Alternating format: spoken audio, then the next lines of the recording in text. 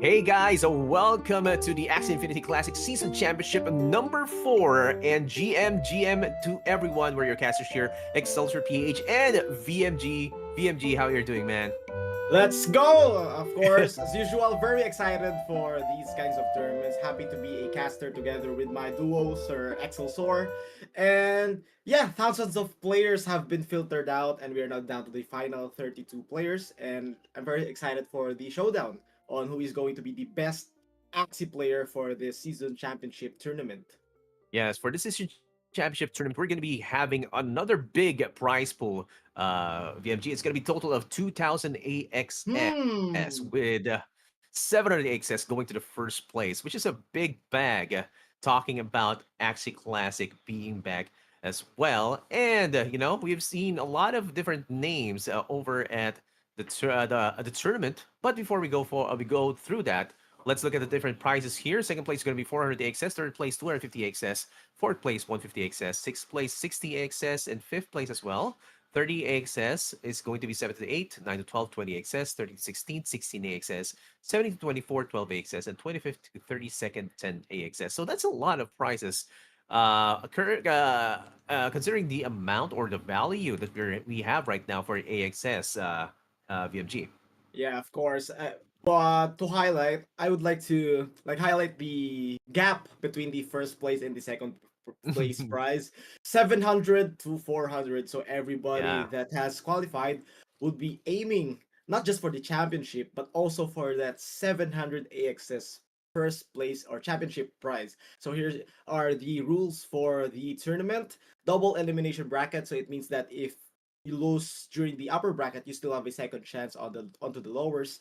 32 players have qualified, and this has been filtered from the top 16 of the leaderboards, and from top 17 to top 100, they conducted a private tournament to filter out the remaining 16 players. 12 players advanced to day 2, 13 axes are submitted, ban 4 axes, and another exciting factor here is there is no protect. So a player No can protect. work more on banning that because eliminating the protect makes the banning phase more strategic. Artifacts are allowed. I think this is a debut for the artifacts onto the tournament setup, which is also exciting. All Yeah. matches best of 3 except winners bracket final and losers bracket final are best of 5.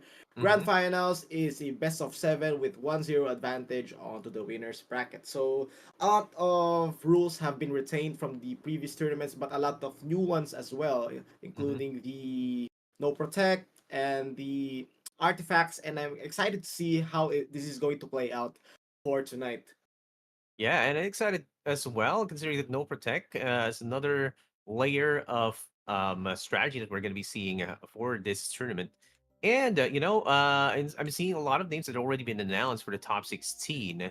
But I feel that already the first rounds have already been concluded while we were off stream. But of course, for this tournament, we're going to be having a total of 6 matches that we have for the whole production. And for those of you guys who are watching, I hope you're going to be enjoying more of the Axie Infinity Season Championship Classic number 4.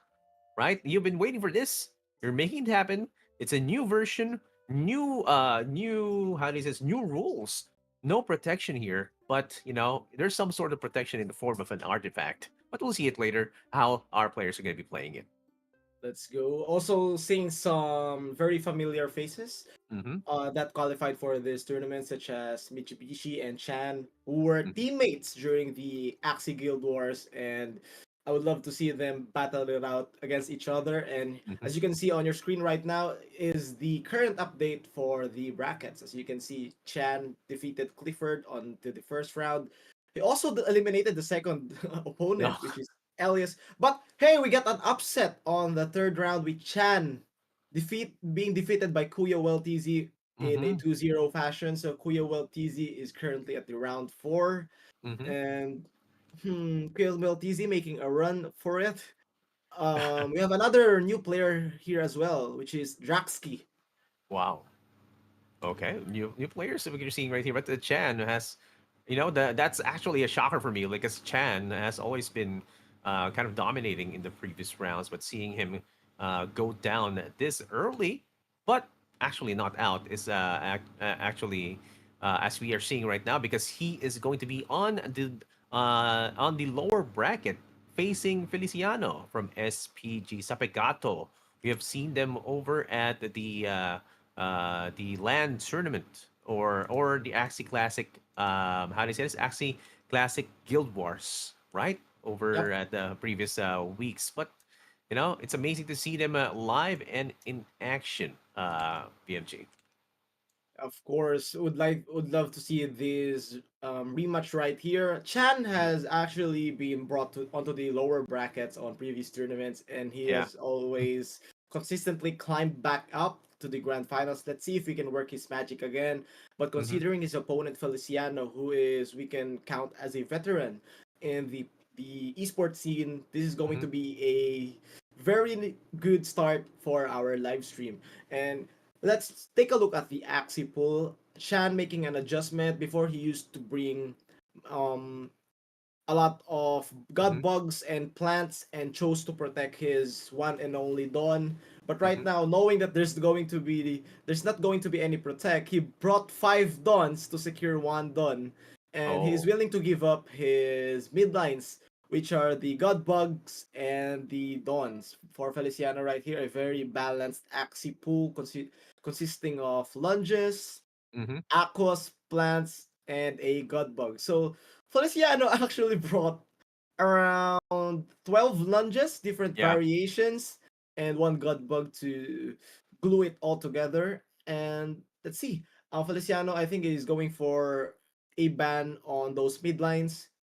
First banning that 2 god bugs and potentially banning the 2 Dons as well. For Chan, he is trying to eliminate the Aquas with the Koi because he's going to be using a Dawn, and a Dawn has a lower win rate when the backline of his enemy has a speed up. So let's Yes. see. Yeah, I mean, I do agree with you. Like in terms of the banning with the one with the koi for Feliciano, because you would want that Dawn to be the fastest in the on the lineup, so that you will be able to hit the backdoor. Setting up those proper setups right there, so no surprises as we can see. And now, yeah, lunch is the story right here between in Feliciano's side.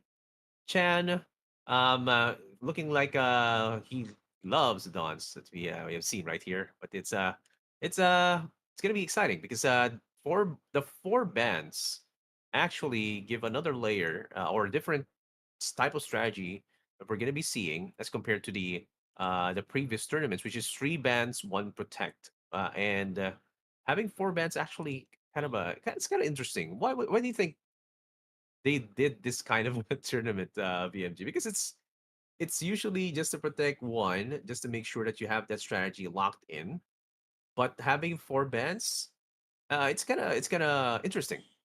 Yeah, I do agree. I think having 4 bands unlocks a new team comp potential, and it is equal to a new type of entertainment because I have Hmm. seen a pattern from previous tournaments, from solo tournaments up to the guild wars, where a um a certain type of team compositions have been used repeatedly, such Hmm. as the Dawn Bug Plant, Hmm. the Hmm. Double Dawn Plant, Double Hmm. Aqua, Lunges, God Reptiles, and so on and so forth. Now, having Hmm. 4 bands right here forces a player to use a different kind of composition. For example, if Feliciano manages to ban the 4 mid lines of Chan, Chan will be forced to use a Dawn with a double plant as its midline in front, or potentially a double Dawn and a plant midline. So that's a Hmm. new team composition for the tournament. While for the side of Feliciano, who brought a different variety of composition, I'm seeing Chan is trying to eliminate the spiky wing, so Hmm. his front will be able to sustain a lot of damage before his Dawn will be open. So Hmm. it's like making the job of your opponent a lot harder because these players would practice countless times using their favorite compositions, their Mhm. comfort team choice. But Yeah. with four bans, you are forced to use a composition that you have never, maybe even Mhm. used before. So interesting ban from Feliciano. He decided to leave the two Dons alive, the two Teal Mhm. Shell Dons. So I'm guessing he wanted to fight the double dawn plant, and Yeah. maybe he would avoid on using an aqua because I can see a why so serious dawn right there with the goldfish. Yeah. And man, props also to Chan though. That we seeing. I think he bought a new webcam. It's much more clear now. Oh yeah. Yeah, it's much more clear now. It's like it used to be like a kind of a cell phone camera that we saw in the previous tournaments, but now look, you see Chan in all his glory. You can see that he's gonna be emoting a bit later or not because usually Chan doesn't emote until the last match. That's what we've seen over the previous tournaments. Like he's not gonna be seeing. He's gonna be um, you're gonna be seeing kind of a poker face for the whole 5 hours and like 30 minutes or whatnot. And then at when he's gonna be winning, you're gonna be seeing that grin of a smile. Yeah, and yeah, let's see if that's going to be the case, because coming from the lower bracket, it's going to be much, much harder. Considering that when you are in the lower bracket, you have to make sure that you are already winning each and every round. It's going to be much, much harder for you to come back from a loss because you are going to be out. Okay, guys, that's a rule here when you're playing double elimination. But of course, these guys know what they're doing, and we're going to be in for a treat. And yeah, this is again best of three, right? For the first match. Yep. Yeah. And also, this is going to be a match on, like what Sir Excelsior said. This is a match on to the lower brackets. So this Hmm. is a do or die scenario for our Yeah. first series right here. Now, comment down your votes onto the comment Yeah. section on who do you think will win. Is it Chan or Feliciano? A rematch between the two veterans of the Axie Infinity esports scene. Yeah. Definitely a rematch. We've seen this time and again over at the previous tournaments. They actually have kind of a they see themselves in almost every tournament. As you can see, Feliciano and Chan. And okay, so again, type in your votes. Is it going to be Feliciano from Sapegato or Chan right there, which is a multi championship winner, if I remember correctly. Like if you see Chan, he actually most probably has won over the previous tournaments. And you know that he is the I want to give him like a kind of a nickname like the calculator. Let's give him the nickname the calculator. Chan the Right? calculator. Accurate, Yeah. accurate. Yeah, because like you don't know guys if you have seen the Axie Classic documentary, like you'll probably gonna be seeing like a calculator, and yeah, Chan is the one that has it, and he knows how to use it. He knows how to calculate those damage, and you know what? I'm excited about this one thing, BMG, which is calculating damage when there's a possibility of an artifact. That's gonna be another layer, man. I won't be able to compute. It's gonna be hard, right? Yeah. Calculating damage when there is a switch in the class, right? So if that happens, oh man, that's gonna be like one of the possible ways to trump your opponent. Like I want to see it in this tournament, and maybe we'll see that towards advantage for those who have practiced using this the artifacts in Axie Classic or maybe in their scrims. What do you think, BMG? I think artifacts are a game changer Yeah. because there would be matchups where we can see who is clearly the winner, not Hmm. considering the criticals. But with artifacts, in the artifacts introduction, you could like switch up the momentum mid game, or you could Hmm. clear the final axie onto the last round. So artifacts would be would deal a huge value in Mhm. this tournament. But we can also look back on to the effects of artifact because it is mostly effective if you have the faster Axie. For example, Feliciano with the backline Dawn versus a backline reptile of I mean Chan with a backline Dawn versus a backline reptile of Feliciano.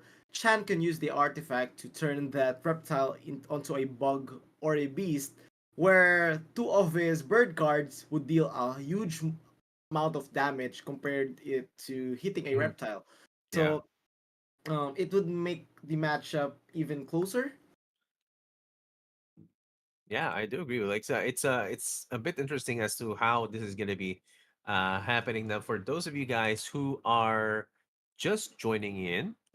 We're gonna be we're gonna be watching Feliciano and Shan, which is the um losers round four for the lower bracket. This is the L21 right there, and also have a total of 2,000 AXS up for grabs between our players. Now, for those of you who want to, get a chance to join in this tournament, just make sure that you get good in in Axie Classic. Like lots of ways, or like what are the ways VMG that they can join, or in the probably in season five. I think the first step is to find a guild Yeah. because having a guild unlocks a lot of opportunity for you because you can borrow axes, you can learn new strategies from your guildmates, and um I think after finding a guild is just to just keep on practicing.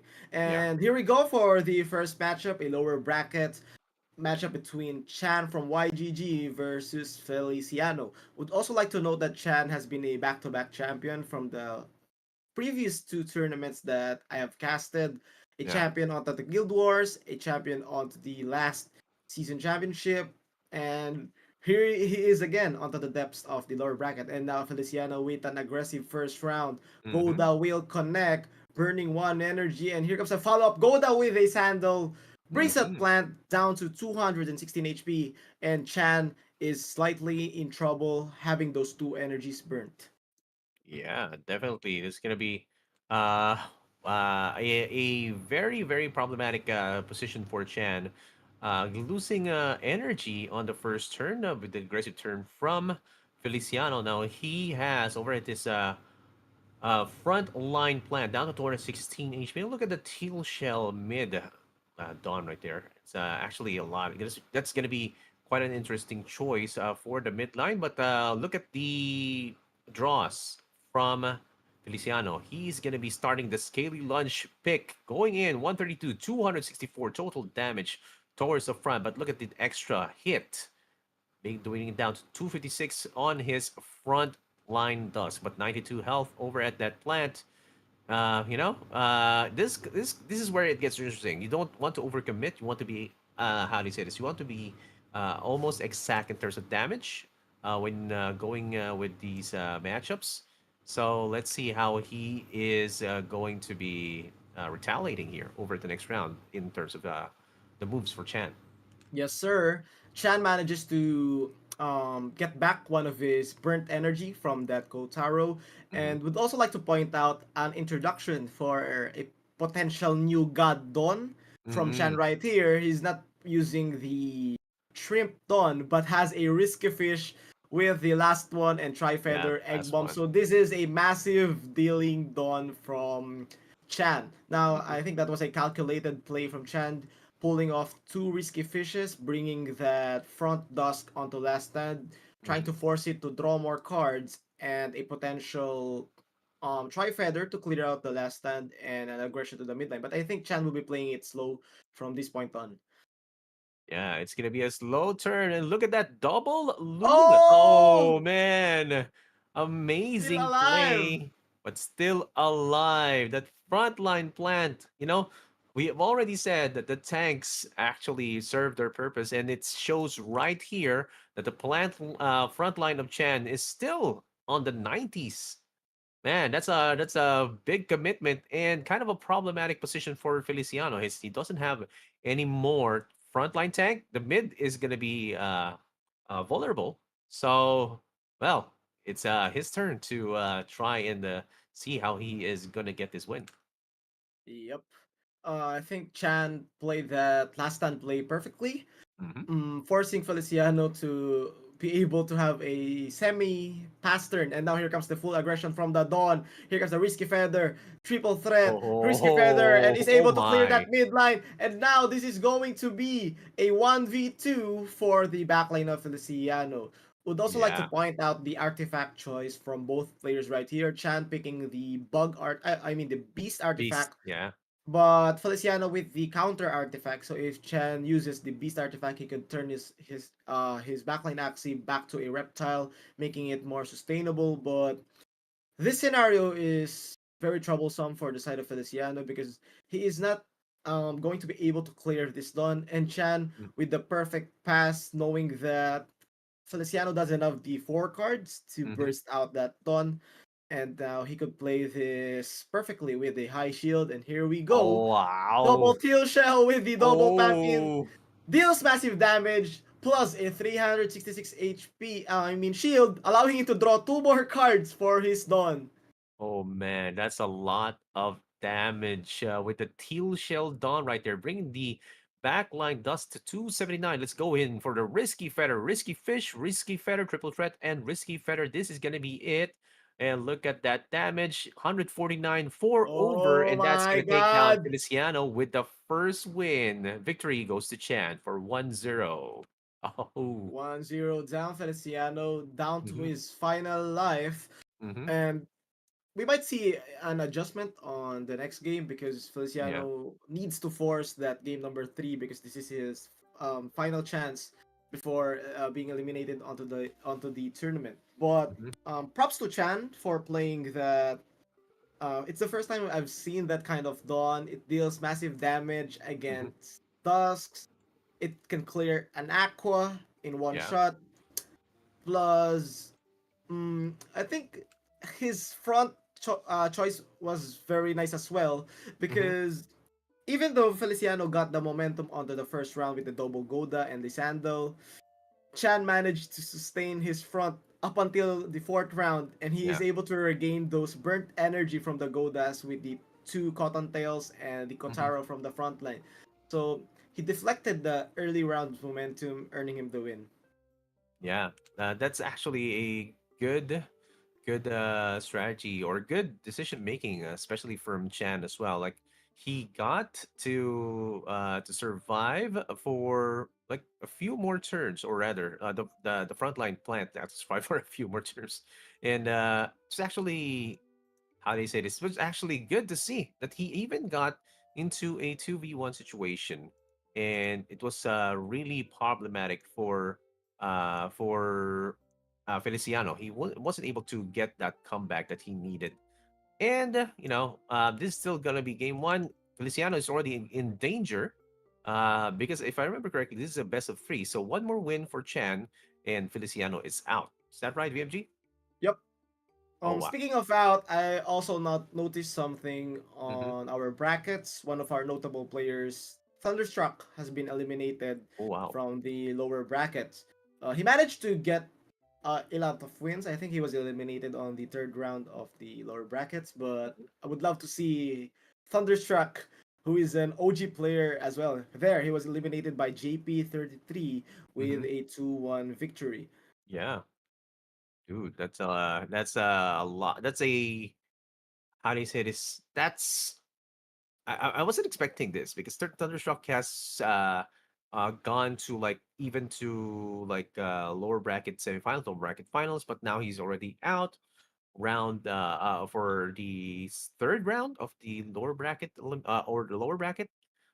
We might see JP show us a bit later how he did it. So I want to see that match uh if and when that happens. So let's see. And anyway, so Thunderstruck already out. I don't know what's gonna happen now, man, because this is a this is one of the OGs that I've seen time and time again get those wins, get those bags, and yeah, Good luck next time, Thundershock. Let's go. So yeah, Let's go. let's go. Let's go. Currently we Mhm. are on the preparation for Mhm. game number two, and I'm very excited to see the next lineup. Would also like to shout out 1437 on the comment section. Would love to see Yeah, the comeback from one of the the goat, Axie Infinity GOAT. Yes, the goat. from Classic up to Origins, and he's actually kind of surprised that Dawns are a meta now in Classic because Mhm. I'm guessing from the last time he played, Dawns were very rare onto the arena and esports Yeah. scene, and now Dawns are potentially the kings or Oh, and queens of the arena. yeah, VMG. You might as well say it's the dawn of a new era. Yeah, it's a Dawn of. I was actually seeing one of the tweets of 1437. He was looking at Origins and seeing like it's a very very different Origins game or very very different game right now. So I was thinking, you know, are you looking at going back to Origins again, Mister 1437? Like he's saying like, okay, I'm already dominating Aperon, and maybe I can go back to Origins or Classic. You know, we might see that. You know, and we want to see that. You know, if you want to see that, guys, over at the chat, type in "bring the goat back" to Classic, or something like that. Uh, Type it in over at the chat. You know, if you want to see 1437 back in Axie Infinity Classic or Axie Infinity Origins, whichever of these Axie games, we want to see the go back in action, getting those top tier plays back into Axie Infinity. Man, That's good. And here comes a comment from 1437. I think he was saying that he wants to play Origins for the oh season and maybe come back to Classic later on. yeah, And yeah, us as fans of the game we would love to see that comeback. yeah. And currently, guys, we're waiting for the two players. I'm guessing they're still picking their team composition. So let's be patient and wait for game number two. Yeah, and as we are waiting for game number two, this is again the Axie Infinity Season Championship Season 4, and the total prize pool is going to be 2,000 AXS. And what's different about this tournament is we have a ban 4 system with artifacts already allowed for this tournament, and again for the best of 16 they have already secured a total of 16 AXS. First place AXS, very very far away, 700 AXS. Second place is going to be 400 AXS. So the 300 AXS discrepancy actually really hurts if you're already near the finish line. But yeah, it's still a lot of AXS to take home for this seasonal championship. And now we see the draft. Let's see what they're gonna be playing. What do you think, VMG? I think Chan will be playing the same lineup. It worked Mm-hmm. perfectly and is a very balanced composition Mm-hmm. considering the remaining Axie from the pool of Feliciano. Mm-hmm. Feliciano can make a counter play, I guess, with an Aqua with the Goldfish, but it would be very risky because there is still a Dawn with the Why So Serious mouth fart from the side of Chan. But if Feliciano is willing to take the risk, he could play that Aqua with the Tail Slap and the Goldfish so he could have more speed, more momentum, and an energy gain Mm-hmm. as a midline. From his front line, I think he is forced to use a Dusk because Mm-hmm. one of the plants from Chan has a vegan diet, and I'm guessing he's trying to avoid that. So potential lineup for Feliciano is that Reptile with the Kotaro and Numbing, midline Aqua, and a front Dusk with the Cattail and Lunch. I think that would work well, but it would be risky because if Chan tried to switch up, it would Mm-hmm. be Feliciano would be in trouble. But my mindset for the side of Feliciano is if I'm down 0-1, I'm going to take Mm-hmm. risks because the Yeah. safe play isn't working out. Yeah.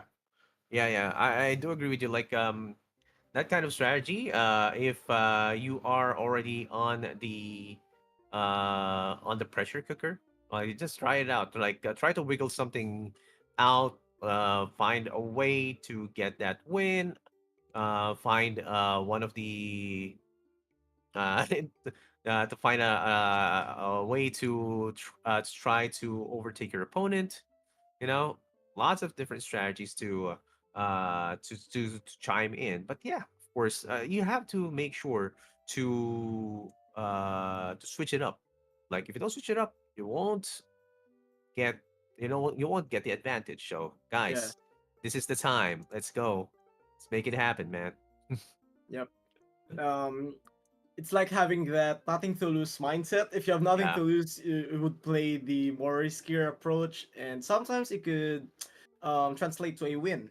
And Yeah. now Feliciano needs that win to force game number three. So let's go. Let's see the potential adjustment. But for our viewers right here, we are Hmm. experiencing a slight delay because Hmm. I think some of Feliciano's axes aren't loading Hmm. possibly, or his Axie game. So we're just waiting for his Axis to work, and we're back at action.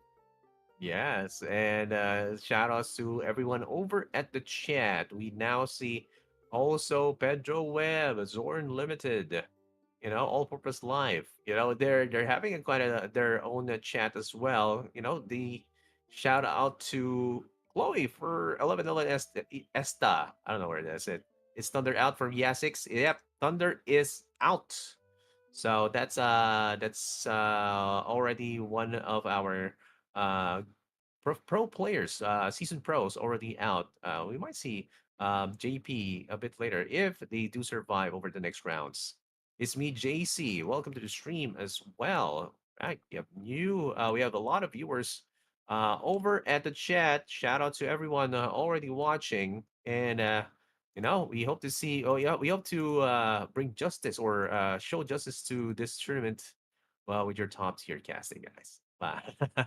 So anyway, yeah, want to see whatever is going to be happening. Look at this lower bracket, BMG. Currently at losers round four. We're currently watching Feliciano and Chan, but from the bottom part, it's going to be Diffsul versus Patatas Mm-hmm. Potato.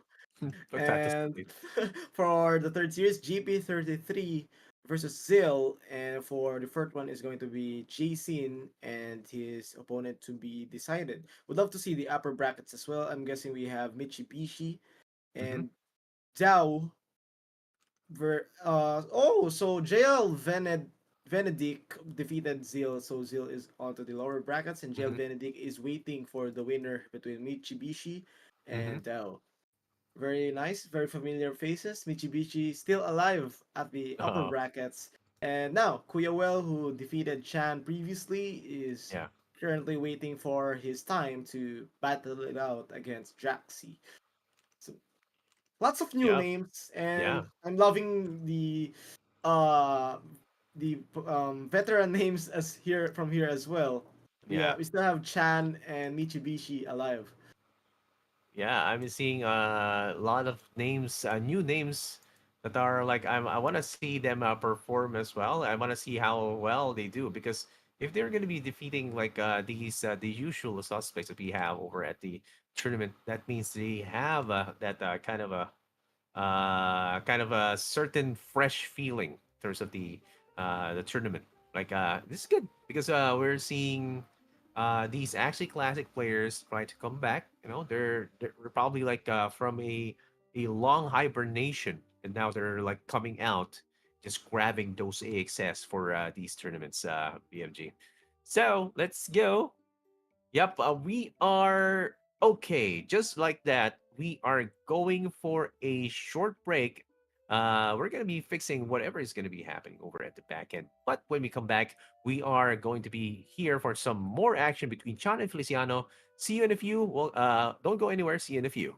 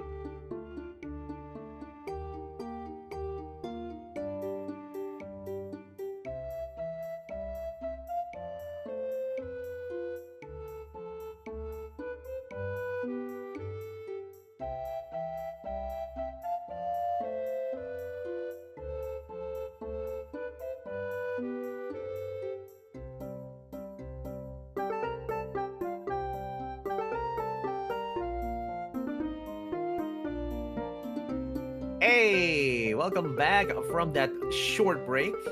We are here for the Axie Infinity Classic Season 4's Championship. And we are casters here, Excelsior PH and VMG. Like VMG, can we give a short rundown as to, the resolution for the previous match?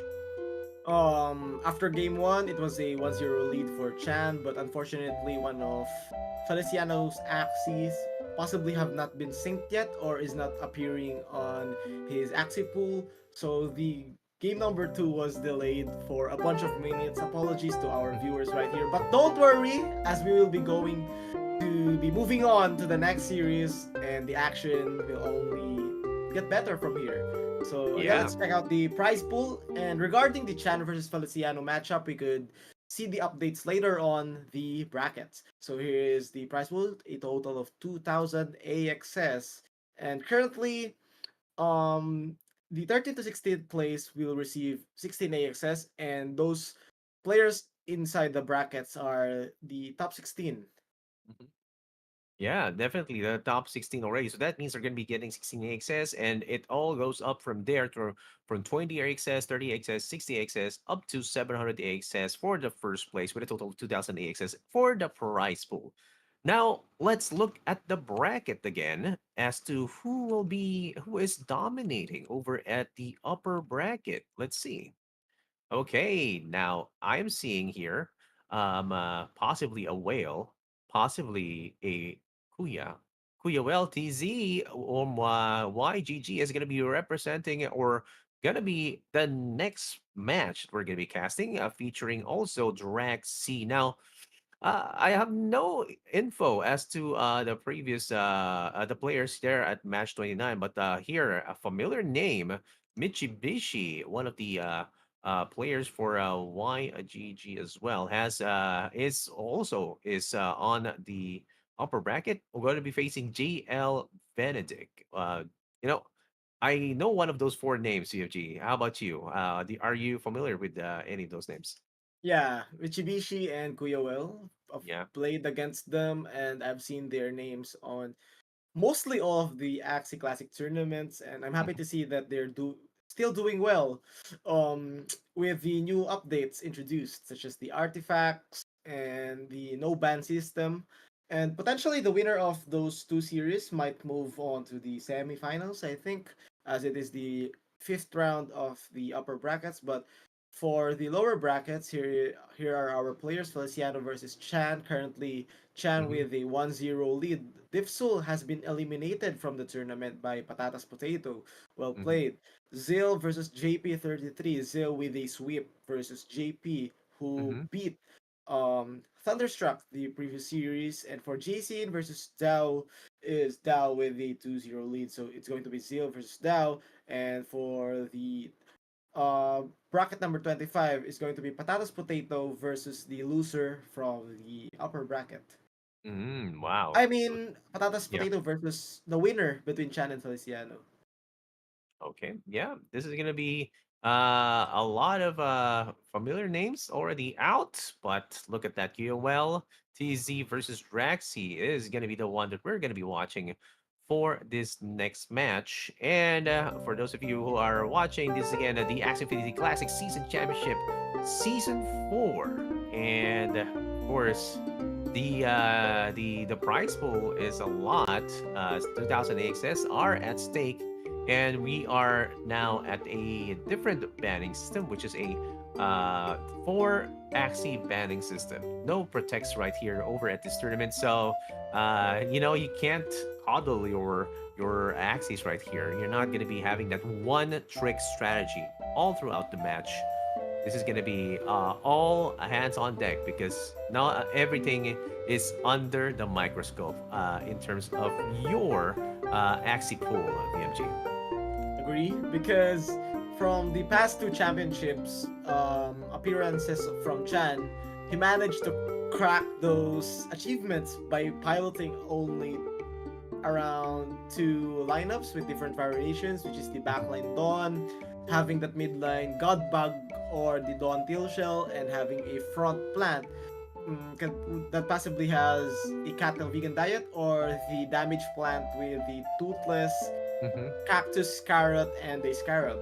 But now, with the introduction of the new banning system, Mm-hmm. he is forced to play a different kind of lineup. And from what we've seen from the first series, he played a new Dawn and Mm-hmm. a new frontline plant, which is typically the midline plant with the Kotaro and the Leak Leak. He was forced to use it as his frontline, and it gave him the win. Still, Yeah, and yeah, it's me. That kind of strategy is gonna be not a lot of not gonna be how do you say it? It's not gonna be seen in this tournament because we're always trying to spice it up. It's gonna be a way for Action to keep moving forward, and with that, of course, what do you think will be winning for this matchup? Okay, for match number 29, QOL YGG versus Draxi. Type it in over the chat, PFG. let's go. I've seen some compositions from Will. He was piloting a discard reptile, dawn, and a yam plant during the arena, which is from 2 weeks ago. And I'm excited to see if he also brought that axis for this tournament. But I'm guessing, I don't know yet which series are we going to watch, but I'm excited. I want to see Kuya well perform. Yeah, I want to see Kuivo perform as well, like or uh, or what axis actually they're going to be carrying because oh look there you go. As I was talking about the axis they're going to be carrying, we now see Draxi over at the left from Sapegato, and over at the right is going to be Koyo Well DZ. Lots so showing a lot of different plans over at Draxi. One, two, three, four, five, and you can see the look the risky feather, or rather the last one over at Draxi's side is still I mean am I missing something here because we're seeing that specific Axie that Chan used in the previous match is still there, right? So yeah, there's also the koi right there with the spiky wing over at the bottom, and the I don't know what that is, man, over at the lower left over at Draxi's side, the upgraded Axie with Goldfish? the gills and the what do you call that back part? Is that the goldfish? Yep, it's a Okay, goldfish, risky okay. fish, dull grip. So it's a Mm-hmm, bruiser aqua.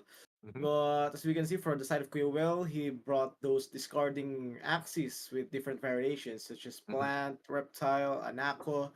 mm-hmm, And for the banning phase, Quillwell eliminating that God Bug early on because it is a huge counter against his reptiles, but Drasky with the counter banning mm-hmm, that reptile as well. So for Quillwell right here, I think he targeted the cattail and the god bugs because it is a huge counter versus his discards. mm-hmm, And okay, well, surely we'll be playing a discard. It's a question if he is going to play a double discard or a triple one, but I'm seeing an aqua backline from Kuyuel, an aqua midline with the parasite and a front parasite, or possibly a triple parasite.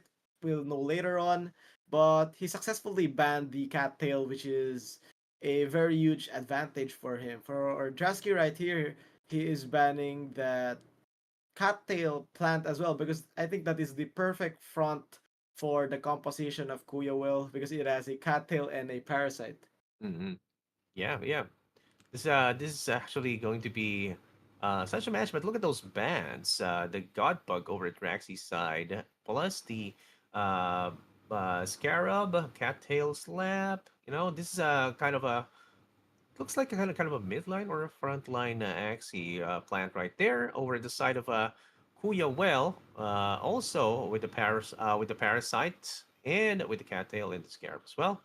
And another discard mechanic over at the back with the reptile. Very interesting. Also, but this kind of how do you say this?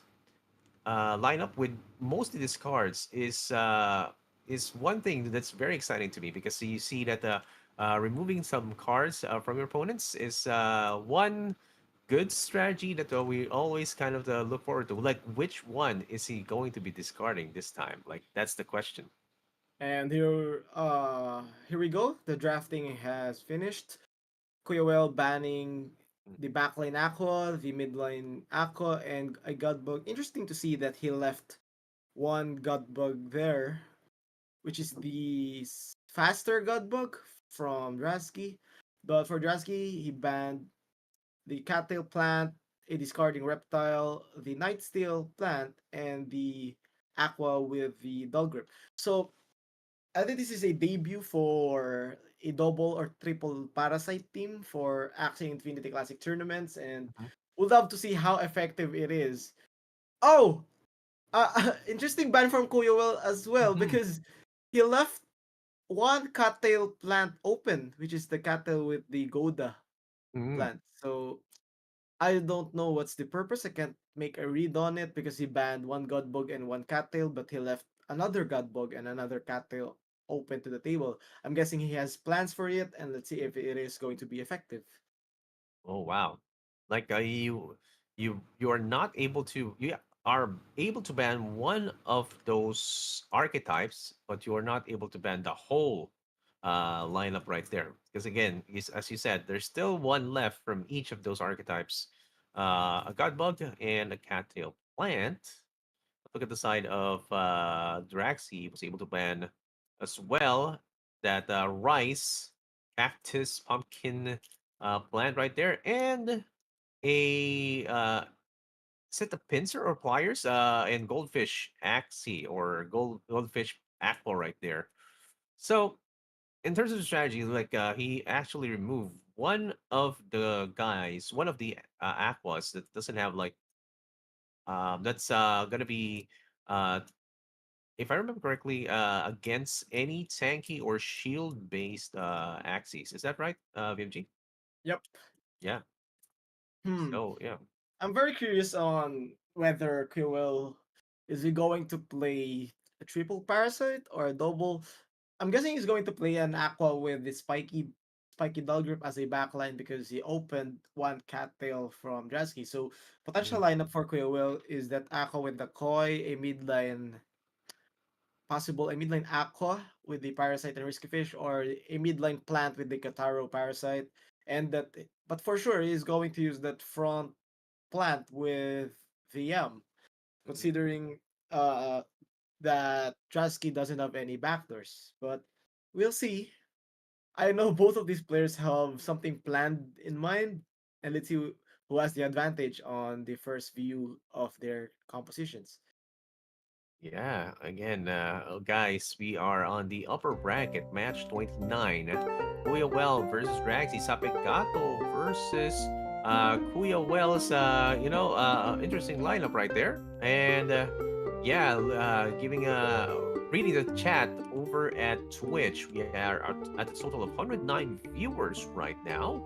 Yeah, Let's thank you go, shout for out. joining here, guys. And we're seeing here all-purpose life. Yeah, welcome to the stream. 78777 says Zaylee and Patatas for the win. And we see another Kuya Well Discard Gaming from Pedro Webb. Yeah, he knows what's up. Yeah, shout out to you guys for joining in. Foul foul fui fui.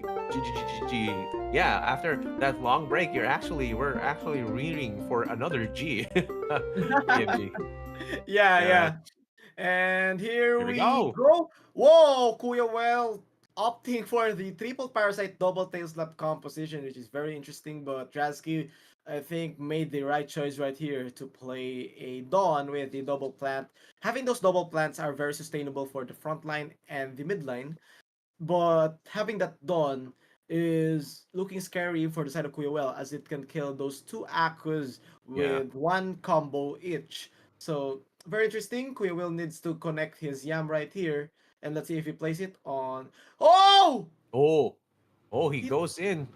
oh he didn't use the Yam. He thought that Drasky is going to play it slow, but Drasky, not overthinking stuff, would Oh go man. for Oh, the full burst, and Kuyawel here with the discard. out. So it's going to be a 2v2. Drasky going to burn the remaining energy of Quirrell. It's a 2v2, but Quirrell has an energy advantage, but Drasky has a card advantage since his cattails haven't shown up yet. Yeah, yeah. He definitely has a possible card advantage right here. But in terms of in terms of the lineup between the two, this is going to be interesting with a 2v2 double plant versus double aqua. Plus the discards, maybe a point of use right here. But look at this play. What is that plus Ooh. plus Goda right there, removing one energy Oh and doing no. 139 damage down, bringing it down to 246. That midline aqua is a bit of danger from Kuya. Well, what is he going to do here? Quail is likely in trouble because Drazky's cattails haven't showed up yet, and it showed up onto the perfect time, but Quail making the right play using those aqua cards only. And now I'm guessing Quail will try to play a 1v1, but Mhm. he is in trouble because the cards from Drazky's mid lanes have four now. So that four those four cards are enough to go for a 1v2 play. Mhm. But let's see if Kuyawel gets a discard because I think Drazky still has that one cattail remaining. Yeah, yeah, definitely. Like one more cattail remaining over at the side. But yeah, look at that draw as well. Double parasite's gonna be a present. And you can see a bit of scarabs right here over the side of Draxi. And some leak, and of course the cactus dealing some damage. Let's go. Cattail Slap already active. Two of the aquas are going to be present. Going with the Risky Fish and the third glance. It's a Parasite. Ooh, Discarding one more card. Double Tail Slap plus Risky Fish going to be good taking out play. the front. And look at this. More energy is going to be coming out from Oh Draxi. And it's going to be the no. 1v1. This is what you said, VMG. This is happening already. And I don't know what's going to be the play here. I think Drazky has a major advantage having those three cards remaining from his midline plant. Even though Kuyawel is able to discard two cards, he will still Hmm. have three cards, and it is a good ender. But Hmm. Quillwell has three energies remaining. The will it be enough for a kill? It all depends on the draw of Quillwell. He has one goldfish that is a sure draw, but his range cards Wow. are disabled. He needs to draw a risky fish, and basing from his reactions, I think he Yeah, got I the think it two did. risky Yeah. fishes and the goldfish. It all depends on his draw because his range cards have been disabled. I think he got it, man. Like because of that reaction, yeah, probably. Oh! He got the risky fish! And Yes, he if this is did. going to be enough for the kill, and Kuyawel will be getting Yes. game number one. Such a close match right there. I think Draski Draxky played perfectly. Yeah. He managed to dodge the yam. I think one of his a possible it's not 100% sure. I'm not 100% sure, but a Hmm. possible misplay was giving up his Dawn as early as the second round because that Yeah. Dawn would have been able to clear out those two Two axes. But aquas. Yeah. yeah, but I'm guessing that he was confident on his midline. It was still winnable from his midline, but it all comes down to the final draw. He managed to Yeah. disable the range cards, which were the two parasites, but Kuya Well managed to draw a risky fish, and it was enough for the win. Yeah. Considering Kuya Well has a sure goldfish on hand and a sure draw on the goldfish, all he needed was one risky fish, so it was a low chance of failure. But still, Yeah. he got the win. 1-0 for Kuya Well, upper brackets. Yes. 1-0 already. Kuya Well getting that first win, and yeah, that was actually kind of surprising during the first how do you say it's the first play that they had. They went to the pass, and with that eggshell redirection play, it just went on from there. It was a kind of a difficult position for Draxi to be in because his big Axie is has been drawn out. So yeah, let's see how well he's gonna be playing or playing catch up over at the next match. Will it be the same Axes or will it be something different? I'm going with like one of those god bugs is still alive, right? So it's a possible switch up maybe coming in from Draxi over at Kuyawel. Maybe not so much because the pressure is not on his side. So let's see how this is gonna happen. Let's go.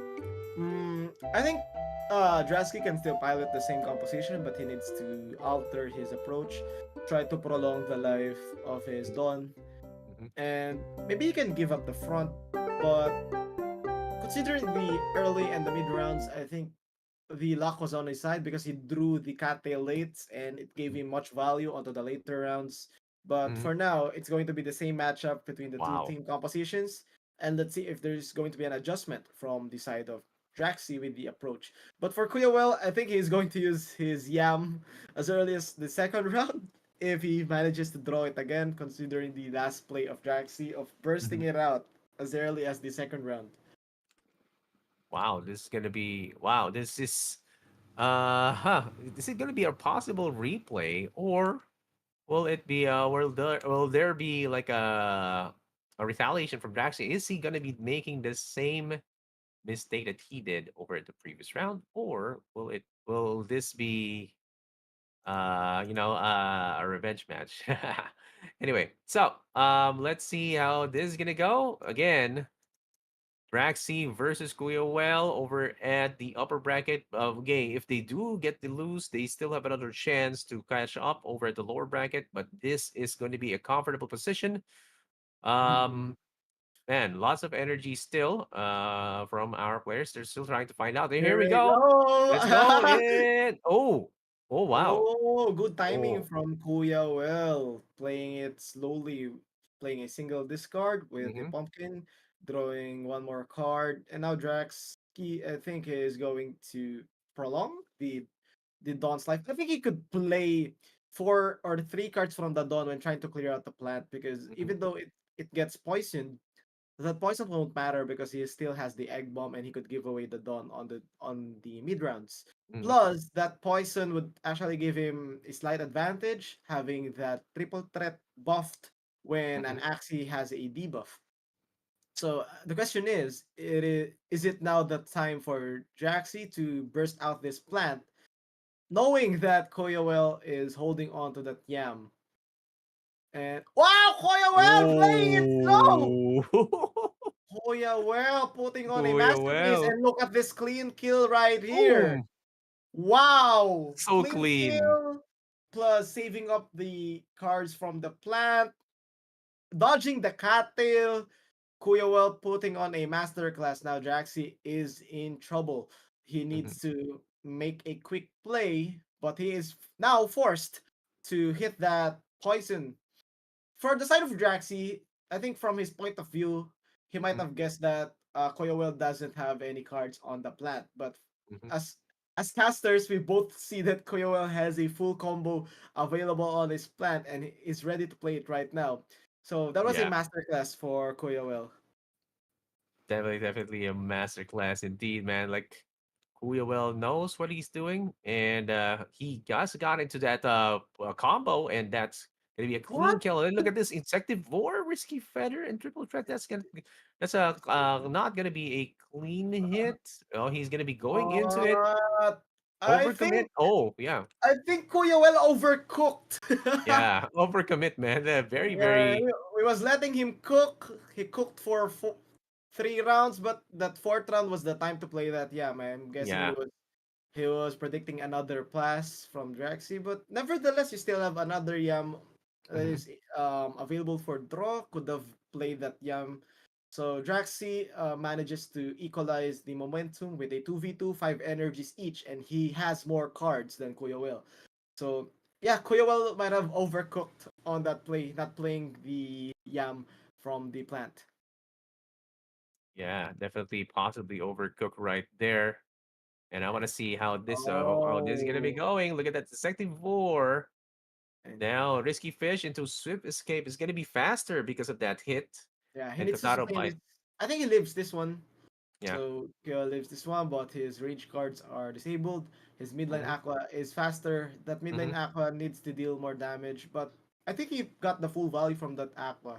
He Mm-hmm. played a double Parasite, a Risky Fish, and a double Goldfish, so he might have one more Goldfish for his midline. Now, Hoya well needs to. I think it's a GG because he Mm-hmm. needs to make a discard, and those discards need to land on that Dawn's cards for Mm-hmm. him to be able to win. That's the only win condition left for Koyowell TZ. Let's see on how he plays this one. Yeah.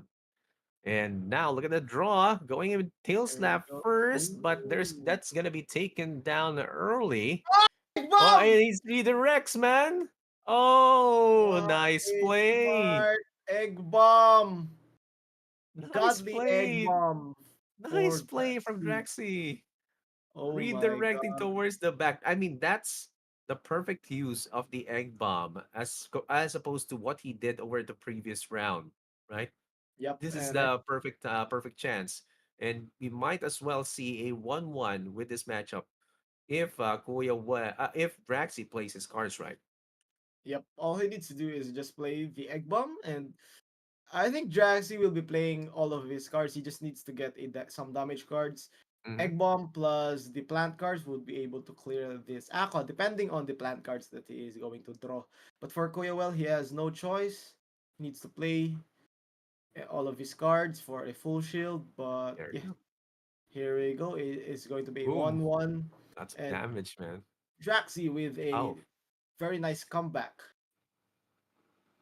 oh wow, Draxi getting that win with an explosive eggshell or egg scramble as we speak right here. VMG, congratulations for getting that win, and now he is on a 1-1. This is a best of three, right? So we are on equal footing. Whoever gets this win over at the next round will move on over at the upper bracket. And guys, getting closer to that 700 prize. But of course, the advantage of getting the upper bracket wins is you are able to possibly spectate the lower brackets as they go along and wait and see their strategies and like even rest, right? VMD. So this is actually a good position to be in if you keep on winning over at the upper brackets. Yup, all these players from the upper brackets need to Mhm. do is to just maintain their status and get that 1-0 lead onto the grand finals as it Mhm. is a major advantage to be onto the upper brackets. But going back to the matchup, I think Will had a huge amount of chance to close it to 2-0, but Mhm. he saved those plant cards too much. So Mhm. Yeah. Draxi was able to equalize the momentum from the mid rounds and later on able to eliminate the midline Aqua plus the perfect egg bomb play from him. It was a sure win egg bomb play from Draxi Yeah. because even though Kuyoel is able to eliminate that Dawn from the egg bomb, Kuyoel doesn't have any cards to face that plant on a 1v1. Mhm. But he mis left the Dawn alive, and it is still a sure win for Draxi because he still has another egg bomb and was able to play all of his cards. So another um good matchup for both is just to retain the same lineup but be more calculated and Yeah. perfect because on game one, Draxi had the misplay. Game two, Kuya had the misplay, and now it's third time's the charm. I think I'm guessing Same, both players same. will be playing perfectly from now on, and it will all depend on the cards. Let's go. Yeah, definitely gonna be depending on the cards right now because look at this. This is going to be the how do you say this? The exact composition, but it all depends on it this for all the marbles, guys. All the marbles we have right here. Because best of three, game three, 1-1. Draxi or Guiawel. Let's see. Guys, type in over chat who you think will be winning. Look at that first turn. Going in Oh, with the Thunderclaw and the Parasite. Discard and perfect. discard as well. Double discard with this strategy coming from Guiawel. And over the next turns, there's like a lot of cards that crucial cards over at Draxi's side that have been discarded, but he still has a lot of options. Let's see how well it's going to be playing it. Yep, Jaxi needs the cards from the front line to be able to deal damage, but that was Mhm. perfect utils from the plant of Kuya Well, eliminating two cards, dealing a significant amount of damage, Mhm. and giving him the early momentum of the game. And now, Jaxi will decide to. pass it out. Both players will pass. And as we can see, Koyowell has a very decent draw for the third game, having those Pumpkin, Discard, and Yam onto his front line. The question is, will he use it now? Because he didn't Hmm. use it from the first two games. Because I think that poison would deal a massive effect on the late game if he manages to poison that midline plant. Hmm. That's right. That's right. Oh man, I think with all these bank or all these banking or all these waiting from these players, they're still figuring out a way on how to outplay the other, right? So, guys, what do you think? Come on, Hmm. let's see this play. Saving up on the energy. 7 no, going to 9, 6:30. It's gonna be like burst plays all over right here. VMG. And here we go. Good discard play from Koyowell once Wow. again. Would be able to eliminate mm, Oh wow. two more cards and a perfect play. And bringing that plant to last and forcing it to draw more cards. Mm-hmm. Quite curious on why Draxi didn't play the front cards. I think it was a perfect time to gamble those cards from his front line, Hmm. considering he has 9 energies. Yeah. And when you're facing a discard comp, Hmm. you don't need to save a lot of energy for the late rounds Yeah. because first is you won't be able to get the same amount of cards that could match your energy. And second is you have a Kotaro on your midline, so it is Hmm. able to gain energy as well. But now Kuyowell will be playing the Yam. Good play from Draxi. Play Hmm. gambling those cards from the front line. That was a perfect gamble. But now he is in trouble because his midline got poisoned. So even though he plays in an egg bomb on the later rounds, Hmm. that midline won't be able to sustain a 1v1 or a 1v2. But this is still winnable for Draxi. Hmm. Still guessing what perfect play is he able to do from this point, but I think he could play two cards from the Dawn and deal some significant damage on that midline Aqua. Hmm. But currently, Koyowell is in the lead. Yeah, Korea Well is definitely in the lead right now, considering that he was able to easily go in and take out that front line Axie. Now here we go. No redirections. Yep, this is it. Going in the risky feather and the triple threat, taking down the front. That's gonna be it. Cleaning out. Midline Axie is gonna be in some sort of danger with the tail snap, swift He escape, needs the crispy last fish, stand. and third glance. He is gonna go out. No Yep. last stand! No last Oh! stand. If he played the Scarab, Oh, it would have lived! Oh, nope. that No for last those stand, 45 guys. shields from Scarab would have been perfect, but now Jaxi is forced onto a 1v2. Hmm. Problem is his card count. This is what I've been talking about. If you have 7 or 5 energies, but you have only 4 cards, Hmm. he had way too much space to gamble some shielding cards from his front line and midline. But he needs to get a kill right here. Manages to pass, but I think that was a good pass. Good Hmm. pass. All Kuyawell needs to do is draw one Hmm. more card from his backline aqua, and this is going to be a win. Yep. This is gonna be definitely a win from Kuya. Well, considering that he has two And Aquas and less here cards come over the side of Draxi, and this combo right here is gonna be just for the lulls. Look at this. Oh wow, look at that kill. He goes in. Yep. Make sure he survives. Not a lot of right there. And look at that commit 4 cards. And that is it. GG's. Good There you try. go. And Kuya there Well. What? I thought that was a kind of a flip up right there, but Kuya Well shows his win, double aqua, surviving towards the end, and that banking of the cards from the side of Draxi was kind of a bit difficult, and it was he was banking, he was getting some energy, but the cards were getting discarded for the combo and frontline already taken out. But actually, that was a good commit when it went to last stand, but it was not enough for him to get that win. BMG, any thoughts on what he could have done there? First of all, congratulations, Kuya Well, for advancing onto the upper brackets. It was a good try from Draxi. I think he will be able to bounce back from the lower brackets. He has a very nice set of axes from his pool, and he has a very balanced lineup. So meaning he could match up with any kind of axie compositions. I think there were some misplays from both sides, but when talking about game number three, Draxi had way too much energy and Mhm. he has a lot of space to make gamble plays that would have given him an advantage, but he didn't play the frontline cards. He played two cards from his midline, even though he had a Scarab still. Mhm. So, for the side of QL was playing it perfectly. QL's math was just computing the remaining HP of the Axie plus a slight shield. He was not computing Mhm. the maximum shield possible. So if Draxi was able to gamble the maximum shields, it would have lived and prolonged. For example, the midline Yeah. plant was eliminated by the double aqua. So if he played the Scarab, I think it would have been able to play those three cards, which were the Kotaro, Scarab, and the Leak Leak.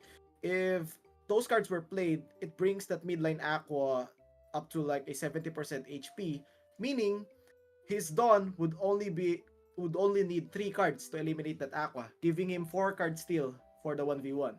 But since those midline cards did not connect, he needed 4 cards for the midline Aqua. Mhm. But if he uses those 4 cards, he doesn't have any cards for the 1v1. That's why he Yeah. was forced to pass. So it was a good try, and would love to see both players again tonight as they progress. But congrats, Koya Will.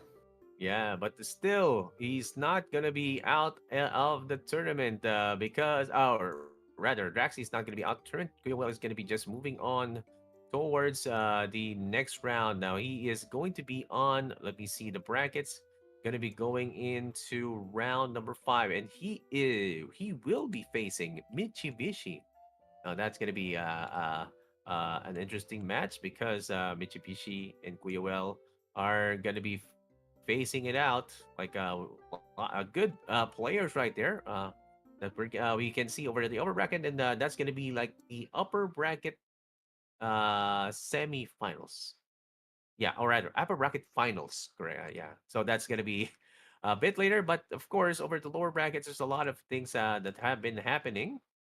Let's look at it right now. Yep, scrolling down. There you go. Oh, it's still not Yeah. concluded over at the L21. Ooh. So okay, I don't know what's gonna be happening there. BMG. No update still for Yeah. the Feliciano Chan matchup. Mhm. But we can see that JL Benedict is now brought down to the lower brackets and is awaiting for his opponent. So winner of Feliciano versus Chan will be facing Patatas Potato, and the winner from that series will be facing JL Benedict. And for the L26 bracket, Zale versus Dow would is still not yet happening. Mhm. For the upper brackets, would love to see it as well. I think we still have Mitsubishi alive from Mhm. the upper brackets. Yeah, yeah, he's gonna be facing he's gonna be facing Kuya Well, yeah, for Mitsubishi. So yeah, that's gonna be the upper bracket finals. And then whoever's gonna be winning is gonna be sitting pretty over at the upper bracket over the final seat.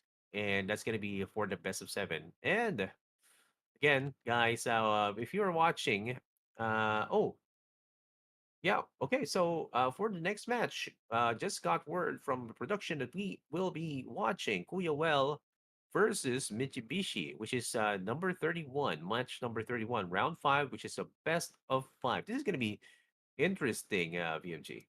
Yup, two veteran players facing it out, but a newer versions of themselves because Koyowell and Mitsubishi have been playing for years. They both developed and improved as players and even as tournament players. So would love to see both of them at their peak facing it out against each other. Again, Koyowell bring those new meta onto the Mm-hmm. esports scene, which is the Parasite. And this is actually an advantage for him because having no protect allows him to ban all the cattails. So let's see what Mitsubishi has brought to the table, and let's see if he can equalize or counter that discarding approach from Koyowell TZ. Yeah, I'm. Curious, VMG. I haven't seen artifact strategy, or are we missing it? Like, did we miss any artifact activations right there? I'm not sure, man. Maybe you guys have seen it over at the chat or over at the matches. Give us a head up, and of course, looking at the chat right now, seeing 70s, GGs, Zorn Limited, GGs as well. Nice egg bomb play coming in from JCJ 2120. Yep, 7777 says, yes, Parasite meta. Yep, Parasite or discard may be back, depending on how you look at it. So, yeah. Yep, because these card comps are typically very strong compositions, but it Hmm. gets countered by one card, which is the Cattail, a zero cost card. But knowing that you can ban four axes Hmm. from your opponent, you are able to ban those Cattails. And during the drafting phase, Koyowell might have made a big brain play Hmm. on retaining one Cattail. Even though he's playing a triple discard, he retained one Cattail from Jaxi. I guess he was only trying to avoid a double Cattail composition. So he retained one Cattail and it still gave him the win. Hmm. Yeah, that's gonna be it. And thank you for watching with us. That's gonna be the second matchup we have casted for today, and we are going to go for a short break, and we will come back. It's gonna be Kuya Well versus Mitsubishi. Don't go anywhere. We'll be back in a few.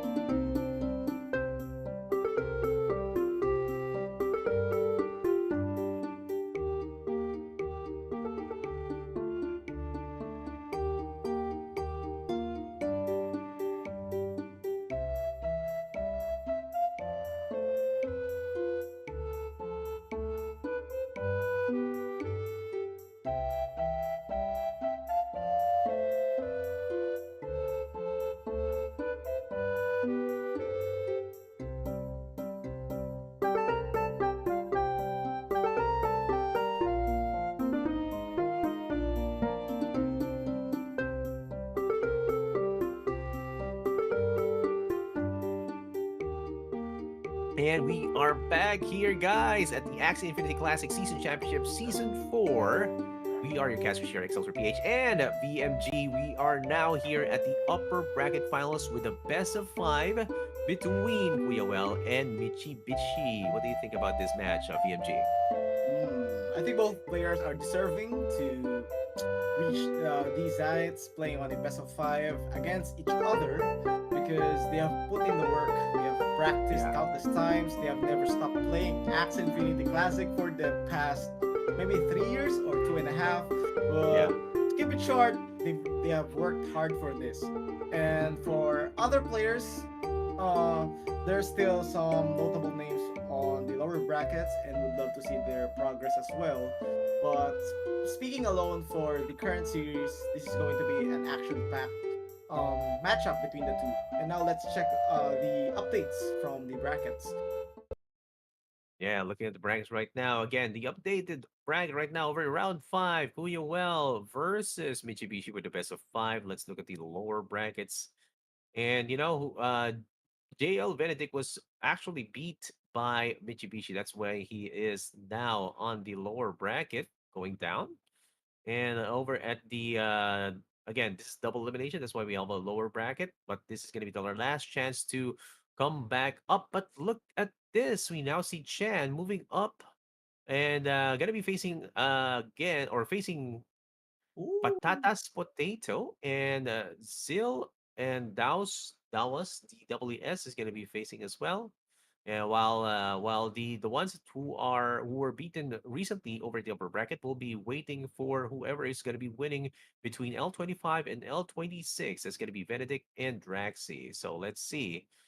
Man, I haven't heard of Zil and the WSDWS right there, BMG. Do you know any of them?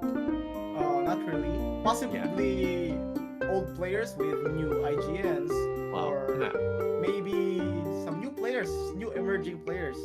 But congratulations to Chan, and still props to Feliciano for putting up a good fight. Chan is advancing to the finals. But now we're going to see the drafting phase between Mitsubishi and Koyawel. Here we go, Koyawel with the discard composition, and for Mitsubishi bringing out some of the best Axie combinations from this tournament that I have seen so far. Mm-hmm. Mitsubishi has the discard composition present as well, with those Mm-hmm. aqua with the parasites, plant with the parasites, having Mm-hmm. those god bugs, having a reptile with a a god reptile with a parasite as well. So Mm-hmm. mm, this is actually going to be a semi mirror match between the two because both of them are piloting discarding compositions. Mm-hmm. Yeah, this is gonna be exciting because this card is gonna be here to stay, and you can see Mitsubishi is also getting into this same strategy, but the bands are going to be the one with the is that pupae or larvae?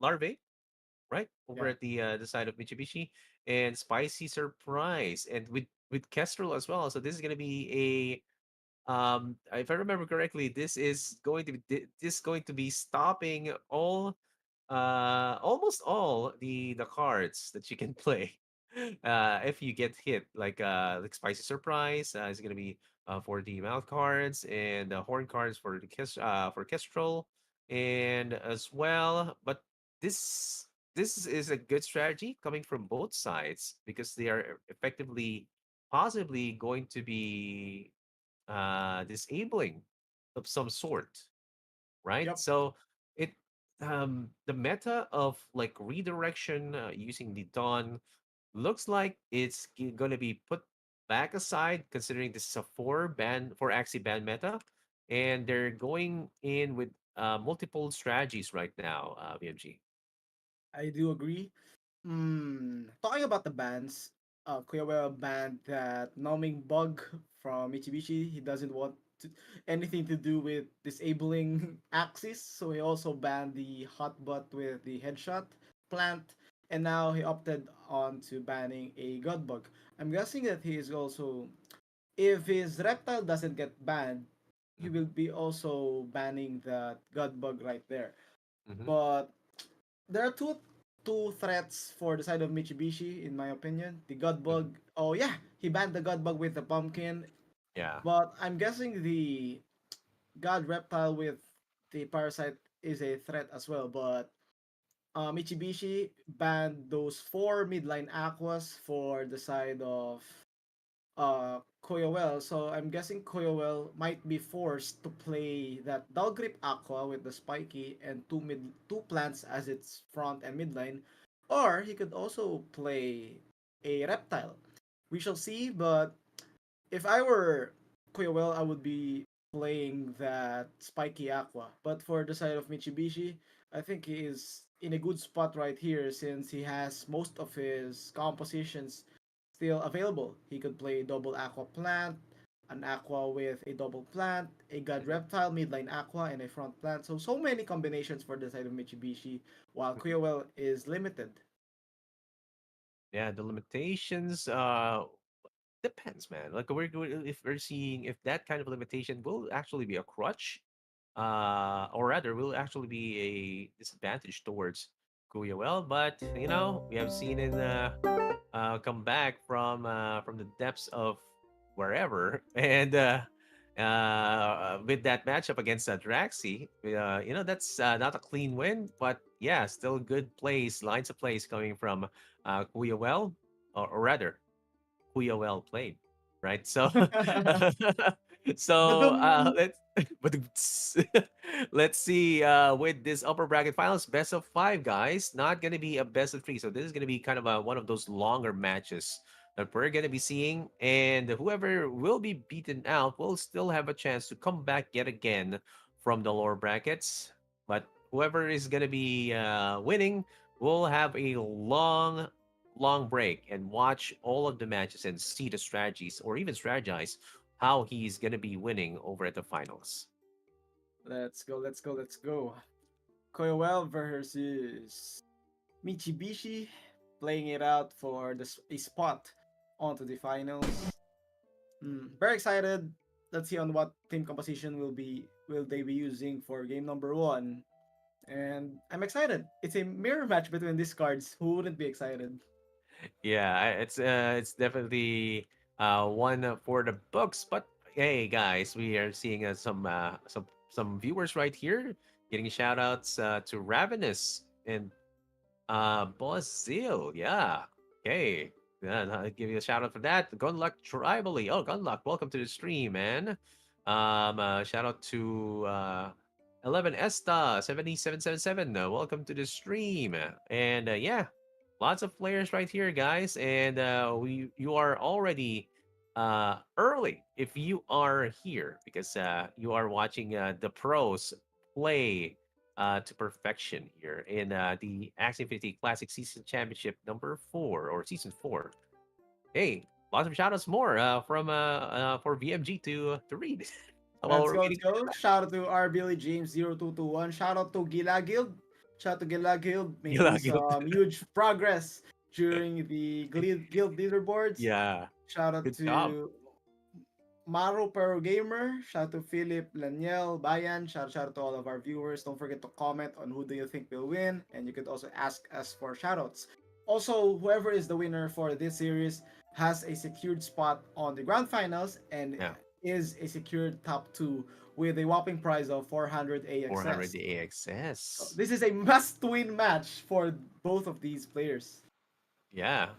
Like 400 AXS basically says I have the premium bounty board capability to finish some of those quests that ask me to buy a specific axe.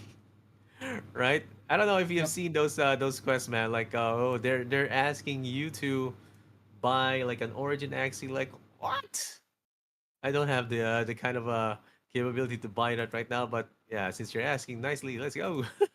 Let's go, let's And go, let's go. anyway, Um, oh Shoutouts to all of our creators as well. I've been seeing a lot of Ronin creators yeah, that is keeping the Axie Infinity entertainment side alive. Streaming every day, whether it is Origins, Land, or yeah, Axie Infinity Classic. Just happy to see the community come together and just enjoy the game we all love and see.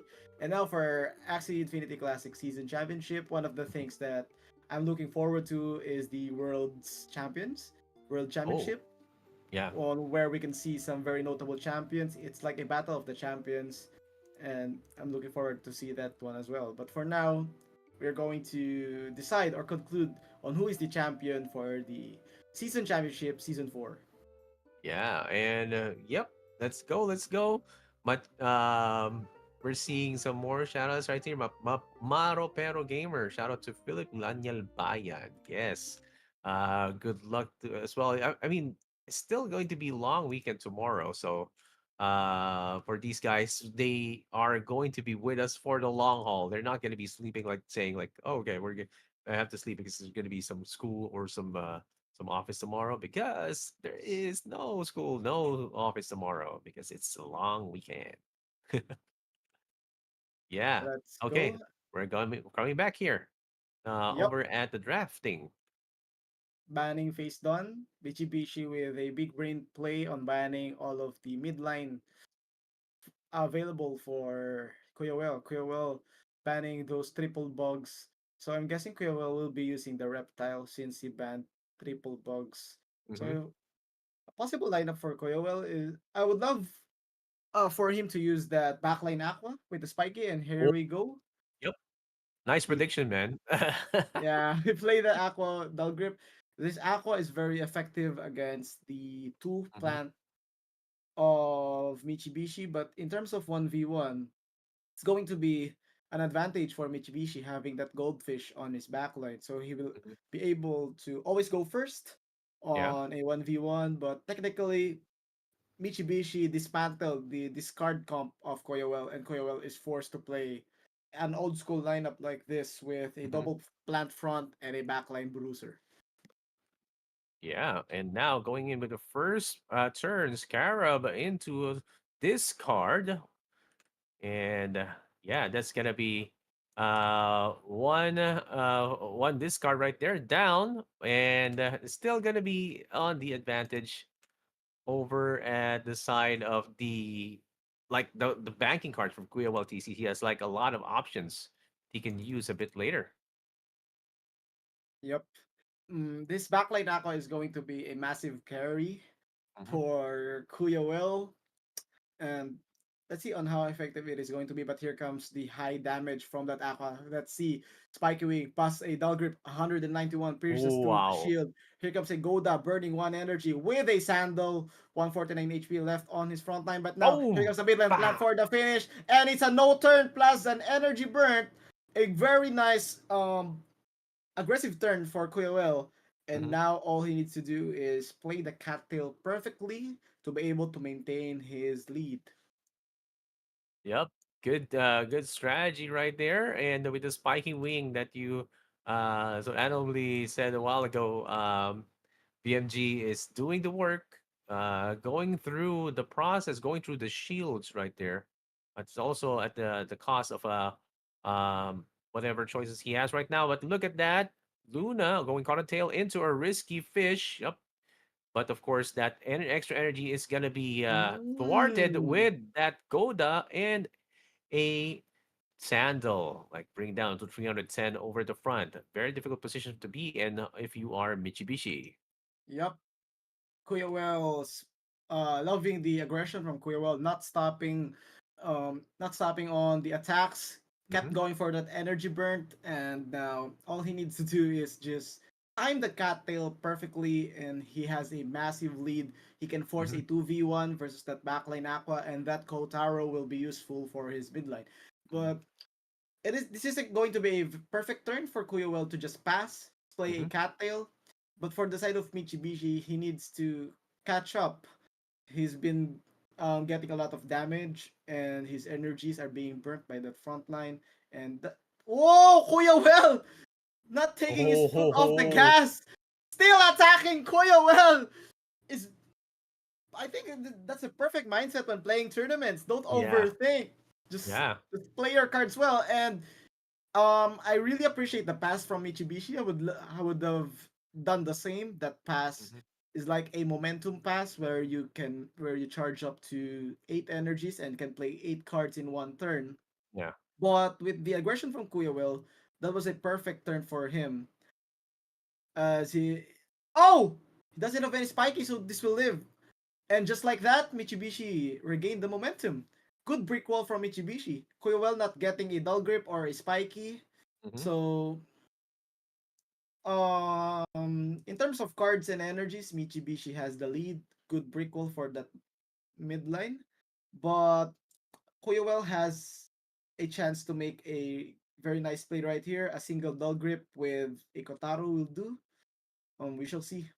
Yeah, man, this Well just keeps on going and hammering down on Mitsubishi. Let's see if the Mitsubishi will be putting a stop to this, and maybe possibly if you undercommit and if you're in this position, it's gonna be difficult for you, right? So, man, I wanna Ah! see. Uh, oh, No oh, dull grips! undercommit, And here undercommit. comes That's what I've been saying, man. Michibichi. He's been marching it down, getting those energies, and Oh now yeah. is forced on to a 1v2, but he has those discards available. He has 8 cards on his Aqua. He is able to play a double discard plus a double Cottontail, but I'm Hmm. guessing he will be playing 3 damage cards plus a Cottontail to be able to have a safe 1v1, but Michibishi prolonging the life of his plant for 2 consecutive turns regained Hmm. the momentum. Such patience from Mitsubishi. Yep, definitely. Mitsubishi still up for the running, and he can outspeed possibly Kuya well over his next turn. If he does get hit with the goldfish already active, let's see. Goes in with a double elude. Ooh. Third glance. Oh yeah, parasite, parasite. Yep, He this gets to is not live! gonna be killing He it, lacked man. Okay, Oh he lacked wow. energy. Quirrell didn't get any energy, but the good news is he is still able to draw one discard that would be useful in that 1v1 scenario. Now Mm-hmm, Quirrell needs to draw some cards from the backline. mm-hmm, Potentially just 2 cards from his backline to be able to play 4 cards on the 1v1, but mm-hmm. that was actually close. Mitsubishi didn't have any energies to clear out the plant, so he played it perfectly. Yeah. Uh, now, oh, Kuya Will has the double koi, and Mm-hmm, this will be enough for the kill. Now, Mitsubishi has an attack up set up for mm-hmm, this 1v1, and he has the complete set of cards. He will mm-hmm. play double goldfish, double risky fish. The question is, will it be enough to clear a healthy aqua, even though he has an attack up? But if not, Kuya will get the win. Oh wow. I think yeah, definitely Kuya definitely will possibly get this win. He goes all in. Let's go. Let's go One 1v1. 1v1. You have some the activated cards right there. But man, 352, 460, a full load of armor is gonna be possibly protecting Kuya Oh! well. Oh, look at this. Oh, look at Perfect, this. Hey man, perfect double set of third glance, cards. double goldfish. Yep, Ooh. He was playing for the long game, yep, yep. playing for the maximum shields, goes for the double discard plus a Nice double one. speed up. But now, will this be enough? I think it is. And Kuya will be getting game number 1, Yep, yep, defeating yep. Mitsubishi. Perfect game 1 for both players. I think they both played it perfectly. Yeah. But Quewell got the edge on the late game. But seeing Mitsubishi slowly shifting the momentum was a Mhm, fun watch for me. I love watching those kinds of perfectly calculated plays, perfect mhm. passes, perfect aggression, perfect shields up, and Mitsubishi played it well during the mid and later rounds. Unfortunately, he was unable to eliminate the plant with 2 energies, and that's Yeah, why. And um, Kuyawel also got 2 kois from his backline Aqua. yeah.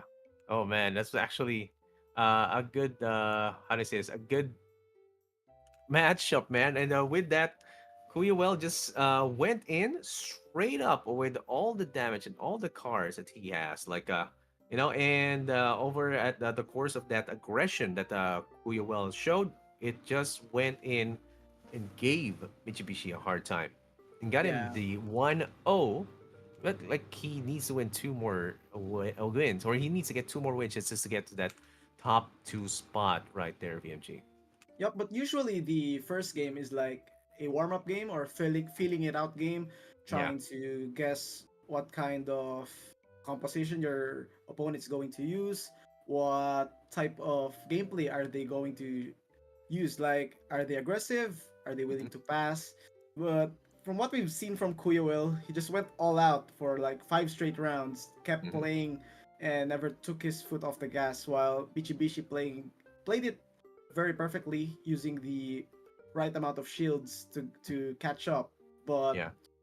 mm, I think Kuyawil has a good read on Mitsubishi. Hmm. Based from game number one, he knew that Mitsubishi was going to pass during those mid rounds. Yeah, it's like it's like he's been watching Mitsubishi for quite a while now, and like getting those reads, it Yeah, takes a lot of info, takes a lot of research on how they're going to be going. But yeah, shout outs to everyone who are watching in AOE Enjoyer says shout out to Kokushibo. Yeah, one of the guilds that's led by Postu, right? VMG yeah. Kokushibo, Shout right? out to Kokushibo. My guild highlight from the Guild Wars tournament, they pulled Yeah. off a 3-0 reverse sweep, and I think that was a very notable performance from them. I'm also seeing them from the arena setup as well. They have been grinding it out lately, and would love to see them on more tournaments in the future. Yeah, definitely, definitely. Also, we see Kusei on the stream. I'm not sure if this is the Kusei that we know or another different Kusei, but yeah, welcome to stream. JC, welcome back. Yeah, Pedro says Kinapos. No, yeah, that's actually calculated, man. Like, yeah. Let's see how well they're gonna be doing over at the next match. And again, this is the best of five upper bracket finals. Already got the win from Kuyawel. Let's see if he will be able to maintain this momentum, or will he be stopped right on his tracks by Mitsubishi with this same, same, right? Yep, BMG? same lineup Same. from Yeah. both players. Michibichi knew that he could still win with this composition, but he needs to get maximum value from his frontline plant, as Kyoel was trying to eliminate that plant as early as the second round. Mhm. Okay, okay. Let's see if they will be getting the same rather same output, or will there be some changes made by Mitsubishi? Let's see. First attack, risky fish plus oh, he's gonna go all out, and you can see Kuya well is Oh, gonna go double to dull grip. Boom. Oh wow, look at that damage, man. oh my god. Here comes Oh, the it hurts. Parasite plus the Scarab, but as early as round one, Kuya well got the maximum damage value from his Aqua, Yeah, dodging the possibility of it being discarded. So yeah. he played a fragile double dull grip, and now he has the chance to eliminate the front plant of Michibishi. For the side of Michibishi, it was a good play from him as well. He Hmm. managed to pull off a counterplay, but in terms of HP and damage Hmm. dealt, Kuyawel clearly has the lead. Yeah, Kuya well definitely still going on all cylinders, firing on all cylinders right now, and he still is just keeping moving forward against his opponent. Now, of course, 232 HP left over at the front for Kuyawel, that 99 HP over at the front for Mitsubishi. Now, still getting a attack increase over at Mitsubishi side, over the back line. But let's see how well we're going to be doing. Here we go. Cottontail, oh, goes in for a bug splat, wooden stab, and a cattle slap. It's going Ooh, to be not 10 enough. off. 10 off, man. Yeah, Oh, wow. Oh, good play from Michibishi, gambling the cards from his front line, yeah. able to deal damage, able to sustain his front, momentum play from Mitsubishi. Four energies for both players, but Mitsubishi has one more card Mhm. compared to Kuyawell's hand. Yep. This is gonna be another chance for uh for Mitsubishi's front line to survive yet again. So if there's an undercommit of sorts from Kuyuel or miscalculation, that may as well survive yet another turn. There you go. Mm. Oh, Kotaro bite. Yep, So that's the gonna go Charo. into a last stand. So one more card or one more.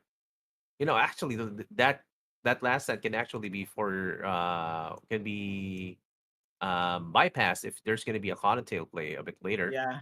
Yeah, so that's actually Um. gonna be. He has still to go all in. Yep. I think both players will play a lot of cards during this next round. Hmm. Quail must play his Spiky, followed up Hmm. with the plant cards. Yeah, And here we go. Like what I've yeah, said, no Cottontail available, but he removes the last stand with a Risky Fish. Here comes the Spiky with the Koi and the Risky. Followed yeah. it up. Oh, four cards from the mid lane of Mitsubishi, using all of his ranged cards. So the Oh disable won't do anything. And here comes the follow-up damage. Scarab plus the Kotaro and the Leak Leak. Not enough to get the no. kill. But Kuyowell doesn't have any cards. This is a lot different from the first matchup. Yeah, he doesn't have any more cards right now. That means it limits his choices. And you know what that means, right? So whatever card you draw, use it. That's what's gonna be happening a bit later. So it's all in right now. Let's go. Here we go. He goes in for a Cottontail plus a leak, double leak. So that means it's still gonna be Mm. surviving. Will Yes, it this be is. enough? There's a Parasite. It is Oh enough! wow! Fragile was Yeah, a huge factor on that aggressive turn. Now yeah. it's a 1v2.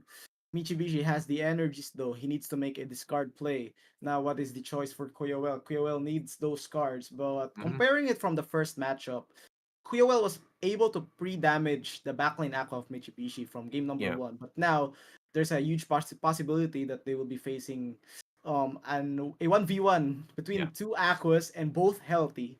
When both healthy, Mitsubishi will have a massive advantage. Yeah. And okay, so if they're both healthy, of course, with that goldfish, yeah, definitely gonna be having an advantage because he needs to attack. And let's see. Oh, goes in with double parasite plus a goldfish. Ooh. And look at that. Yeah. Ooh. Wow. No cards available for Koyowell for a burst. Now Mm-hmm. Mitsubishi still has that goldfish, so Koyowell is trapped on a loop. If he attacks, he needs to Yeah. attack to be able to gain shields, but he won't be able to outspeed this Aqua from Mitsubishi. Yep. And Did he you? needs two turns to be able to kill the backline Aqua. So Mitsubishi with a huge lead, but we can't really count out any game because critical still exists. Hmm. Not as Yeah. usual as before. It's very rare, but critical still exist. Yeah. It still does exist, man. So let's see if that will be the case, or will there be something different right here? Oh, here we go. Oh man, look at that play. Swift escape, Risky Fish plus double Luna absorb or double Conadale. This is gonna Ooh. make him faster than Yep. Kuya Well. And this is gonna be all in. He has to use all the cards he's gonna be drawing out, and this is gonna be possibly or definitely gonna be a win towards Mitsubishi. And he's gonna be making it 1-1. Amazing play right there Wow. coming in uh, from Mitsubishi against Kuyawel. 1-1 now over at the Yep. One finals. Oh, one. okay, finals. Mitsubishi made the right play. He went for the maximum shields possible, playing the Mhm, goldfish risky and the double cottontail. But an interesting thing that I saw was if Kuyawell managed to get four damage cards or the rescue fish as a final card, he was able to mhm, eliminate that aqua mhm, because the HP left from that backline Aqua of Michi was at 139, and a Risky mhm, Fish deals around 141, if I'm not mistaken. But unfortunately, he got the Spiky Wing as his fourth card, and he was unable to kill. So, huge win for Mitsubishi, putting on the full discard meta back to the map, discarding all. We saw the cards held by Koyoel. It was all Yeah, eliminated. Maybe that yeah, also explains why Koyoel kept on playing his um aggressive cards, such as the yeah, Spiky Wing Dull Grip as early as round one, because he wanted to use those cards before it gets discarded. yeah. But Mitsubishi with a huge brick wall onto the second or third round, maintaining the life of his front plant, not allowing Kuyawell to unlock the midline plant as early as possible. Yeah, you do put in a good point right there. Like making sure to use the combos as soon as possible or when you see it, because there's a threat of possibly getting discarded over the next rounds, which can also limit your choices as well. So if you see your combo, which is which can possibly take out your opponent or your one of the axes of your opponent, then use it as soon as possible. And even though he did that, he actually ran out of choices with all the discards that has been going by from Mitsubishi side. And I think also the last stand actually helped Mitsubishi's case as well. So yeah, 1-1, guys. Shout out over at the our viewers over at the chat. We're seeing Jester, Yasix, uh, Jeffrey Dahmer is here, man. You know, protect, close your doors. Jeffrey Dahmer is here. So, I mean, well, Fonzie is here. Yeah. So yeah, I mean, guys, if you want to see are the pros right here, just keep on watching, and we're gonna be learning more on how to play like Axie on a pro level. Yeah. Let's go, Yes. Yes. let's Yes. go. Both And players 2 wins away from securing a spot onto the grand finals. Very excited to see. I'm guessing if there would be adjustments, just a minor one, but both players seem to be finding success on their current compositions. So we might see the same team for the third game. yeah, we might see actually the same compositions for the third game because from what it looks like, they're both comfortable with their compositions and they don't want to change anything, right? So they've gotten the win from each of their Ooh. compositions, and look at that. Is there any changes in the midline Yup. of Kuya? Has been changed, right? Yup. Well, with a slight adjustment, Mm-hmm. replacing his midline Kotaro Lick plant with a pumpkin. Mm-hmm. He knew that Mitsubishi doesn't have any massive damage against plants, so he Mm-hmm. wanted to have a more sustainable midline to Mm-hmm. prevent the early 1v1. And here comes another aggressive early turn from Kuyawell with a spike and a dull grip, plus a Goda burning one energy, plus a sandal Wow. and a cattail. Wow, early cattail usage as well. Yeah, gonna be drawing some cards in the process for Kuya. So this is gonna be one way for Kuya to counter that discard mechanic, like getting to draw when it gets activated with the cattail slap or with the cattail. And that's a frontline Axie of Mitsubishi is gonna be in such danger because of the vulnerable state. So, like two cards, maybe it's gonna be out and about. And look at this play going in with the Oof. rice and a cactus. Take it out, and another discard with the parasite and scaravers Ooh. towards the front. And there you go. Frontline Axie is out for Mitsubishi PFG. Yep. Good aggression again for Kuya Well. The bad news is Mitsubishi was able to discard his second Hmm. cattail, so there is no escape from those upcoming discards from Mitsubishi. Now Hmm. Mitsubishi changing his tactics, playing it more aggressive, trying to destroy the front, knowing Hmm. that Koyoel still has one energy steal left. Now Hmm. for Koyoel, um comparing it from the first and second game, his Hmm. midline plant now has a pumpkin, so Hmm. he is able to sustain more damage. And with that pumpkin, he is able to prolong the mid game and try to prevent that 1v1 between the two Yeah. aquas. Like with this kind of strategy, it's going to be a front to back, or rather, yeah, front to back. So you have to rely on whatever health you have over each side. So let's go. And Kuya well. will possibly maintaining that frontline plant a bit more, and also maximizing whatever he's going to be growing out from that. Yep. I think Kuya needs to play all of his damage cards Hmm. during this turn, and he has the faster plant, so he has the chance to play a no turn. All he needs is the damage cards, which are I think the remaining Risky Fish and Dull Grip, but he wasn't able to draw it. But still, he played it Wow. so well. Here comes the full aggression from Koya. Well, here comes the Spiky plus the Koi and the Risky Fish, Funky eliminating that fish. shield, 357 HP. Night Steel follow Steel. up with a Kotaro. Oh Able. man, and look at that. Wow. Double What a draw as round. well. Oh, Yeah. Maximum round for Koyo, able to draw two cards, able to steal one so energy from good. Michi, and now he has the chance to eliminate that plant with the Dull Grip and use a Kotaro as well. And here comes the play! Dull Grip with an attack up. 177 eliminates the plant. And now Michi playing four of his cards will discard two. Too bad for those pumpkins though. It has been discarded, Yeah. but here comes the Kotaro. But bad news is the Kotaro was not able to deal any significant damage. Hmm. So Kuya will possibly needs to play a spiky wing, but for the good news for the point of view of Koya Will is he Yeah. already saw the double discard from Mitsubishi, and Mitsubishi has no cards left. So this is very problematic for the side of Mitsubishi because he Yeah. doesn't know that he discarded the double pumpkins. So will Hmm. he commit one card or two cards on eliminating that plant?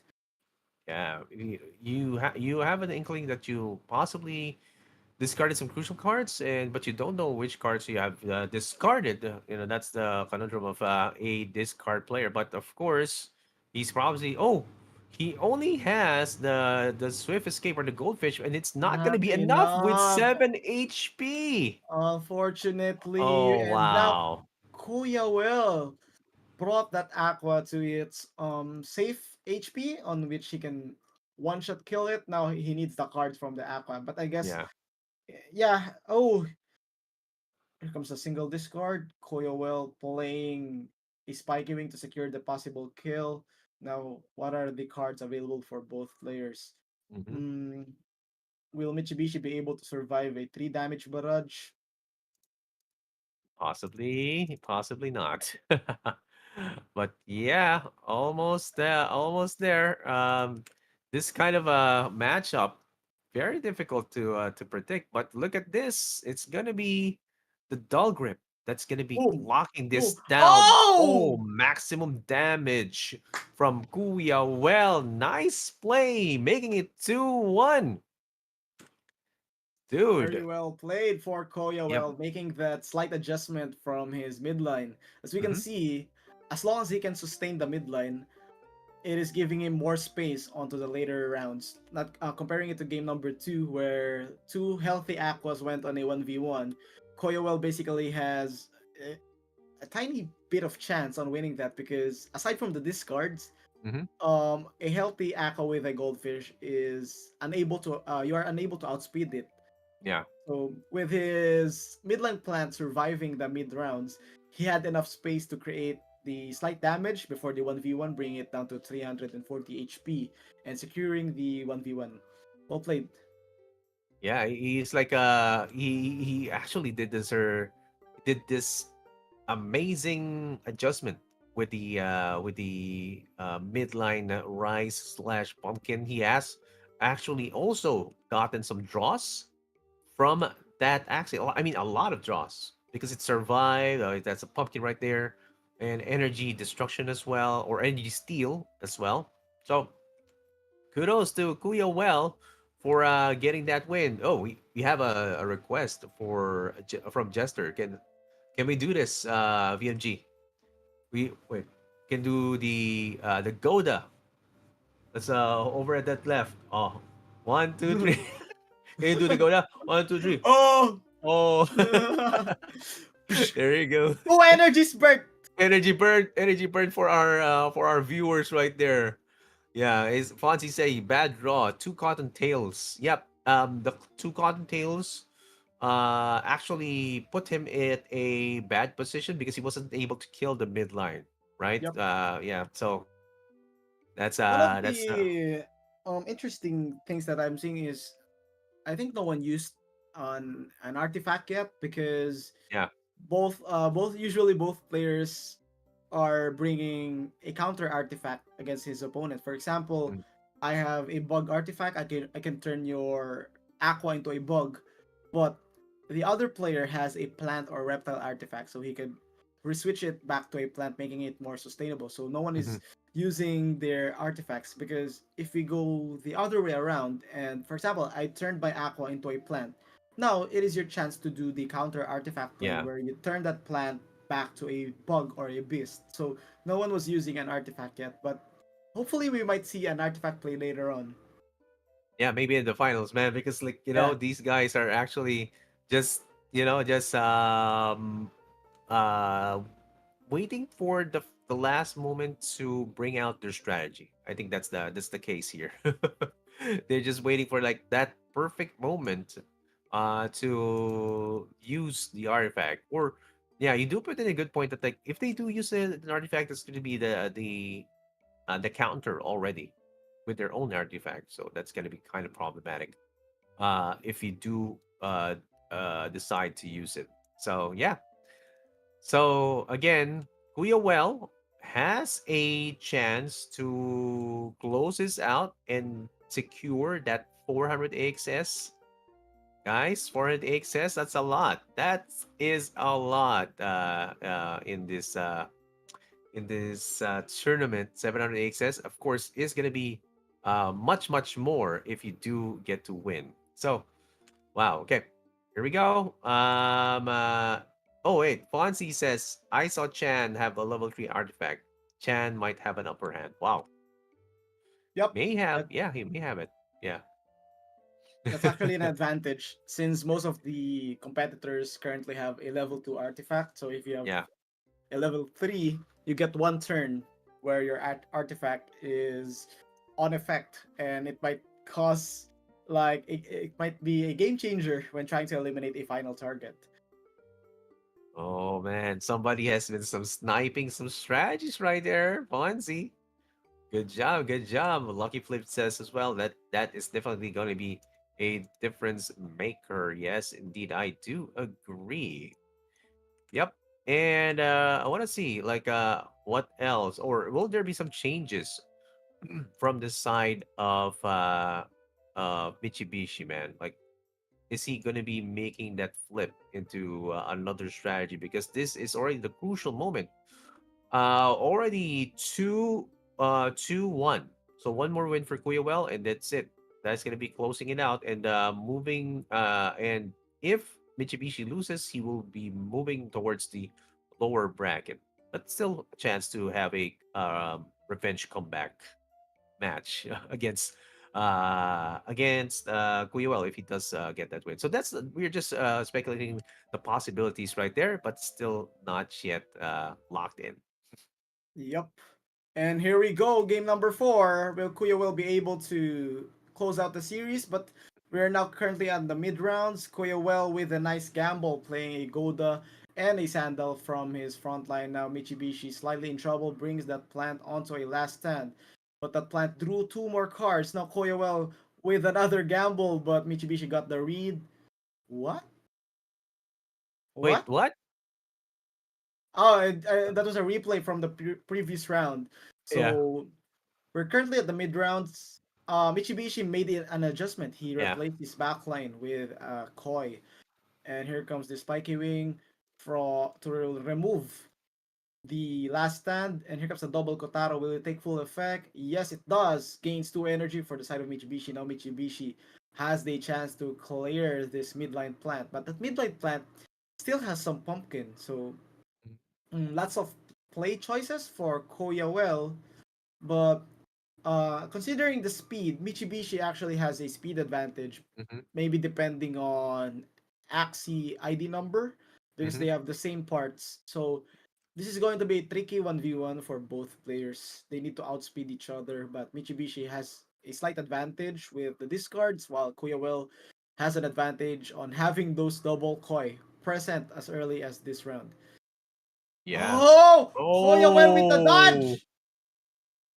nice dodge from Kuya Well. That was a Oh, lethal play. I'm guessing Oh he's trying man. to play a setup, Yeah. trying to set it up between a 1v2. But for Mitsubishi, still has those discards, still has a possible Hmm. spiky wing. So it's a matter of decision making if Yeah. Koyowell is going to play those double pumpkin because those double pumpkin might be crucial on giving him a win. Yeah. I think Kuya Well will most possibly be considering that play with that pumpkin just to get those draws and that kind of another layer of protection. But from Mitsubishi, it looks like the if that will be the case, you might still go all in on whatever arsenal he has over at his side. So here we go. Like, yep, we see Oh, the aggressive. spiky wing play from Oh, Mitsubishi. Oh yes, and of course over oh at the side of no. Oh no, Kuyoel that going was to a be misplay. 1v1. Oh Actually, not a man. misplay. I think Mitsubishi was expecting the double pumpkin or Mhm, a brick wall turn for the midline plant, but Koyo did not overthink it, just went for the highest damage possible. Now mhm. Mitsubishi only has 3 cards. Koya well is Oh now wow. moving to the grand finals. Will eliminate Oh Mitsubishi man. with a 3-1 lead. And let's go! What a play for Koya Oh well! Not overthinking the possibilities, just sticking it with his game plan. yeah. And just like that, got the win. Oh, they have their names got switched. Oh yeah, that's not Mitsubishi, that is Kuya well. Yeah, with the clutch. Yeah, clutch. Oh, look at this. Whoa, Oh, whoa, free. whoa, wow. I think Nero was the top one player Yeah, from the latest leaderboards. yeah, So yeah, props to Nero for still grinding out the game, still learning and growing. And yeah. hopefully we might see Nero on the competitive scene. Yes, yes, definitely. Like, man, but still, kudos to Mitsubishi for getting the grind, but he is still not out, guys. So Yep. if you're watching, this is double elimination. There's still gonna be another chance for Mitsubishi to come back, but he's still gonna has to wait for all the matches to conclude, guys. There's still a lot of room for him to be waiting on whoever is going to be moving forward over at the lower bracket. That's going to be a long wait. And yeah, anything noteworthy for from the previous match of VFG? Mm, none. I think both players played well. Koyowell managed to get the win. Congratulations. Props to Michi. Mm-hmm, The only thing that I'm looking forward to is a potential matchup between Mitsubishi and Chan, mm-hmm, the two guildmates from YGG. If Chan manages to progress mm-hmm. throughout the lower brackets, he might get a chance to face Mitsubishi. But for now, Koyo LTZ will be waiting at the grand finals, secure the top 2 spot with a whopping 400 AXS prize, and has the chance to make it to up to a 700. And he's just going to wait for his next opponent. But now Yeah, we're going to take possibly a short break. I think we're going to take a short break. yeah, yeah. We're gonna be taking a short break, and when we come back, more action for the Axie Infinity Classic Season Championship Season 4. See you in a few.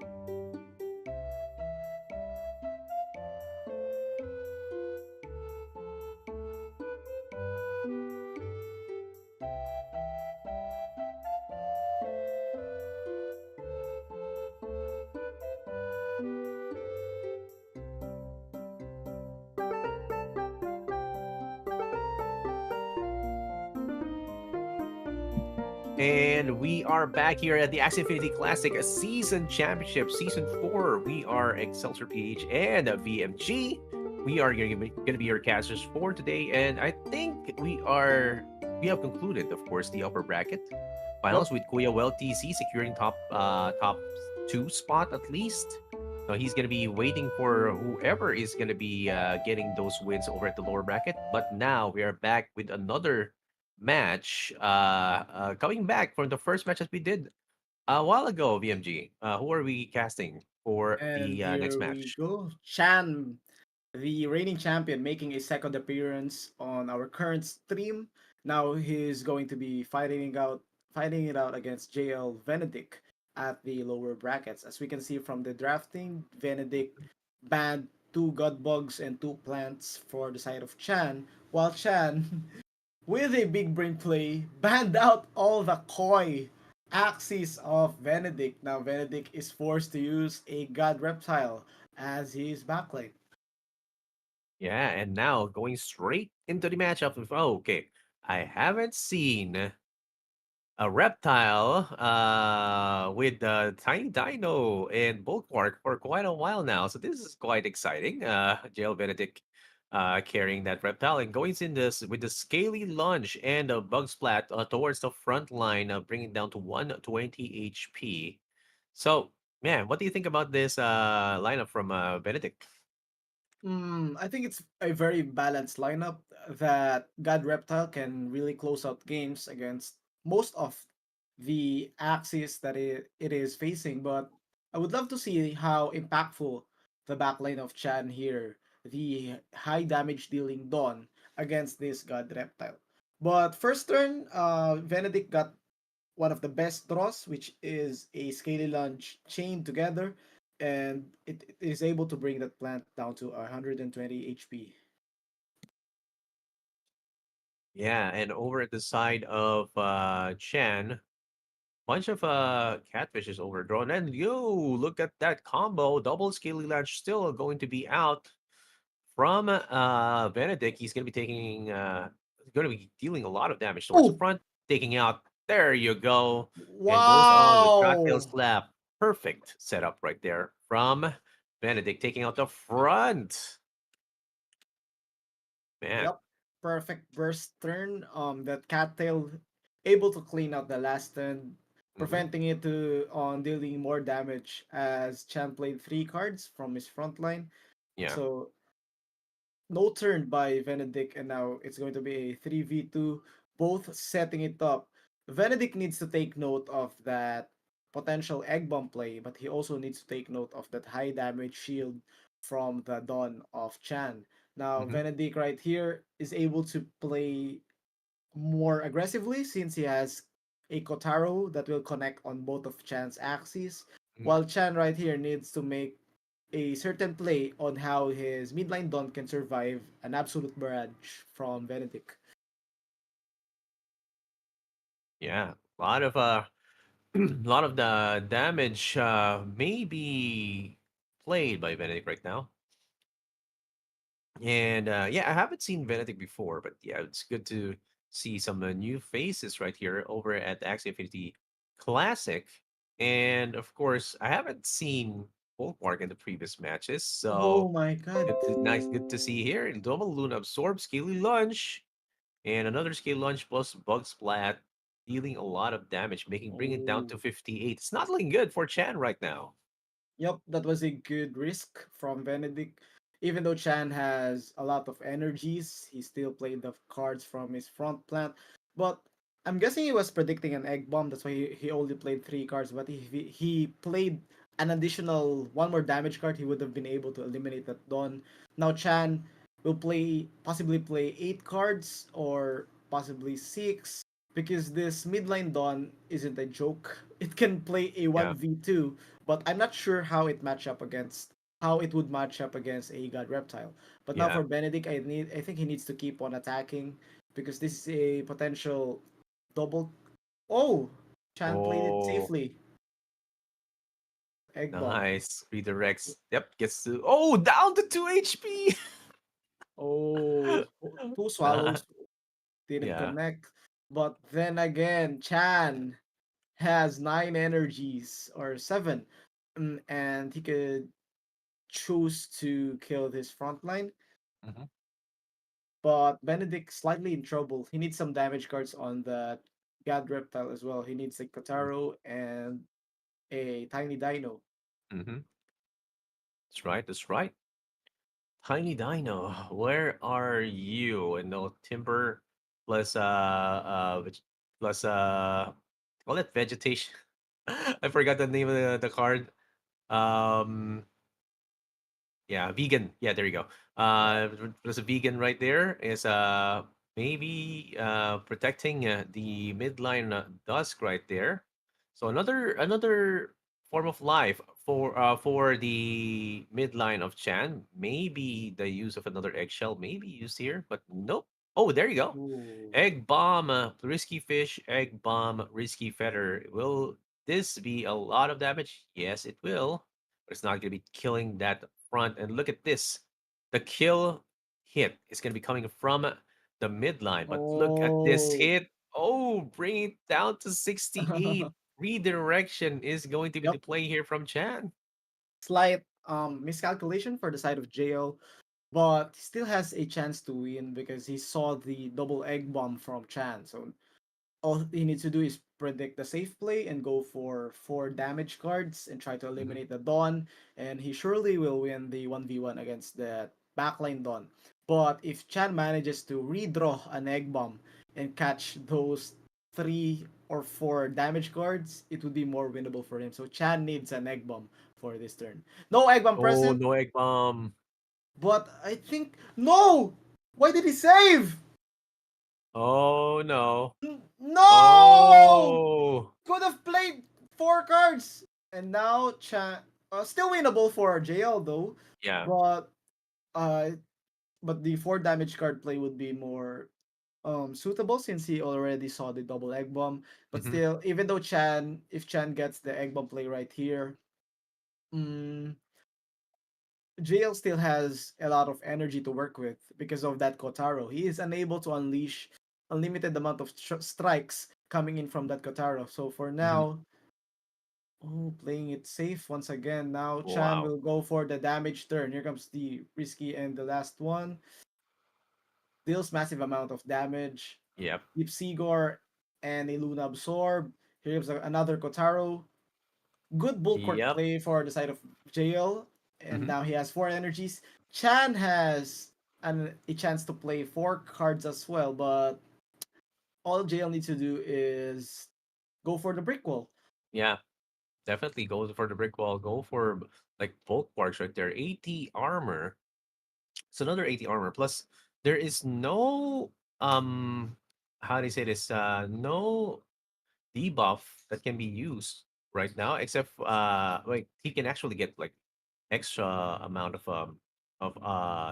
damage right there.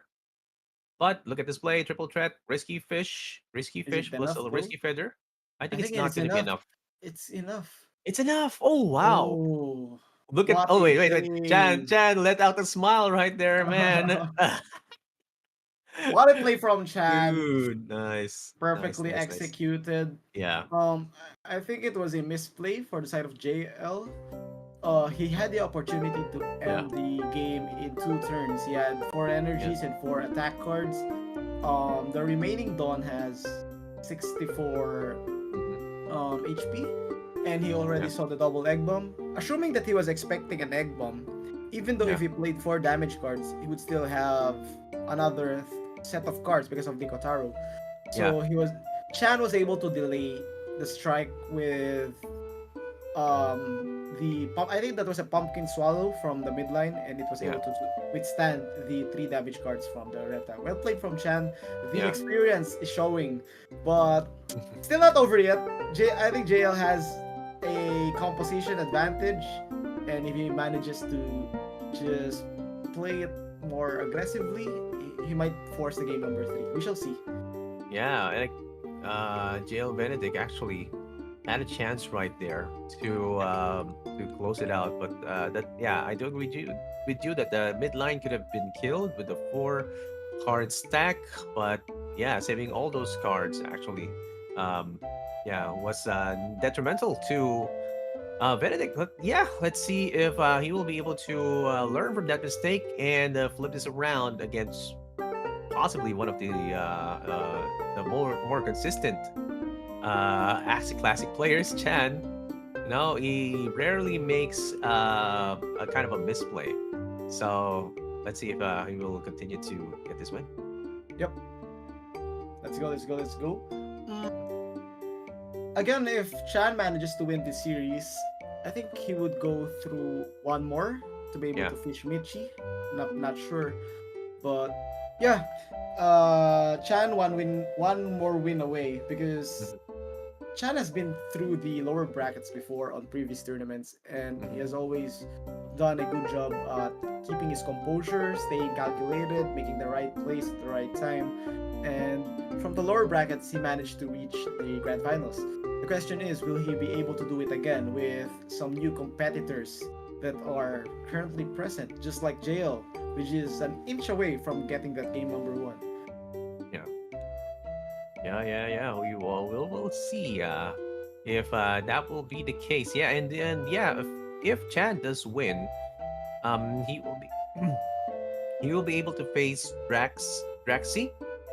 And if he does win against Draxi, then it's Mitsubishi. It still depends on the case, or rather the on what's going to be happening there. But yeah, let's see uh the case right there as we start. Go the scaly lunge and get some discard or get some energy destruction right there. Go the bite just to get it back. And oh wait, that looks like a run it back right there. Yeah. Yeah. Good decision from Chan because early on he was unable to get like the max value of his plant, so he decided to use the three cards as early as now with the Kontaro present. I think he's going to use it again, but well played on that egg bomb from Yeah. Chan, avoiding the double Goda for the side of JL. So early card momentum is heading towards Chan's side right now, but onto the mid game, I think JL could still catch up with that Kotaro and Cottontail, as he has basically have infinite amount of energy during the midlight or mid rounds. Mhm. Yeah. Yeah, the energy just keeps on bouncing back and forth between these two. Like you're gonna get the Goda, but then you're gonna get the Kotaro. And yeah, it's still back and forth, but that 49 HP is gonna be in danger and it looks like it's gonna go out. There you go.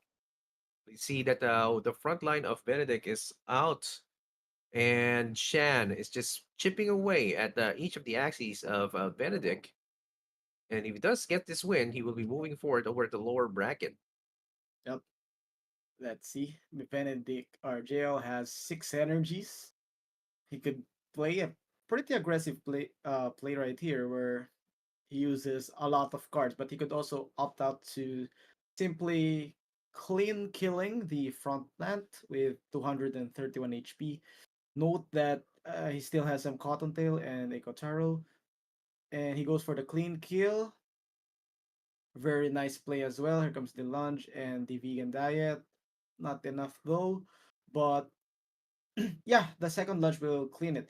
The problem right here is Chan has a lot of energies. He is able to destroy this midline and still have a significant amount of energy to eliminate the backline reptile. All he needs to do is make the perfect play on eliminating this midline from jail.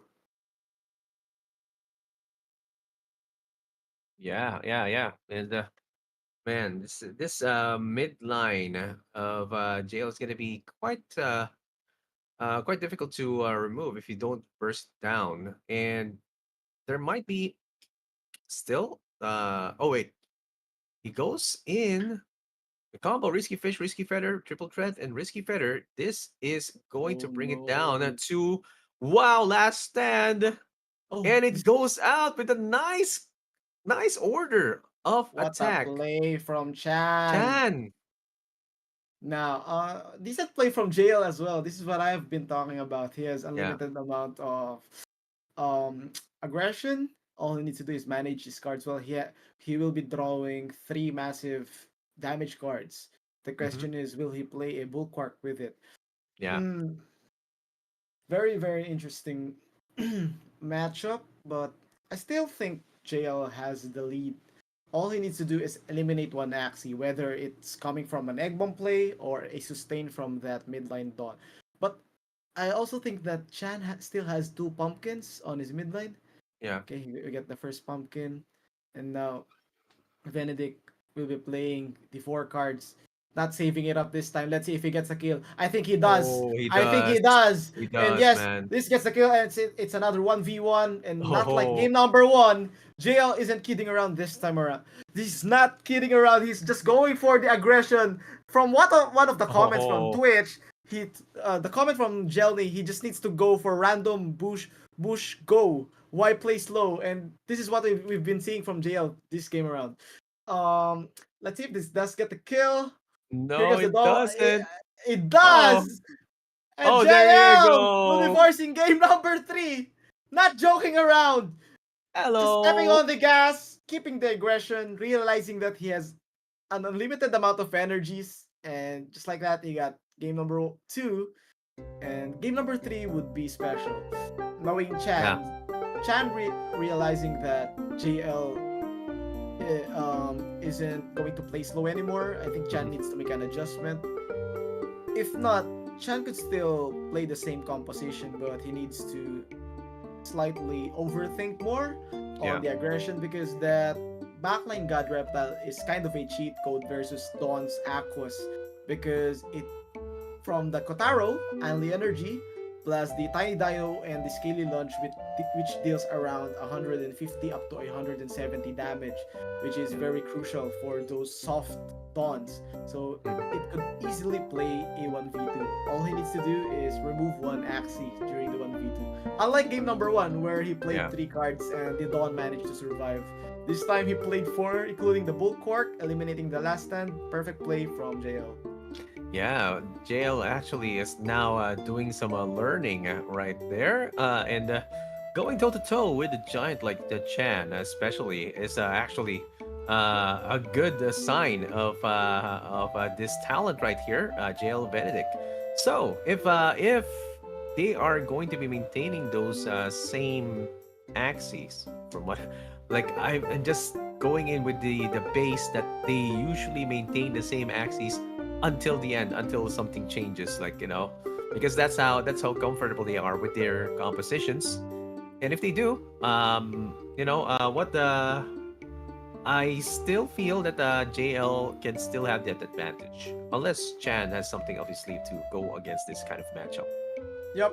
I think Chan needs to make a lineup adjustment. Yeah.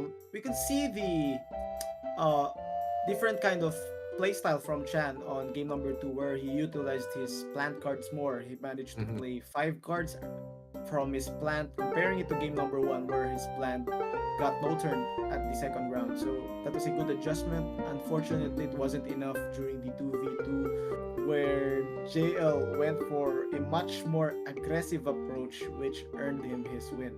So game number three would be special. Let's see.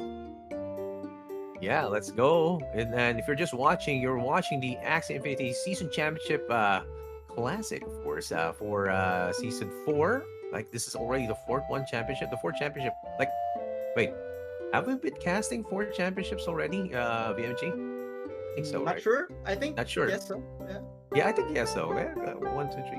No, what? Maybe three. yeah. I'm not sure, right? Maybe three. But yeah, already the fourth one for this one. And we've seen some comments right there over at Twitch asking, oh, Jester is asking, is this the finals? No, it's not yet the finals. It's the lower bracket matches, not yet the lower bracket finals. And seeing, Oh, oh, wow. Okay. we are seeing a difference right here. Chan Yep. being able to draw three of his frontline cards, while JL doesn't have any cards from his front plant. So, and now they're playing a chain, massive aggression from JL, but 200 Hmm. shields from the front line of Chan. Here comes the Timber and the Hmm. Cottontail. followed it up with a double lunge from the backline. Mhm. Very, very aggressive. Here comes the lunge from the Wow, another front with a one. sandal, but Chan able to withstand that massive aggression. Here's a damage of his own, double scarab, plus the Oh, leak wow. leak.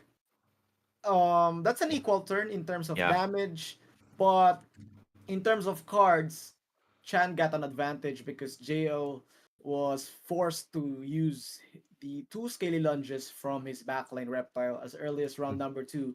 And those Mm-hmm. scaly lunges will be useful during the 1v2. But now, Mm-hmm. his midline Dusk won't have any chains when Mm-hmm. his plant has been eliminated. Yeah, I do agree with you, man. Like having those skin launches out without even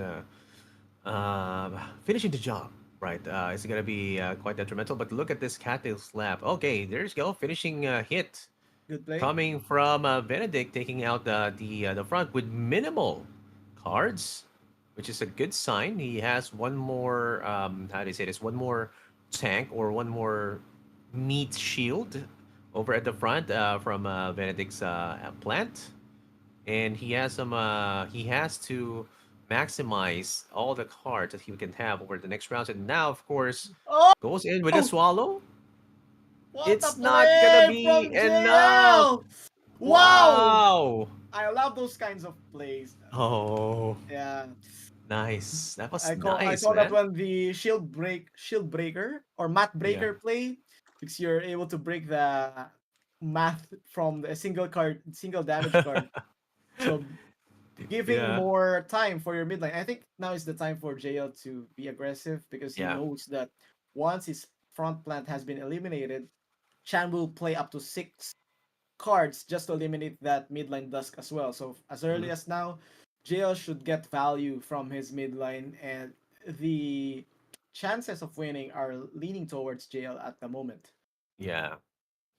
Definitely. Like there's gonna be a huge chance again chance for JL to win here. Oh Risky fish, yep, gonna be no! Oh destroying the no! front. And now of course lot Oh, of damage. um, 152, 300, but it's not gonna be enough. Double scaly launch, yes. is this? Gonna be breaking through. And No, look at this. this is Bam! close. Is Boom! wow! Is Yeah! enough?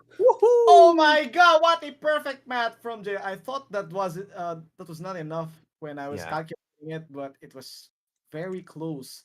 yeah. Brings that Dawn to a last stand, and now Chan is in trouble because he has two energies, not enough to play a 1v2. Hmm. Plus, look at that midline from JL still having those cards as shields. Yep. Oh no, he's not Oh, taking, he's not he's killing going all right. in. Yeah! What an aggressive Oh, approach from JL. He's now one turn away from eliminating the reigning champion, and he has a potential matchup with Draxi. yeah, Oh, I think it's over. There's no chance for Chan to win this. He could use two energies to eliminate the mid line, but even though he has four, he won't be able to one shot that God Reptile backline. yeah, yep. This is already GG, guys. I Yes. feel like, Chan having a long run. Then this is, he is going to be, or rather, he's gonna be defeated right here by Benedict. Oh, Wow, woo! And wow. here comes an emerging face from Axie Infinity Y- Classic. Yeah, Congratulations, JL Benedict. Again, fun Benedict. fact, Yeah. one of the comments told us that JL is the player and Benedict is his manager. So Oh yeah, congratulations to both being able to defeat Chan, who is a back to back to back to back.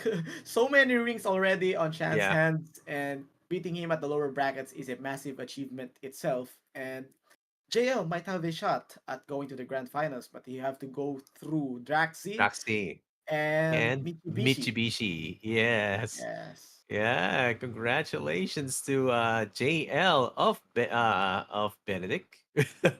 Yeah, and he's gonna be moving forward, and he secured more of the prize pool right now. And of course, Chen, we're gonna be seeing you in another tournament for sure. With the how do you say this? With the experience that you have brought, and now it's the time to uh, like pass the torch for this stage. But yeah, moving on. I think we are going to go for a short break. And when we come back, we're going to have some more action at the Axie Infinity Classic Season Championship. And we are going to be watching, correct me if I'm wrong, it's going to be Draxi versus JL Benedict. Yeah, it's going to be Guys, a long run for JL. see you guys in a few, guys. Bye Let's bye. go.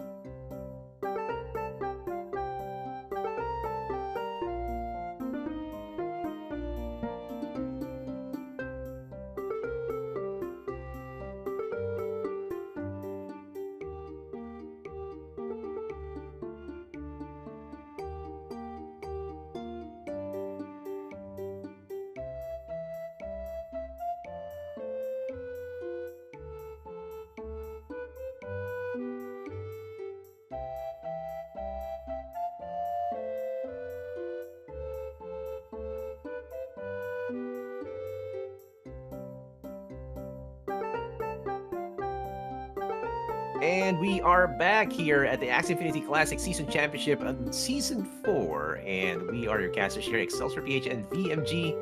Now, of course, we're gonna have a short recap as to what is happening right now over at our tournament. Let's look at the brackets right now, VMG. Let's go. From the final 32 players, I think we are down to the final four, if I'm not mistaken. It's a little zoomed out, and here comes the zoom in. Lower bracket journey has been wild for Chan, but the run has been stopped by JL. JL will be moving forward on the Hmm. losers round 7, and we will be battling it out against Draxi, who was Hmm. beaten by Chan earlier during this stream. So JL versus Draxi, whoever wins will be facing Michibishi on Hmm. round number 8, and Hmm. whoever wins between the two will be facing Puyo TZ at the grand finals. Um, Sad to see Chan go away like that because there could have been a potential matchup between Michi and Chan. But Yeah, then again, also on the other side, it is also exciting as we see new faces emerge, such as JL, who played the game number 2 and game number 3 perfectly versus Chan, and he's yeah, well deserving on his current spot right now. yeah. He is now on the up and coming, maybe a rising star. We're gonna be seeing over at the Axie Infinity Classic scene. But now, of course, let's look at the bands of JL Benedict versus Raxi. Is it ready now? Let's go. There you Here go. comes the drafting phase. Draxi versus Benedict. We'll be seeing their axes in a few seconds. Yep. And now, if you're just watching, guys, this is already the lower bracket semis. I think, yeah, lower bracket Yeah. semis, and we whoever wins this match will be going against Mitsubishi over at the lower bracket finals. And this match is still a best Two. of three. Yeah. That's when best of five is going to be happening over at the lower bracket finals, and then best of seven over at the finals, where the very relaxed Kuyawal will be waiting. Okay, and guys, for those of you who don't know, there is oh yeah, there is going to be, how do you say this, an advantage, a 1-0 advantage on the winners bracket. So the best of seven, you don't have to beat them twice. They already won with one match, so they only need to win three matches if you are in the best of seven over at the finals. And yeah, that's the advantage aside from waiting. And let's look at the breakdown, or rather the recap right now, EMG. And here we go. As you can see, QOL has locked in 400 AXS in prizes. And now both players that we are going to watch, JL and Jaxi, I think they both locked in on 150 for the fourth place spot, and whoever wins will move Hmm. forward onto the third place with 250 AXS. So they're currently battling it out Hmm. to multiply their current prizes. Hmm. Yeah, adding up to your prizes is the name of the game right now. And now the we can see the Axie pool of Benedict, or JL Benedict, versus Draxi. JL Benedict on the left, Draxi over the right. We saw the multiple lunge axes. Actually, he has 15, or rather 13 axes that are already uh loaded up as lunge. And And oh, here cotton tail. we go. Nice cotton tail ban. Ban from And Jaxi, banning the yeah. YSO series Cottontail Lunge for the Mhm. side of Benedict, and Benedict banning the Tanky Plant with the Lick Leak and the Kotaro. For the second ban, I think he's going to eliminate all of the Spiky Wing Aquas, Hmm. possibly. Yeah. Possibly, yeah. It looks like that is going to be the case if he does so look for that. Uh, that Yep. spiky wing acta is. Oh, what? Oh, Let's see. he's Or hovering. Oh, wait, he's hovering. Oh, oh, wow. it's going for the plants. Okay, that's And now for the interesting. side of Jaxi, he saw how effective JL was in using that Hmm. backline God Reptile lunge, and now he Hmm. chose to ban it, which is a good choice in my opinion. Now it's Hmm. JL's turn to ban again. Yep. Yeah, he's hovering over those spiky wing uh, plan, or rather, Spiky Wing Aquas, but he's not pulling the trigger. Wonder what's the mindset right now of Jail Benedict when he's manning over at Draxie's side. But Draxie is looking at that very dangerous reptile that Jail Benedict used a while ago. So that's out. And there are the Yeah. bans. Now, JL banning that Aqua with the spiky shell jab. So one Aqua with the spiky wing will be safe for the side of Hmm. Draxi. And now Draxi banning two more. Ban the tail slap goldfish scaly lunge Aqua and the double energy burn dusk. That was a pretty good ban Hmm. for me. The double energy burn and the god reptile ban for the side of Draxi. And for JL has one more ban to commit. Let's see if he's going to open the god bugs, so he's most probably gonna use an aqua. Hmm. So I think, oh, he's Oh, gonna ban the egg bomb spikewing. Okay.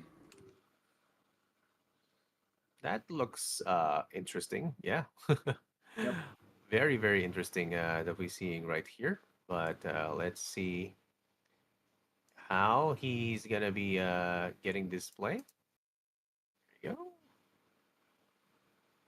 Now, man, double spiking wings are already being banned, guys. So, uh, want to see how this goes.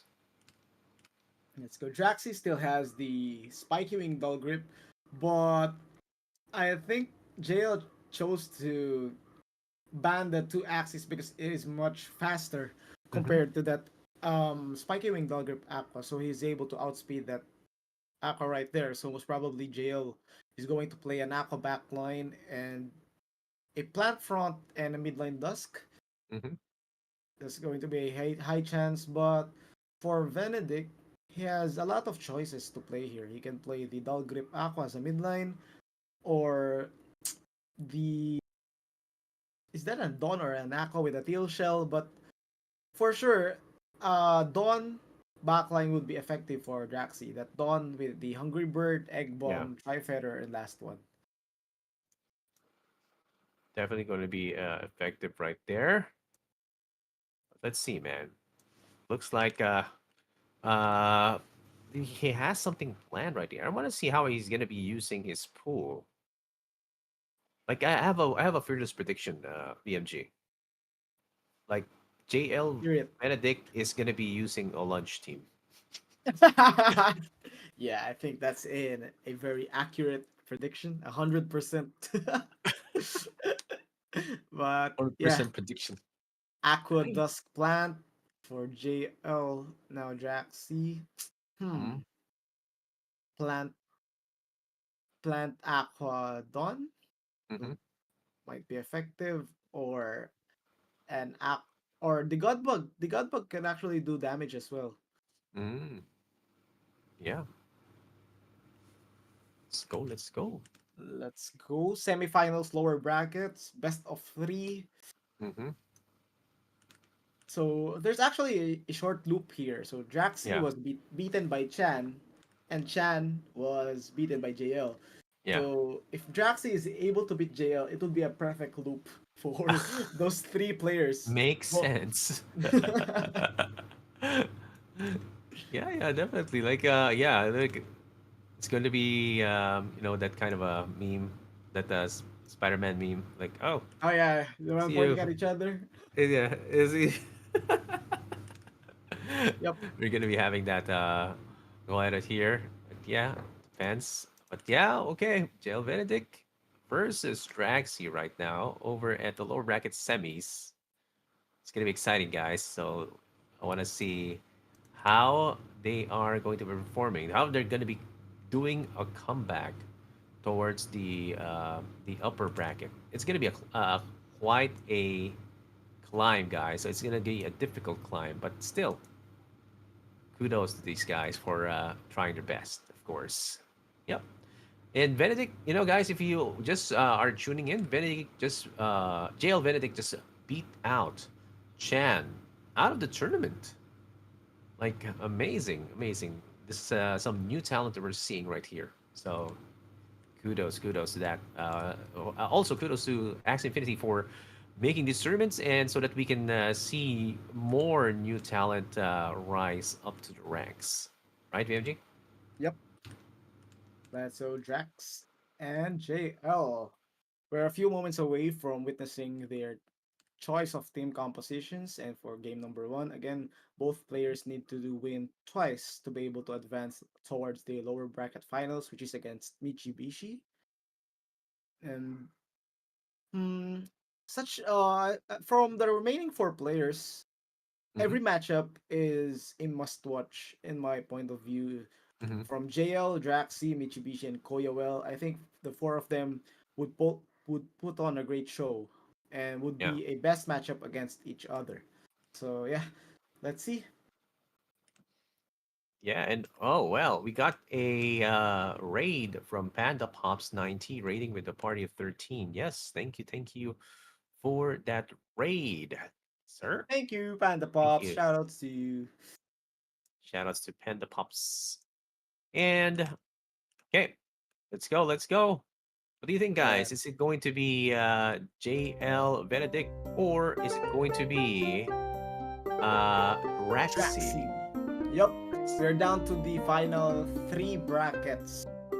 So first one is this JL versus Draxi. Next one is winner of this upcoming series versus Mitsubishi, and Mm-hmm. whoever wins will get their chance at the grand finals. Take note, Koyawell has a 1-0 lead at the grand finals Mm-hmm. as he was able to maintain his upper bracket privileges. So very exciting on how Koyawell will utilize that 1-0 lead on a best of 7, if I'm not mistaken. Yeah, yeah, best of seven, 1-0. You know, it used to be like twice to beat, but of course that kind of takes too long. It will take us around to 2 a.m. PH time Yeah, minimum. yeah. Shout out also to XC Bear Gill from Marapero Gamer. Also, Bullforce says go go. No one use beasts anymore. Nope, no one use beasts anymore. Yep. Even though I haven't. beasts can deal massive damage, they're very fragile targets against Yeah, Aqua and Dons. And considering Aqua and Dons have been present on most of the games, it would be hard finding value on piloting a Beast Axie. yeah. It's not. They have been extinct for a while now. I don't know, but not in Origins. If you're playing Origins, beasts. Sometimes you can see some wild beasts running around doing their rage comps, but in Classic, not so much, right? But still, but more of the mechs before, if I remember correctly. Yeah, sometimes you can see some mechs Yep. for some decks, but the one with the back door and with the balloon, I remember. But yeah, we're still waiting. What's happening with our players? Yeah, they are already secured. How much? I'm trying to see how much they're secured already in the prize pool. I think they're already top 5 to 6 or top four. Yeah, 150 Before. excess secured already. Yep. Wow, that's a lot. It's a lot, man. Oh man, Congratulations to congratulations. all of them so far. It has been a massive win. 150 coming down from 60 excess to 150 is a massive deal. So Yeah, now both players has the chance to upscale their prize to 250 access and so on and yeah, so forth. But the winner at the moment is Quillwell with a secured 400 access for yeah. himself. Yeah, this is gonna be kind of an upgrade, like for from 150 to 250. That's plus 100 access. Yep. Imagine that's a that kind of upgrade right there. And here we And go, match number one. What are their team comps? And wow! JL playing the double aqua. Here comes Jaxi playing it aggressive. Dogger plus a risky fish, followed up with another risky fish. Cattail. Hmm. Patient play from the side of mhm, JL. But now Jaxi has the potential to do a no-turn play or eliminate this Dusk as early as the second round. mhm, JL needs to get an energy gain value, but yep, showing no mercy. Here comes the double Oh, bell grip. oh wow. Wow, indeed. Mm, Oh man, early kill from yeah, Draxi while JL Benedict is trying to ramp up his damage. Now he's going to be going with a soft buzzing wind risky fish play here. Considering that the speed, he might be outsped by Draxi, and that's going to be. I mean, it's safe to say that it's going to be easier to kill the frontline plant, but while Draxi is ramping up, he might be doing another pass over the next turn just to save up yeah. more cards to skill the mid line. Yeah. Good play from JL, allowing the plant to draw more cards. We've seen Draxi use majority of his damage cards from his back line and mid line. Hmm. So potentially most of his draws are going to be from the plant. So Benedict needs to eliminate the plant and possibly use a koi to outspeed the mid line of Draxi and give it an O-turn as well. And here we go. I think he's gonna play a double koi. Oh, and here comes a double koi. Now Draxi playing a brick wall. Will it be enough? I don't think so. Here comes another lunge as it penetrates through the mid line. And a 2v2 scenario. Both have 4 energies, but JL already used 4 damage cards from his midline, so he has 2 damage cards left, and I don't think that's enough to kill that midline. But then again, his 2 Aquas are faster than Draxi's midline, so Hmm. Draxi might be in a little bit of trouble from here. Yeah. Like also they have like maximum damage or when they're going to be faster, and look at this buzzing wind plus scaling launch. It's going to be dealing a lot of damage but it's not going to be killing it. But here is the clincher. There is the risky fish plus the koi is going to be is yep. Is he going to be faster after this? Yes, he is. Yeah, I think so. Right? Yep. Yeah. Let's see. Oh, Oh. blackout. It's a blackout. The blackout! No! Oh. All right, back to the ball game. Yeah. Draxi has enough energies to play a 1v2, but his backline Aqua doesn't deal much damage against 2 Aquas. Hmm. So that's kind of problematic from his side. Needs to play also the card count as well. So let's go. Jail Benedict playing a pre-damage. Playing the spiky, risky plus scaly lunge brings that Aqua down to a 217 HP. And now it's going to be a 1v1. But Drax is going to draw one Cottontail. So he has 3 damage cards left. So meaning, I think Jail has secured game number 1. Definitely going to be a secured game number one from JL Benedict with display scaly lunge, upstream swim, and he makes sure he takes out Raxi during the first Wow. match. And you can see the discomfort that Raxi has actually experienced during that match. But yeah, still a good play from JL Benedict. Yeah, I mean, that double koi, double spiking wing that was not banned by Draxi. It's actually kind of a good adjustment considering that the God reptile was actually banned by Draxi. So yeah, just I'm gonna go with my team B, which is actually good enough to beat Yeah. Draxi in that match. I think JL made a very big brain play on choosing his team composition. I was predicting a Plant Dusk and a backline Aqua. I think Draxi was also predicting that. That's why he used a double dull grip setup, a Hmm. dull grip backline, and a midline. But JL was one step ahead. He played double Aquas for his midline, and even the identical Aquas putting his energy gain on the front, which was a very big brain team choice for Hmm. him, giving him the advantage during the 2v2 as his 2 Aquas were much faster than the midline Aqua of Draxi. He also, I think this was connected from the banning phase. He banned the fastest Spike Wing Aquas, the one with the Shell Jab and the Egg Bomb. He retained the Spike Wing Dull Grip because Yeah, he knows that he's much faster than that Aqua. So well played to jail, yeah. very calculated from the drafting up to the gameplay. 1-0. Yep. Going on. Moving forward. Will there be some changes over at their composition, or will it still be the same? And I'm still thinking of what the pool is going to be coming in uh, from the side of Draxi if he has some room to make some changes or to get the advantage over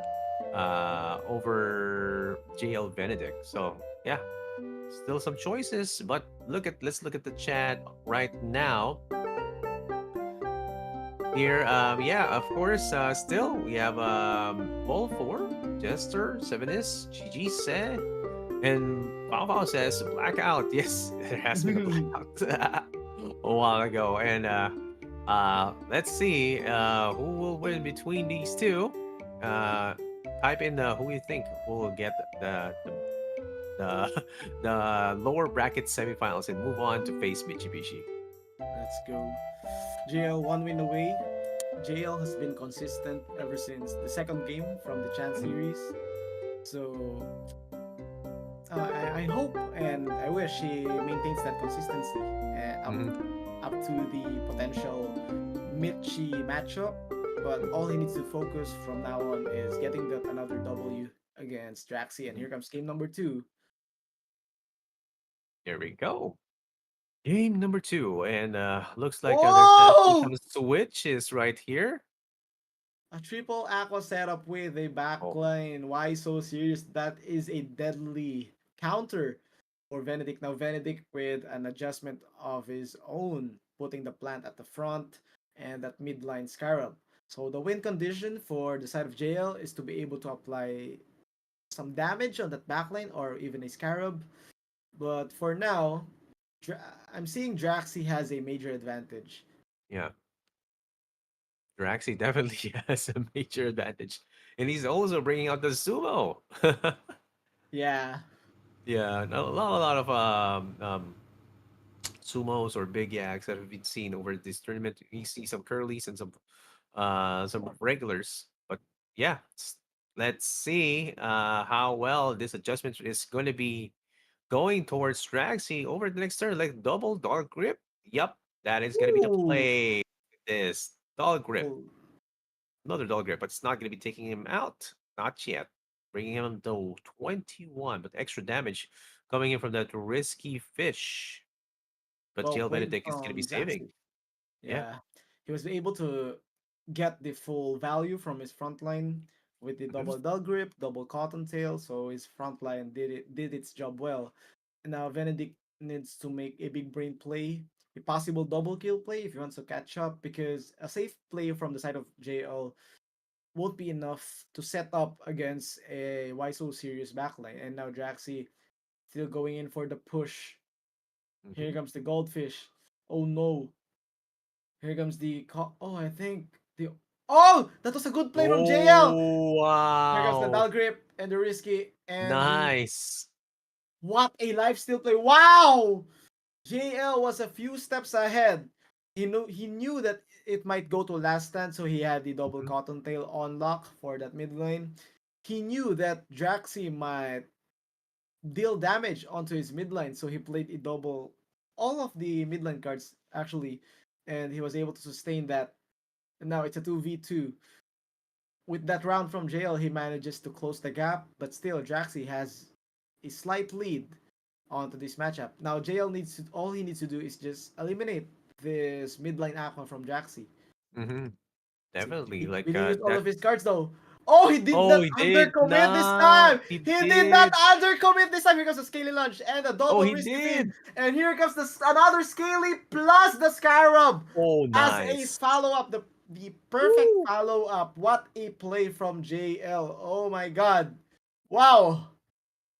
Dude, JL Benedict is going leaps and bounds over Wow. Draxi right now with this play, even blocking that healing for the why so serious. And this Wow. is but he has no more like it's gonna be the luck of the draw right now, right? Yeah. But yeah, But, it's still like a lot of attack choices can be coming out. yeah. Oh wow. He has the faster backline though, but Yeah. now here we go.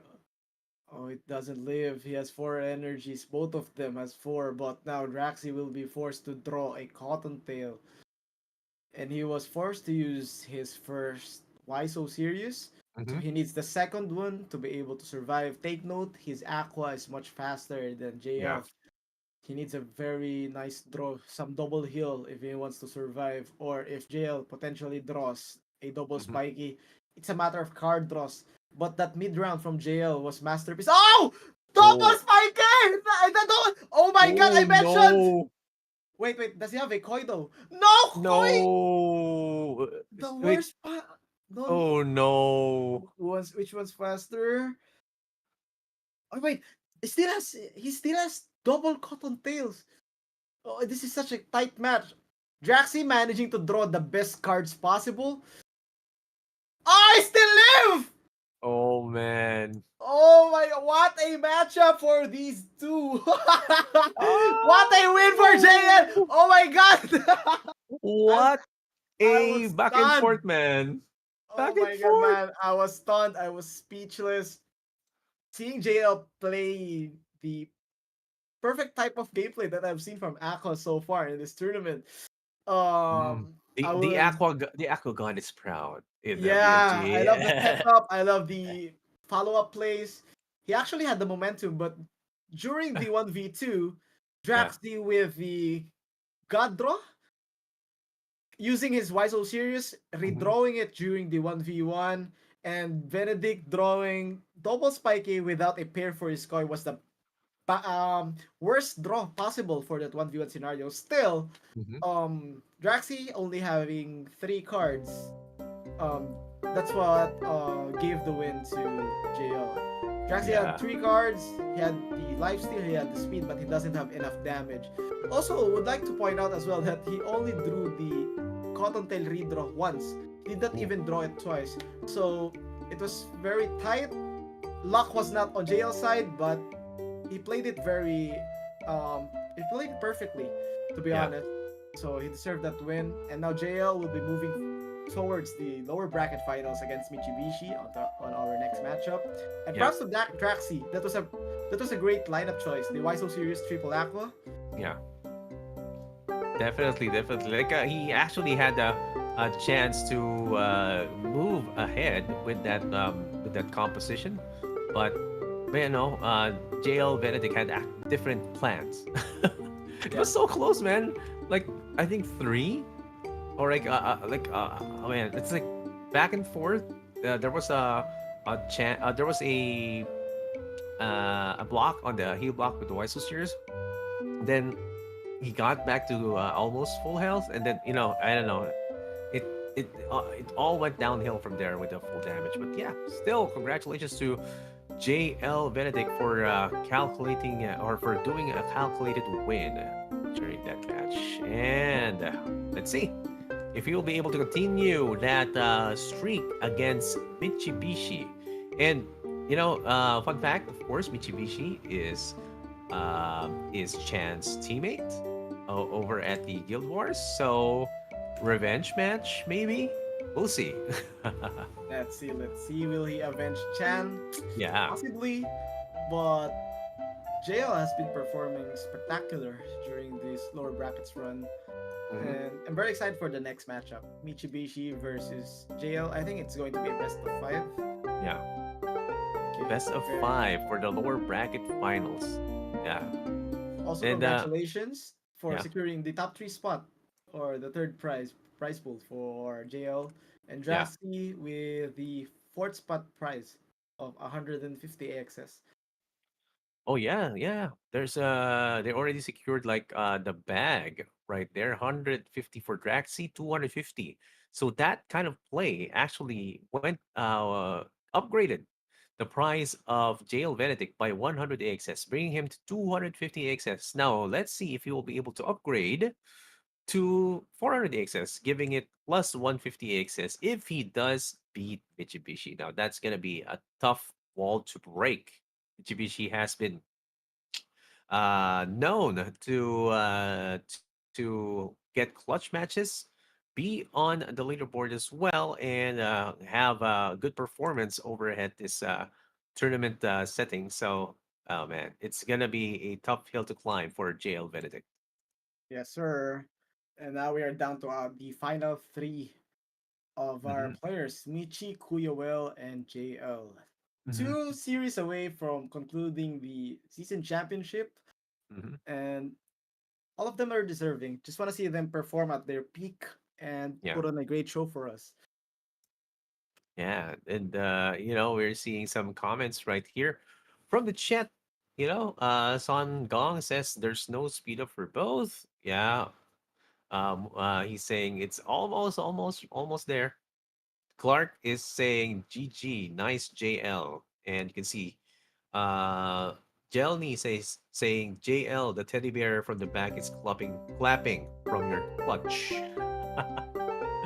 Yep, you can see like also these guys actually. We're not gonna be going for a break. I think yeah, we're not going Yeah. for a break. We're gonna go straight into the lower bracket finals, and then afterwards we're gonna go towards the finals. So we're in here for the long haul, guys. So just keep it on this channel, and let's see as we unfold. And these guys are already preparing. Who do you think will win? Is it going to be Mitsubishi or JLX Benedict? What do you think, guys? Let's go. I think we are going to see the drafting phase for both players.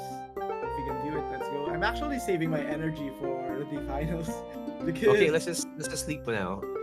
yeah, we've casted various tournaments like this. So Mhm.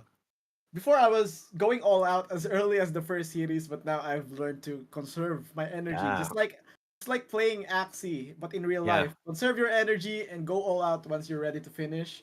And we are now at the, we can call it the semifinals or the lower bracket finals.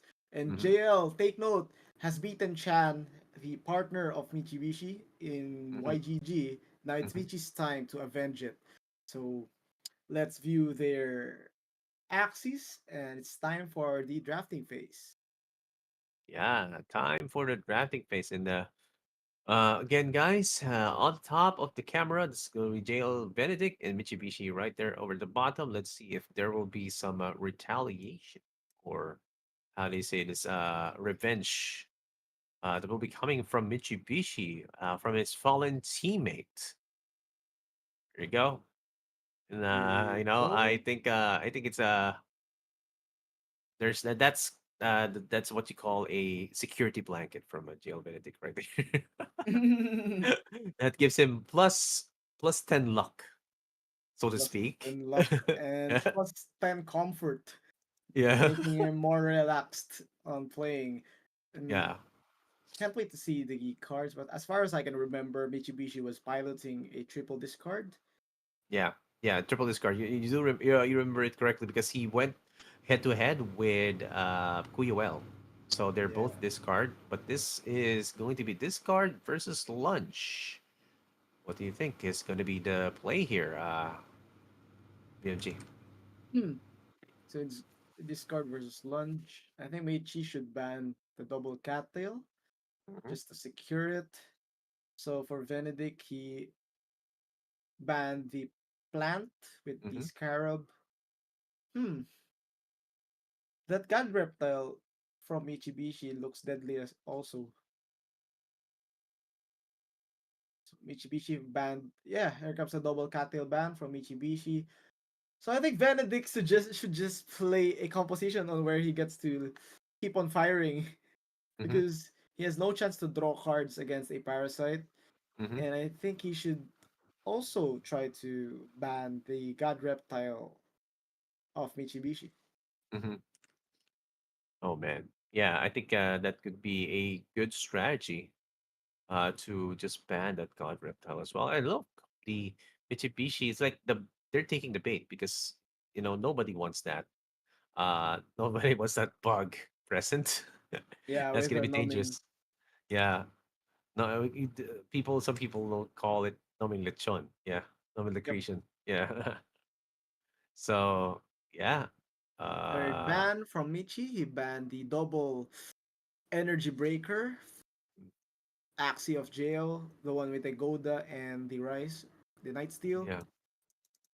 Mm, So Mitsubishi is choosing to ban like the front axis of JL.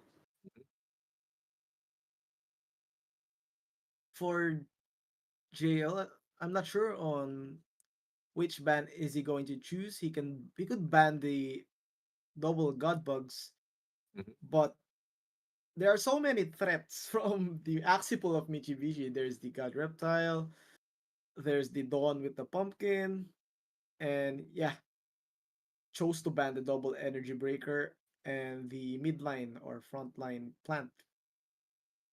Four bans have been completed by JL, and now this is the final ban for Mitsubishi. Yep. Final ban for Mitsubishi. Okay. Already having the notification ban. That's Spice Surprise Scarab with the Parasite banned as well with the Might.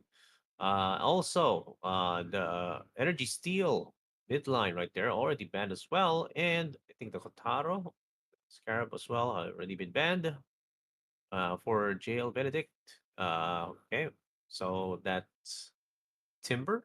Actually has been banned as well. It was as well as the Bug Splat and the Rise. So he's going to go for that. Is that the Wiso series? Or is he going for the Goda? I think he's gonna go for the Goda.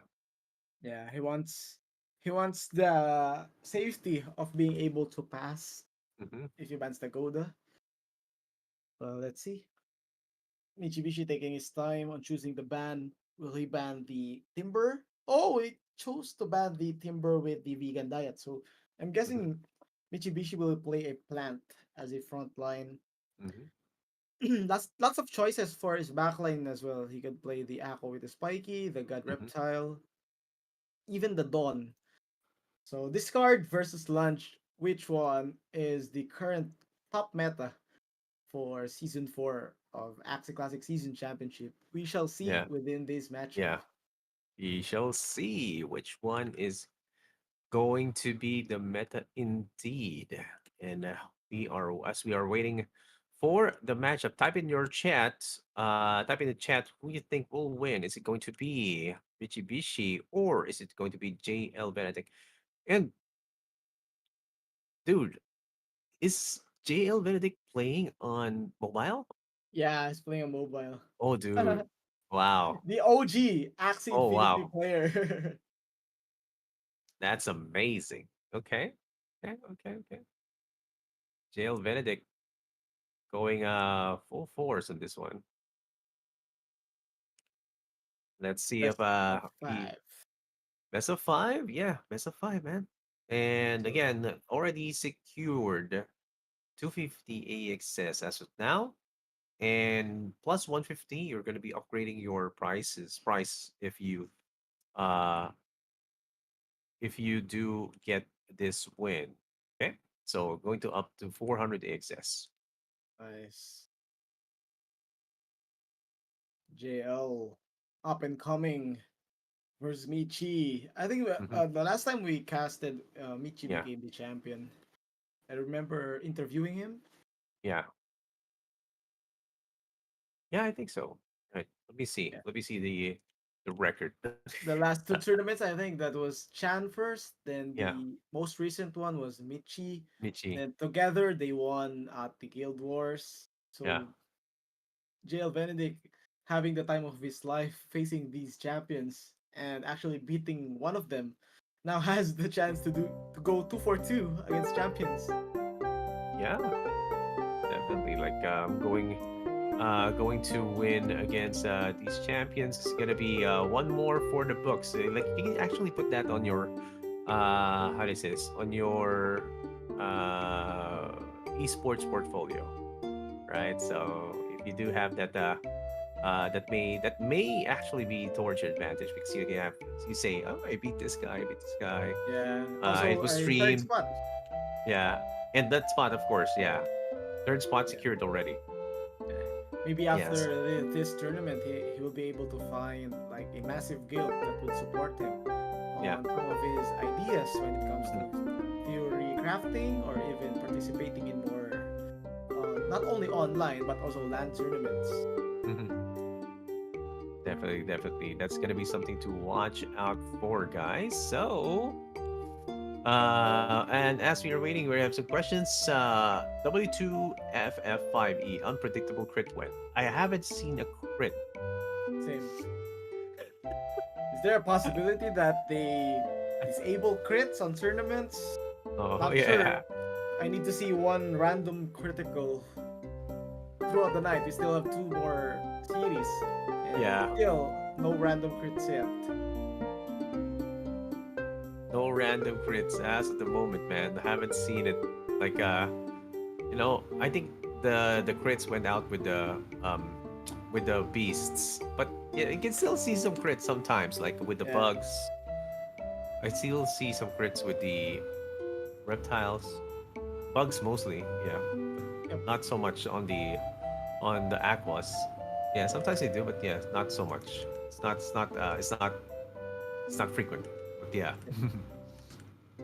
I think criticals are much more fun in a content creation perspective, but Mhm. when it comes to tournament perspectives, I find it fair on not having crits because imagine Yeah. losing a game that you were in control and you've calculated everything and a crit just destroys it all. So criticals on tournaments disabled, possibly approved, but during the arena phase or the leaderboards grind, I find criticals funny because it works Mhm. both ways. It doesn't work.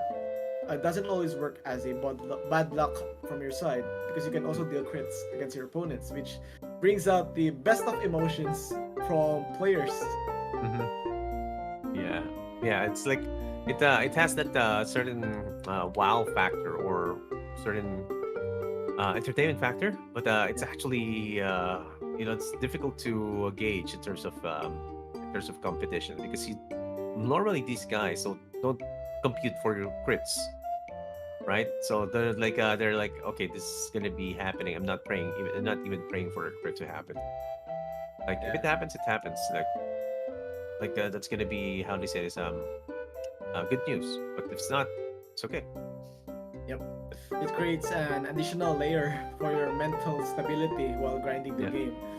yeah. So, also would like to mention that with Kuyuel resting at the grand final spot, he has the chance to study his potential competitor, whether it is JL or Michi. He can see Mm-hmm, the banning and the strategy of both players. So mm-hmm. Kuyuel may be watching, maybe on Facebook or here on Twitch for this matchup.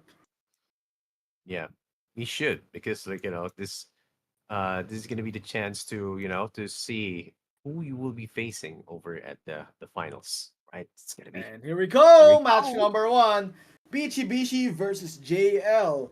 JL now playing the Dusk double Aqua once again, but Michibishi with a good read playing that Reptile as his backline.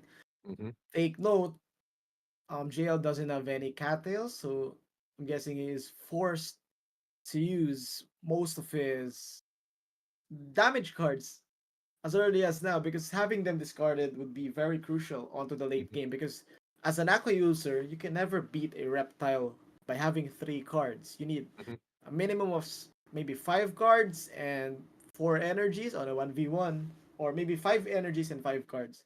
mm-hmm. Definitely, definitely. So, man, I'm quite excited to see how he's this is gonna go because of course the triple lunge meta is or rather triple lunge meta that Jail Benedict is using will have to have a good amount of damage. But look at this play Ooh, coming chill in from play. Mitsubishi. This is gonna be destroying that front line quite easily. That let's see damage quite slow start for JL Benedict, but no more cards are left, or rather, less option or not a lot of options are going to be left for Mitsubishi for the next turn. Yeah. Hmm. Mitsubishi still has three discards from his Reptile and Aqua. Now, JL Benedict needs to get a kill. I find that pass good as well. I think is maybe setting up for a double speed up turn, Hmm. possibly he could play quadruple koi this turn just to not give that midline aqua any value. For the side of Hmm. Mitsubishi, he needs to get value from that aqua as well. But it all depends on the draws because JL Benedict playing it patiently is allowing that plant to draw more cards. So this is a very tight spot for Hmm. Mitsubishi because look at JL's cards. Yeah. He has all the cards that he needs. And here comes the Yeah. double speed up that I've been talking about. Here comes the Spiky, a Koi, and a Ooh. Risky. Wow, what a play. Another Yeah. Koi, getting the attack up on that Risky. Here comes the follow-up Kotaro, and now we are now at a 2v2. 5 energies for JL, 4 for Mitsubishi, but now Mitsubishi won't get any value from his mid lane Aqua with that double speed up play from JL. Well played. Yeah. And but the problem here is like the god reptile is gonna be hammering down over at those aquas. That's like, oh man, that's gonna be a very difficult brick wall to go through. So let's see how Benedict is gonna be setting this up. Yeah, Of course, he the needs spiking wing is gonna to. help. Yeah. Yep, he needs to save most of his backline cards and prepare for a 1v1. He Hmm. has the chance to kill the reptile, and here, let's see. Oh! Wow! This is what I've been talking about! He saved the cards! Oh yes, he He used did. three! He Ah. used three cards to leave. Wow! And then Wow. last stand! Oh my god! Oh man. Oh! But Nice. still, good news for the side of Mitsubishi is he has discards. Still winnable for both players, but so far JL has been commanding the tempo of the game. Yeah. It's normal because he has the faster axes, but he's playing it perfectly well. Those three cards were massive. He was saving up cards, Hmm. and now he has a four card setup for his backlane, which is very effective. And he might be able to close out this game. It all depends on the timing right here. Will Mitsubishi gamble a four card stack on a last stand Axie or Hmm. not? Okay. So Benedict making a good play right here, getting the Hmm. attack up. Hmm. But here comes the double discard though. The question here is what are the redraws? He Yeah. needs four damage cards to be able to finish this. If he manages to draw a single spiky. Oh, he Oh! does. Oh wow. No! Here comes the No, wait, four wait. damage card, and it's going to be enough! Yes, Wow! it is. It is. Look at that, man. Wow. Oh wow. Look at that. Look at that. Plus luck and plus comfort with that blanket play. Spiky. Oh man. Dude, I was actually thinking that it's gonna be hard for JL Benedict to get that win with that God Reptile, but he has proven me wrong. He has proven us wrong time and again. But that he is a force to be reckoned with. But still, it's a bit too early to predict. First win already. He is 2 wins closer, or 1 win closer to a possible chance to go back up to the upper bracket. Like he needs 2 more wins. But let's see if Mitsubishi will have some adjustments. Yeah. JL making the perfect passes, passed for four turns, gathered up all the cards and the energies he needed to close out the game and played it perfectly. Eliminated the plant with a double speed up setup, having two faster aquas against Mitsubishi's midline. He played only three cards, three damage cards with a chain launch to eliminate that aqua. Perfect play once again. And during the 2v1, he managed to maintain his midline Axie onto a last stand, not allowing Michi to go play four cards because of that last stand threat. So, what a performance for JL for that first game. But still, Michi is known for his adjustments, not only on lineups but also his playstyle. Will he be able to adjust? Because from what I can see, he he didn't fully utilize the discard meta during that game Yeah. one because we saw around 9 to 10 cards from the two aquas of JL. Yeah, it's like those cards just keep floating around, not discarded. right? So kind of a slow first match for Mitsubishi, but he's been known to just go in and vroom vroom towards the next match, just as his name suggests.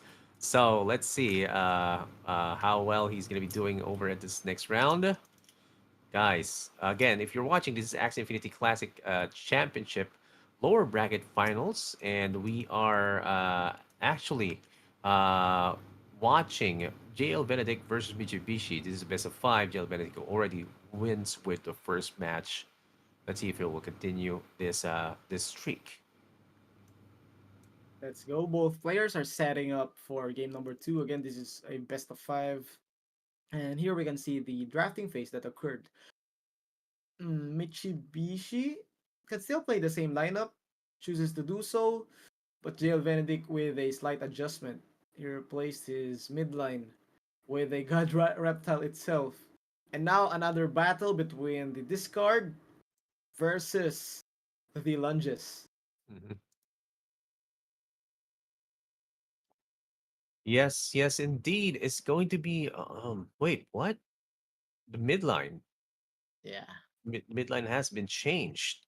The God Reptile. It's going to be God Reptile versus God Reptile right now. Will Yep. that be towards the advantage of J.L. Benedict, or is it gonna be spent up to Hubris? But let's Oh! see. Oh, Massive all shields in. from Michi, but would the spiky be enough to get the kill? Here comes the lunge and the Goda burning one energy, and here comes the follow-up. Eiko Taro won't be enough. If he chose to use the koi, it would have been enough, but yeah, I can see the logic on trying to save up the koi right there. Yeah, and look at that. It's down to 6 HP with vulnerable. Man. Okay, okay, okay. I think he should Uh just keep on firing once again. yeah, he needs to keep on firing, man. He does. Oh, yes, yes, he does. Gets Yeah, because it's a discard. Yeah, tail slap, cotton sail yeah. from his front. Another dis. Oh, he went for the Wait. pass. Oh, not enough. Still, yeah, still not enough. This You're gonna is be a more seeing, winnable for yeah, Michi. both guys are still running low on cards, but Benedict is still waiting for his tiny dinos. And this is gonna be quite a show as we see. Okay, decides There to we go. kill the plant. Oh wait, I think this is another shield breaker play by JL. It is effective. Yes! Oh Oh wow. no! Mm, interesting play. His Hmm. front might draw more cards, but nevertheless, he is able to save his midline for the Hmm. following round. So 2v3, Michibishi, I think, looks frustrated from not being able to take down the front dusk of JL. Hmm. JL keeping his cool, but the problem here is the card count. We can see JL has 7 energies, but will only have 5 cards during the next turn. Yep, he goes all in, Oh dude. no! All in. He went full reflect! What? Wow. This guy is cooking! He's cooking! Oh, He is cooking, my friend! dude. Oh my god! This guy! Wow! Oh man. Wow! Nice. I love it. I love the So place. I avoids love the it. discard, gets the reflect value, gets the shield value. Now he needs to just keep on playing. He knows he's much faster, so he doesn't need to. There's no threat in having that reptile as his midline. Here comes the fragile. Wow, JL is in his element right now. Definitely, definitely in his element right now, bringing down the God Oh, Reptile to 183. what a show he's putting on! Yeah. It's like since he has the faster axis, it's like he gets the perfect read on Hmm. what Michi is going to play, and just like that, he got game number two. Is now It is now a 2-0 lead for JL. One win away Hmm. from claiming the series. But wow, so far I've been speechless with JL's performance. Mm, Yeah, dude, and he was on the advantage, and he actually made the change. Right? So imagine that kind of play over at the lower bracket finals. Like he's not pulling any stops. So he's not like, okay, I'm not gonna be changing this, waiting for the opponent to change. I'm gonna change now and see how it fares because the previous one was too close for comfort. So yeah. yeah, amazing play. Uh, Good lineup adjustment from a slight advantage gave him a much more major one. Hmm. Also, the gameplay predicted the follow-up from the God Reptile playing the double bulwark, avoiding the discards, getting that shield value plus the reflect, forcing the 2v1 with the fragile. Hmm. Mm, Perfectly played by Jill so far. It's not that easy facing a discard comp, so he was Yeah. able to dodge a lot of discards and manage to utilize not only his damage cards but also the shields from it. So well played. Now Michi still has the chance for a reverse sweep.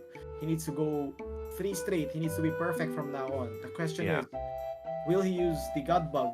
Because he saw a God Reptile, but then again, the God Bug doesn't solve that problem because Hmm. the Aqua is still the backline of JL. So Michi is in trouble, but he needs to find the proper adjustment. Yeah. He needs to find that perfect adjustment indeed. And oh, okay. I'm actually kind of still curious as to how this next match is going to be going because what we have seen over at the previous round is kind of surprising, considering that there have been some changes that they made. So, with that, of course, what do you think, man? Will there be some like I think Benedict will Jail Benedict will still retain the same composition. Do you think? Uh, High chance, yes. He is very comfortable playing those scaly lunges, even what variation he chooses to use. Hmm. But Michibishi, he knows that his composition is not working. He Hmm. faced two different compositions and he both lost it. So there we go. Mitsubishi with an adjustment in terms of positioning. Oh no! Oh no! Early double Goda for the side of JL Oh gives him the no. early game momentum, dealing significant amount of damage. They both have the same energy count, but he was able to do damage. That's how I see a Goda play. Oh man. Ah, he That's just keeps on amazing. firing, dude. Here comes the kill for the plant. I think Mitsubishi played this one better because he has four discards right now. And Benedict, I think Benedict has so many choices. If he gets a Spike Wing, I think he's going to play all of his cards during this turn. Oh, dude. So close. Oh my god. Where are their cameras? No, no. There you go. Cameras are up. Back up, man.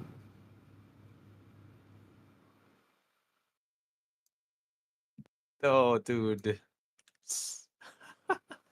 Well, okay. So going back to the match, like I'm seeing Jail Benedict is a bit more relaxed as compared to Mitsubishi which is going a full tilt right now. There you go, Oh tail my snap god. going into the parasite, risky Well fish at the played. upstream ship, Yeah. going faster, Wow. blocks, then Into Kotaro the bite into double parasite, so mm, removing both of them. yeah. Okay. I love the double discard from Ichibishi. Now he knows that JL is now going to be stuck on the 3 to 4 cards loop. Yeah. So it would be a much safer mid game. But the only problem is his midline with a 227 HP. If JL gets Hmm. that spiky wing, that midline would be in trouble. Yeah. Here comes the Kotaro follow up. Now, what are the Oh. draws from JL? Michibishi with a nice adjustment. He knows that his backline is able to outspeed JL with that goldfish. So, mm, very tight at the moment. Hmm. I saw one bulwark being discarded for the side of JL, so it possibly has one more bulwark. Hmm. It just needs to get rid of this midline god reptile. For Michibishi, same as well. Needs to force a Yeah. 1v1. Now, if he's gonna be forcing a 1v1, it's gonna be a battle with speed, but still, Goldfish may be faster if it does get hit. And here we go. Everything on the line. Risky Fish, and then goes into the Parasite, removes the bulwark, and still survives. Double scaling lunge and an upstream swim. There you go. Not going to be speeding it up, but dealing some damage. Going to Yun, Katara Totaro. Bite. Oh, reflect kill. Reflect Wow. kill. Oh no! Not Wow. enough, man. Perfect play from Michibishi right Uh, there. Playing the double dino plus the double bookwork. Oh, oh, Jail dude. needed the spiky wing for that play, but now is Aqua on a red HP, forced on the 1v2. So Michibishi, oh no, he still uses the spiky wing. So it's a 1v2, but Michi is actually faster, so Michibishi will be forcing game number 4. Wow. Yeah. It, I think that was the first moment on where JL wasn't in control. He didn't pass or dodge the double bulwark, even though we haven't seen it yet. So well played, Michi. Game number 4 commencing 2-1. Yeah. 2-1. Back on the scoreboard. Mitsubishi showing some, some signs of life, and of course, showing some spectacular plays against JL Benedict. He also made some adjustments, as you can see. There's a positioning as well, Yeah. and actually gave him a quote unquote mirror sort of situation right there. But it's more on the discard on the side of Mitsubishi and Scaly Launch over the side of JL Benedict. But still a good adjustment made by Mitsubishi, getting him that win. BMG, what do you think? Giving like that searing edge, BMG. Hmm. I think they could still play the same composition, even for the side of JL. Mhm. Uh, the difference between the third game, comparing it to the first and the second one, was he rushed the plant too early, allowing Michi to gather up more cards on his midline and backline. And once Michi was ready to play the 2v3, he played it perfectly, especially that turn where he played the double dino plus a double bookwork, Mhm. staining the midline, dealing damage, eliminating. Not only that he dealt damage on the backline of JL, he was also able to eliminate the midline reptile of JL. So that was a double kill kind of play. So that was a perfect turn for Michi. If I think it all comes down to counting of cards. If JL saw that Michi was using a lot of discards, he Mhm. can now finally get his pass turn. But if no discards were not in play yet, he could still kept on playing those cards. But the only problem is he did not see the double bull court coming. Mhm. Yeah, yeah. I was thinking like, is this gonna be a possible kill right there? But no, it's not enough. Anyway, we're trying to see how these guys are gonna be going for the next match, because guys, as you can see, it's still up and to anybody's game, because it's already a how much what's this? It's already a 2-1, so there's still chance for uh for Mitsubishi to catch up to Mr. JL Benedict. Still not at the end. Best of 5, guys, but still too close for comfort for Mitsubishi, because one loss and he's out. It's just too close, man. Yeah, Mitsubishi needs to uh, stay in his perfect form Yeah, and needs to force at game number 5, one game at a time. So yeah. let's see if JL's going to have any adjustments. But from what I saw, he is still safe on piloting the same composition. Mhm. Yeah, like what can you say? It's like what we say in one of the enemies, like isang daang porsyento, like 100%. He has to Yeah, go in.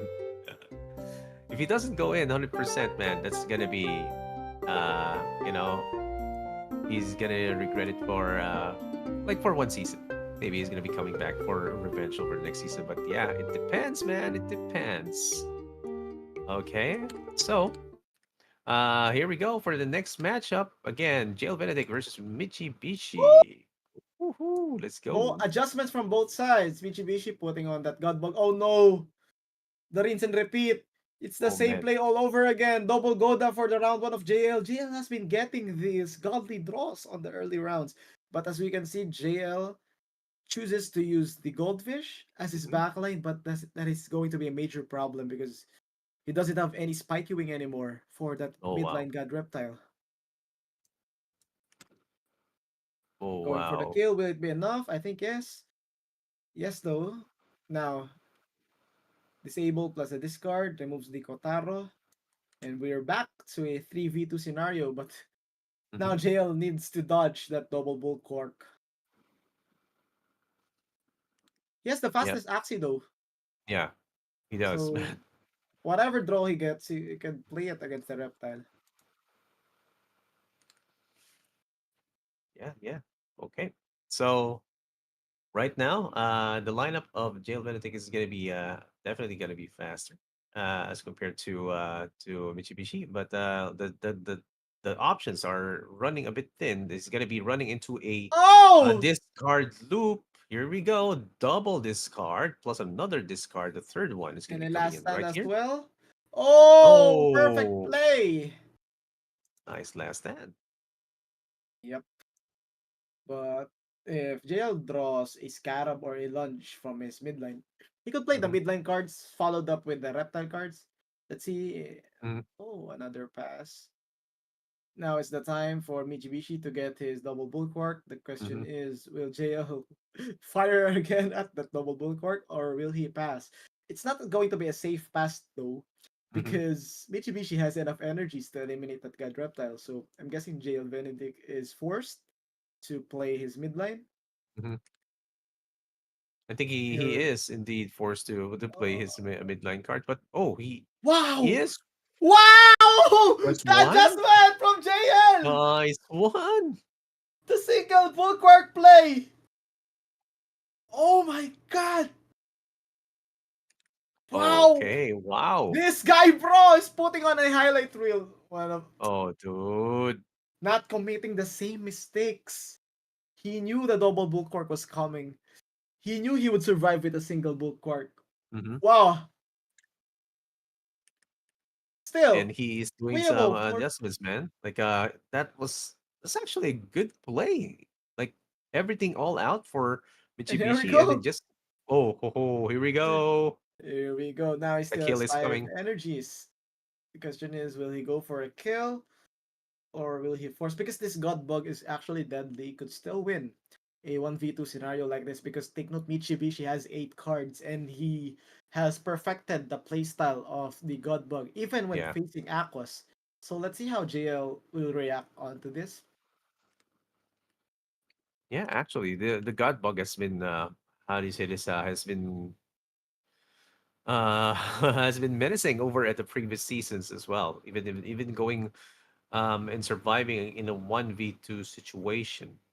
And considering that he has discarded a lot of those cards and putting less options for Benedict, like Benedict Oh, he played he all of has his to go all cards. in. Yeah. Oh no, heal! Wow! He played it very unpredictable, I guess. It was a pass What? turn for JL. Yes. I was predicting a pass. Mitsubishi was predicting a pass, but here we go. A 1v1. Oh wow. No heal. Yeah, Oh he was man. predicting a pass because during a 1v2 you need to maintain the 8 card rotation for your god bug. Hmm. You need to have the double heal or the double discard. But JL making that play allowed him to catch Mitsubishi off guard. Brings that Hmm. bug to 139 HP. The question is, will he be able to clear it? I'm guessing yes. All he needs is a risky fish and 2 more damage cards. Here we go. Risky. Oh, the perfect um order as well, putting the swift escape at first. Yeah. Safe escape. Here comes the risky fish. And not enough though! Not enough. Here comes the double heal for the The side of heal. Michi. Oh, this is where it gets exciting! Yeah. The order of play. Oh! Oh, actually, JL made the right order with the goldfish and the risky fish, but bad math though. Double heal. No! No sticky goo for the side of Michi. Now Michi. Oh, is this going to be a 1v2 comeback? Oh Oh! no. Could have passed. Here comes the 4 damage cards. Risky fish, not enough to destroy the shield. And yes! Michibishi has done it again! Oh man. Two Oh! two. Dude. Oh! Dude. Oh! Michibishi playing it perfectly forces game number 5. And this it has been a masterclass for both players. I personally Oh think man. Jill was totally in control as early as round 1 with the double Goda, and when Mhm. he dodged the double pull court, I think it's just he got a little bit of excited from the Yeah. last round because during the 1v1, you know that Michi is forced to use a double heal because he has a low HP bug. Then, after the double heal, you know that he is going to use a sticky goo to survive. Mhm. So the last card would be a discard, meaning JL has the perfect time to pass during that Yeah. 1v1. If he passes, only one card will be discarded. And what happens there is he will be having like 5 cards. Mhm. But if he did not pass, just like that, Mitsubishi was able to survive. And when you are stuck on a 3 card loop, you will not be able to kill that god bug with Yeah. with 8 cards. But for the side of JL, to defend him, if he calculated the shields, because I'm just going by instinct, and my instinct was also to fire it away during the 1v1. It's Yeah. use the goldfish, use the risky fish, because I think it would be able to get the kill. But fortunately, it did not, and the rest was history. What a play for Michi! Wow, Yeah. I love the show. It's very entertaining. Like definitely a good player right there. Like as you can see, they were actually how do you say this? They're going back and forth, and man, 2-2. This is too close, man. Too close for comfort. I really like. I'm really excited to see how this matchup is going to be going because you can see that JL Benedict is trying really hard, especially with the comms that he's building. But Mitsubishi is like is now revving up. It's like it's like saying that he has been kind of a bit cold during the first few rounds, but now like his name again, like he is heating up. The engine is heating up, and he might as well go for a 3-2 and a reverse sweep as well. So let's see.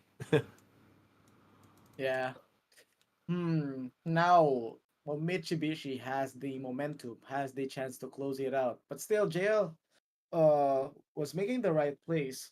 So this would be a very exciting game number 5. Both players have shown that they both deserve to get that grand finals spot, but Mhm. only one will remain. So best of luck to both players, and I'm excited to see on how they will uh play out this final game. Yeah, sad to see. Final game over at the lower bracket finals. Then they have a chance to close this out with Flair. And now here we go. Oh, change of position as well for Mitsubishi. Plus Wow. the comp and you know that God. Okay, so I'm looking at the God Reptile and the God Bug right now, and they're both in one team. And Mitsubishi is like not putting, not stopping anytime soon. Goes in with the headshot and the Thunderclaw discards as well, and also the horns are actually disabled. So this is gonna be a tough one for JL Benedict at the start. Yep. Good adjustment from both sides. Mitsubishi putting the God Reptile back to the back lane, but JL now having the Spiky Wing. Hmm. to be able to deal with that God Bug and God Reptile. Still, JL has the fastest axes, so Hmm. he has the chance to use all of the utilities from his front line. Yeah, yeah. Still trying to figure out what else he can do right now just to mitigate the damage that's going to be coming towards him. But look at this buzzing wind into risky fish. And the scaly launch combo. He's going to be there's a chance for him to destroy this. There you go. Takes it out. But of course, this card is going to be coming on. And a Kotaro, lots of energies for Michibishi. Hmm. Now, JL has limited cards to play with. Yeah.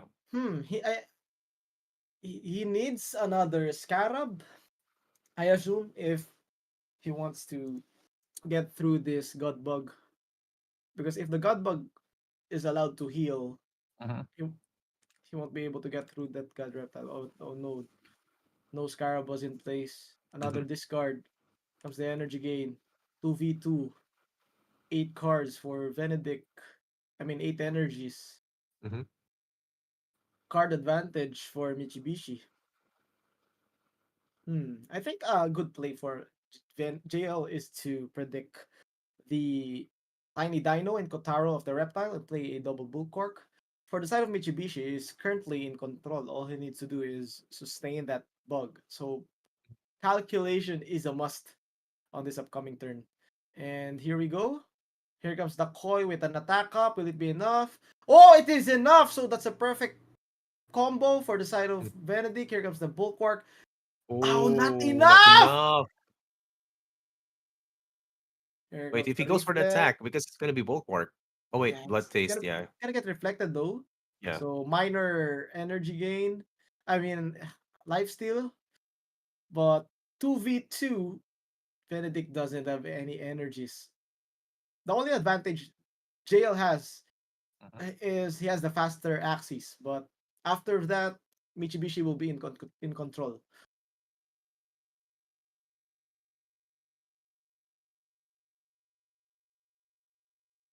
Dude, this is quite nerve-wracking, Yeah. man. Oh my Oh, god.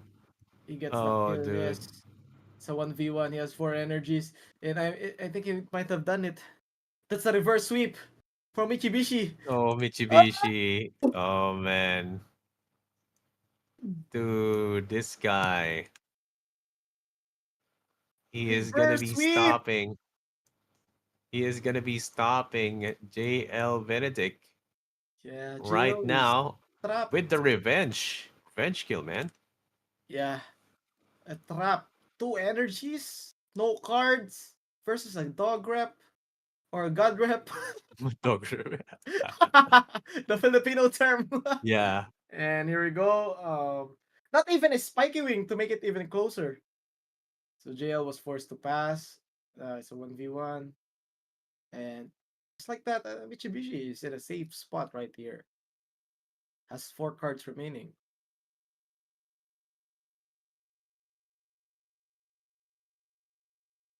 Yep. Definitely in a very, very safe spot indeed, man.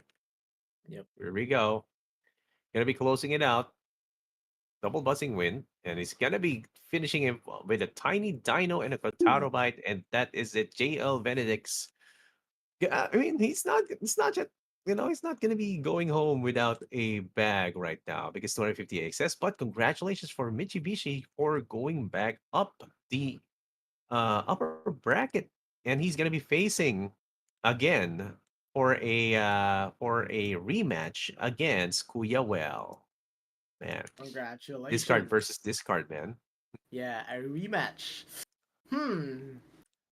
From what I've seen, I think Quillwell is in a comfortable spot because he has already played against Michi. It all Yeah. comes down to some minor adjustments, some micro adjustments between the two on lineups and strategy. But congratulations, Michi, for pulling off the reverse sweep.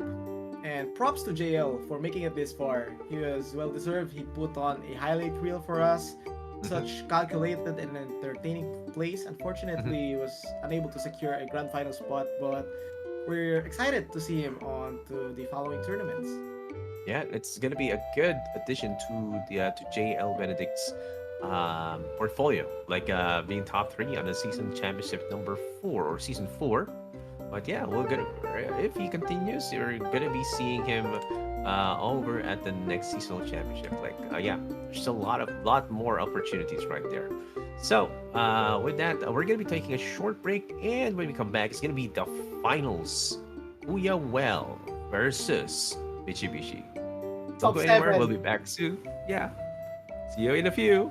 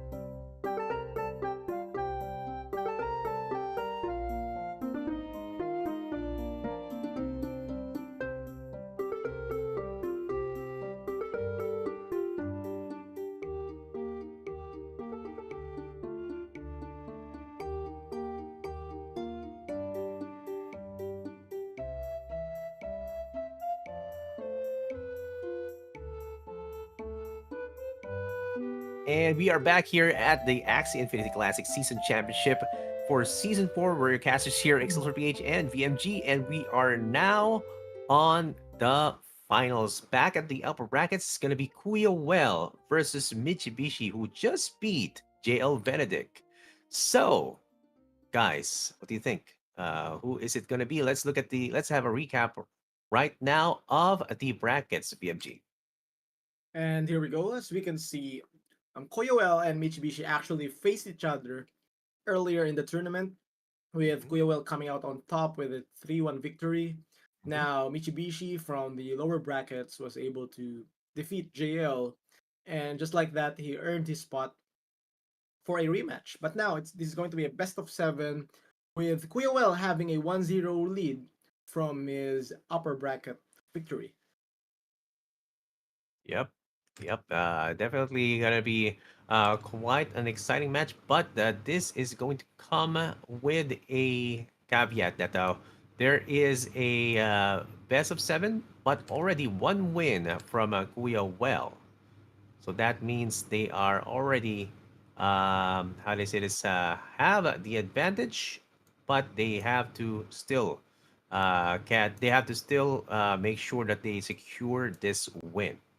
For Yes, those of sir. you guys, yeah, and let's look at the recap of the prizes. We're gonna be having, of course, the first place is gonna be getting 700 access, and second place is gonna be 400 AXS. So that means the Mitsubishi already secured the 400 AXS. He's just waiting for that extra 300 AXS if he does beat Kuya well. What do you think about that, VMG? Is that a lot of Yeah, bags? yeah, massive gap between the first and second placer. Hmm. So it would give the players more motivation to aim for Hmm. that first place spot. Hmm. And with Mitsubishi coming from a reverse sweep, he currently has a solid momentum, and he might have a chance on getting his vengeance against Koyoel. Yeah, definitely, definitely. That's gonna be one more chance to get that revenge spot against Kuya Well, and Kuya Well possibly has been watching over the previous rounds, and we'll see if he will be performing. He will be how do you say this? He will be securing this win against Mitsubishi, and saying I've been watching you, I know what to do, and maybe adjust the strategy. It depends, man. Let's see if Yeah. that's gonna be the case. And also, we are a few minutes away from the drafting phase, so shout out to all of our viewers. Kindly stay Hmm. patient, as the both players are currently selecting their axes, and we'll be heading to Hmm. the drafting phase in a bit. But for now, shout out to our active viewers, shout out to 100 viewers, and shout out also to Axie for having us as your casters, me Hmm. and Excelsior. And let's keep on going. More Axie tournaments in the future, specifically Classic. Yeah, more classic tournaments, more on-site tournaments, right? Yeah. I want to see more of that on-site tournaments that we have already been a part of, like last Clan Wars SEA was actually a really big tournament, a lot of turnout as well, and a lot of people were celebrating uh, the uh, the tournament. Like we've seen players just go in, even though they're not going to be playing, they just want to be part of that momentous event, right? So, shout out to all the ones who are still with us. I think BMG, we're going to be going for another 2-day casting event Oh, for this one. yeah, we are 6 minutes away from midnight, and would love to shout out all the viewers who stuck with us Yeah. for almost 5 hours, potentially going six if this series goes on for long. But now we are currently on the drafting phase between Hmm. Koyoel TZ and Mitsubishi, the rematch. Let's go. Let's go. And okay, I'm definitely excited as to how this is going to be going because, guys, the we remember that this is a what do you call that? Mirror matchup, so to speak, right? Because they're both discards, but Yeah, both not necessarily players, a miss, not necessarily a mirror. Yeah, but same thought process, yeah, maybe both yes. using parasites, and I think this is a statement that the meta just keeps on evolving because Hmm. from the previous tournaments we've seen the Dawn and the Godbug Hmm. reaching the top, but for now we've seen the discard composition on a mirror match on a grand final. So Hmm. it just proves that this current lineup is strong enough to bring you to the top. Yeah, definitely going to be a uh, a lineup to watch out for. You know, who would have thought that this card comp can actually get this far? Like, considering that this there has been a change um in the format, like ban 4. Yeah, that's a lot different than ban 3 protect 1. Yep. So yeah, good adjustments from our players. They have probably workshopped this over at their teams, especially Mitsubishi and his team. And Kuya well as well. Definitely is loving that wall, that very pink wall right there. Pink beam. Big Yeah, beam. yeah. He has been, in a very comfortable position ever since the upper bracket, ever since winning the upper bracket finals. So yeah, let's see if you know, you come back for more. I'm gonna defeat you again. That's probably what Kuyawell is saying right now. Let's see if is this a 2-0 series for the side of Koyowell or will Michi get his revenge? But for now, here are the Axie pools from both players, and possibly we might see the same bans. Mm, from the previous matchup, Mitsubishi banned the four midline Aquas of Kuyawell. Let's see if he will do the same. And dude, I have seen some shout out to Zorn Limited. I'm sleepy, but I need to finish this. Yes, you do, dude. Yes, you do need to finish this. You need to there's wait, if you're living in the Philippines, there's nothing, there's no class, no office tomorrow. So yeah, you need to finish this now. Also, shout out to RMZ. All right, one of the pros of the scene as well. Yeah, he's saying showing the support to Michi Bishi. Yeah. Let's go, and here comes the first ban from Mitsubishi, banning that midline Aqua. Same ban for Kuyawell as well, banning that bug with the numbing. So we might potentially see the same ban, but if I see a different ban, I'll take Hmm. note of it. Hmm.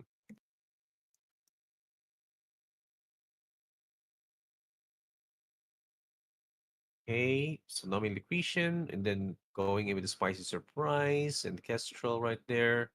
And the God Bug, but there are two of them, except this. The other one has the pumpkin for the back part. But over at Mitsubishi, he has been banning some of the high speed aquas over at the side of Kuya Well. Yup. So Yeah. far, same ban for both players. Kuyawell banning the plant with the headshot and Hmm. the God Bug, while Mitsubishi banning the double midline Aquas. Let's see if Mitsubishi retains the bans on those two other Aquas, which is the black one on the middle and the blue one on the lower right of the Axie Pool of Koyawell. And here we go, same ban for Mitsubishi. Yep. Same ban. And look at this. The aquas are being targeted over at the side of Kuya Well. Now that I'm pretty sure that PMG is not loving that. Like, oh no, why are you hitting my fishies? But Oh, why they banned the Aquas? But from the previous matchup, yeah. mm, I'm guessing. Oh, I think is there a similar ban because I think it's the same ban, yeah. Because I think Koyawell can use the Aqua Double Plant once again. But knowing Mitsubishi, he's not known for committing the same mistake, so there might be some adjustments from his playstyle. Oh, he changed his profile picture. Look at Kuya Will. So that's Oh yeah, yeah, what he's working with. mhm. Yeah. He's showing his true form, Kuya Well, right there. Oh, so that's not even his final form. He's just channeling. Yeah, yeah. Kuya Well with the means right there. And yeah, shout out to everyone who is watching the stream. Maybe going on for the close up right there. There we Yep. go. Here are our both players. We can see them on the camera. Both are locked in and focused. Kyoel needs to win 3 matches, while Mitsubishi needs to win 4 to acquire that trophy. And focused. Or Kyoel needs to 700 AXS. Okay, and now for that 700 AXS play. Let's see if this is gonna be typing over the chat. Who you think is gonna be getting that win? Whoever gets that win will get a how do you say this? Will get a jacket from Kuya Well. Bakit? And 5,000! Yeah. Yeah, imagine getting that you know, getting to be a winner of the season 4 championship with the 200 or rather 700 access with a 2000 access prize pool and being named Kuya Well. Yeah, and people are going to be expecting there's going to be like how do you say this? A quote unquote palato. Dude, come Shout out on. to Fau Fau. 5,000 AXS. 5,000 A lot. access. A That's a lot. lot, bro.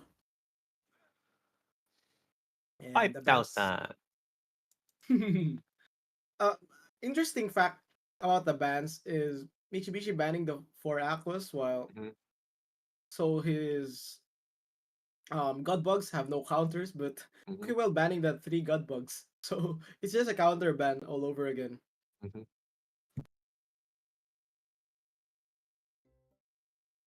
Yeah, let's see. Okay, Mitsubishi is. I think he's taking a break, but look at that. PH is usually at a disadvantage because of time. Yeah, we are. Usually we're at a disadvantage, but for this one, we are going to, you know, we are going to be dominating here. Okay, this actually is like one of those tournaments that we're definitely sure that we're gonna be dominating. So here we go. Let's go, Here we guys. go. Both players are ready. Definitely ready. Let's go. Quewell versus Mitsubishi on a best of 7. Yeah, best of 7, guys. Kuya well already leading with 1 win. And Mitsubishi, or rather, Mitsubishi just needs to catch up. I think he's gonna be catching up, man. He's done this Yeah. time and again. Also, time check. It is 12:04 a.m. on the 26th of August. Happy two Yeah, days, guys. 2 days, 2 day Let's go. cast. There's no cast like a 2 day cast, like Axie Infinity Season Classic. Yes, sir. That's But why we, I've we been saving yeah, my energy. I knew this time would come. we almost dodged it, man. Like but the first matches were like going slow, like how Mitsubishi was going a while ago.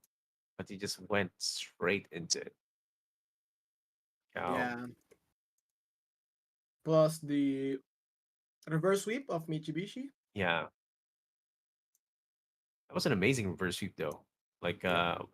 actually thought that that JL Benedict had a good chance, but the adjustments, like it was not static. They were making some changes, and those changes were making the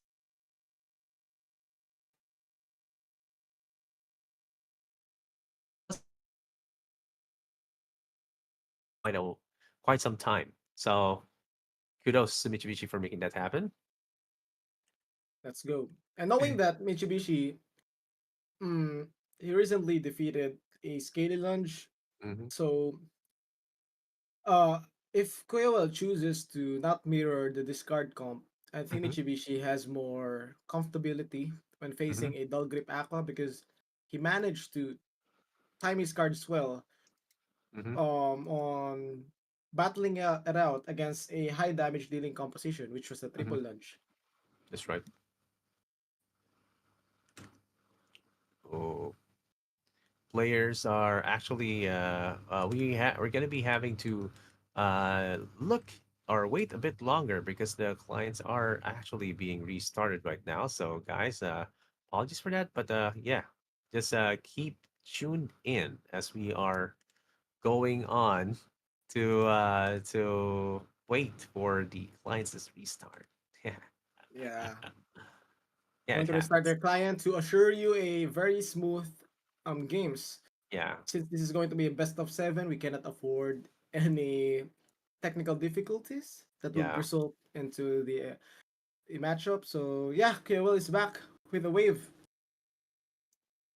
Cool. Yeah, well, let's go. Here we go. Now, type in, guys. What do you think? Kuya or Mitsubishi? Let's make it happen.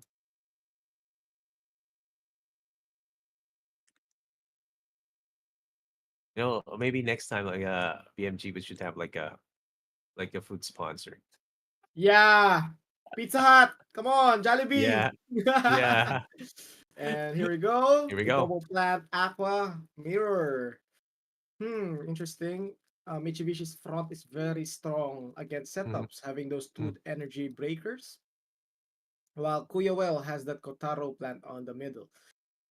I think a game-changing factor right here is the spike queuing from the backline of Kuyawel, but it Hmm. is countered by the goldfish of Mitsubishi's backline. So here we go, both players firing it away. Massive damage from Kuyawel. Hmm. No Going energy with an steal. stolen, plus a cattail value. Yeah, like no energy steal, which is actually a good read for both of them because they were trying to go and steal each other's energy. And here we go. Ikoda and a sandal burning one energy, but that pumpkin is the threat Hmm. for Kuyawel, so he needs to play a dull grip Hmm. to destroy that front line. Now he has two pumpkins present. I think the Hmm. pumpkins were drawn too early, Hmm. so Mitsubishi might have the chance to discard those.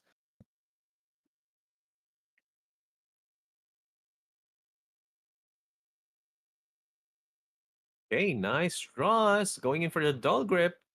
Starting it fast. Lots of damage. 215 to be exact, but it's not going to go down.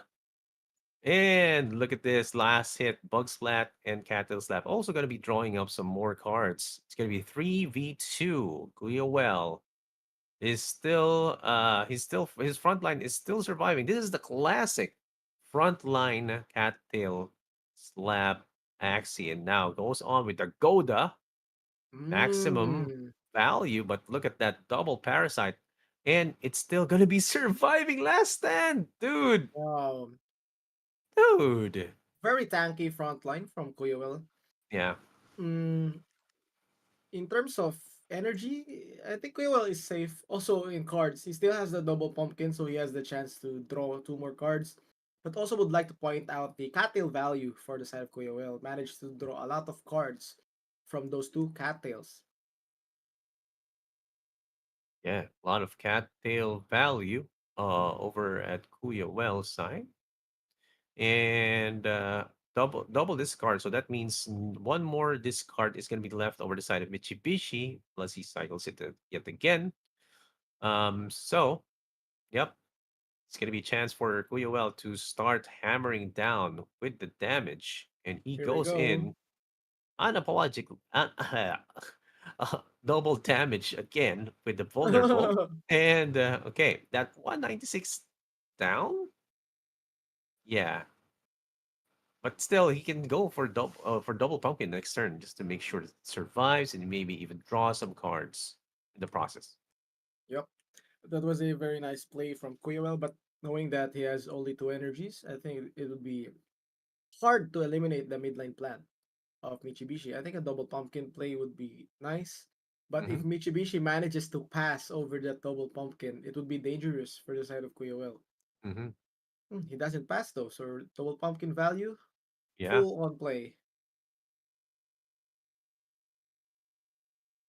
pumpkin value right there. Nice. Okay, so it's gonna be time for Mitsubishi to cycle back for some more discard plays, and they're actually both at equal footing. Okay, so it's this chance for speed up play for Kuya well over the next turns. Still, it's still anybody's game, depending on how Yep. they're going to be playing it. Koyoel also choosing not to use his cotton tail, knowing that the midline plant of Koyoel has a night steel on it, so it's not giving up any energies. So, oh, Nice. nice play. Hmm. Koyoel doesn't have any cards. His midline is in trouble. Hmm. Doesn't have any pumpkins. So is this a forced 1v2?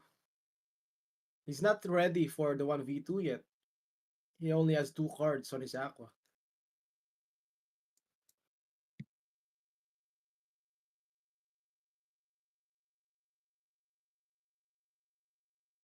Okay, so now we're seeing the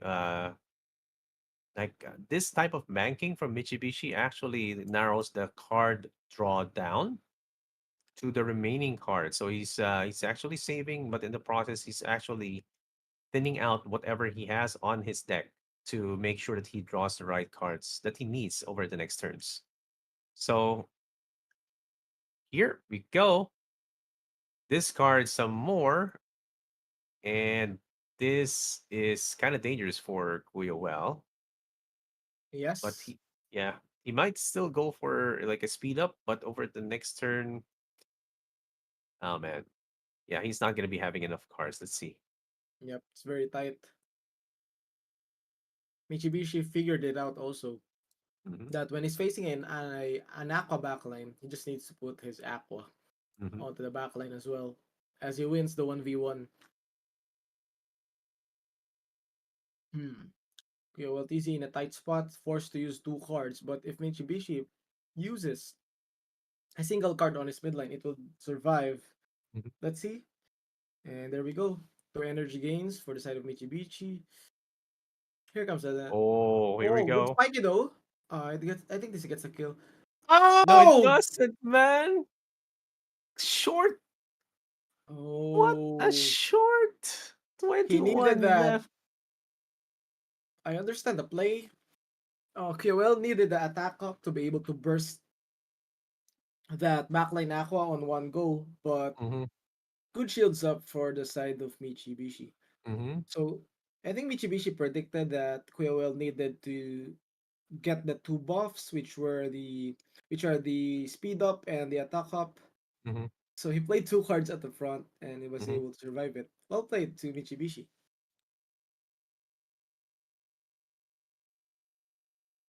Now this is going to be another opportunity for Well, but still going into Blood Moon right now.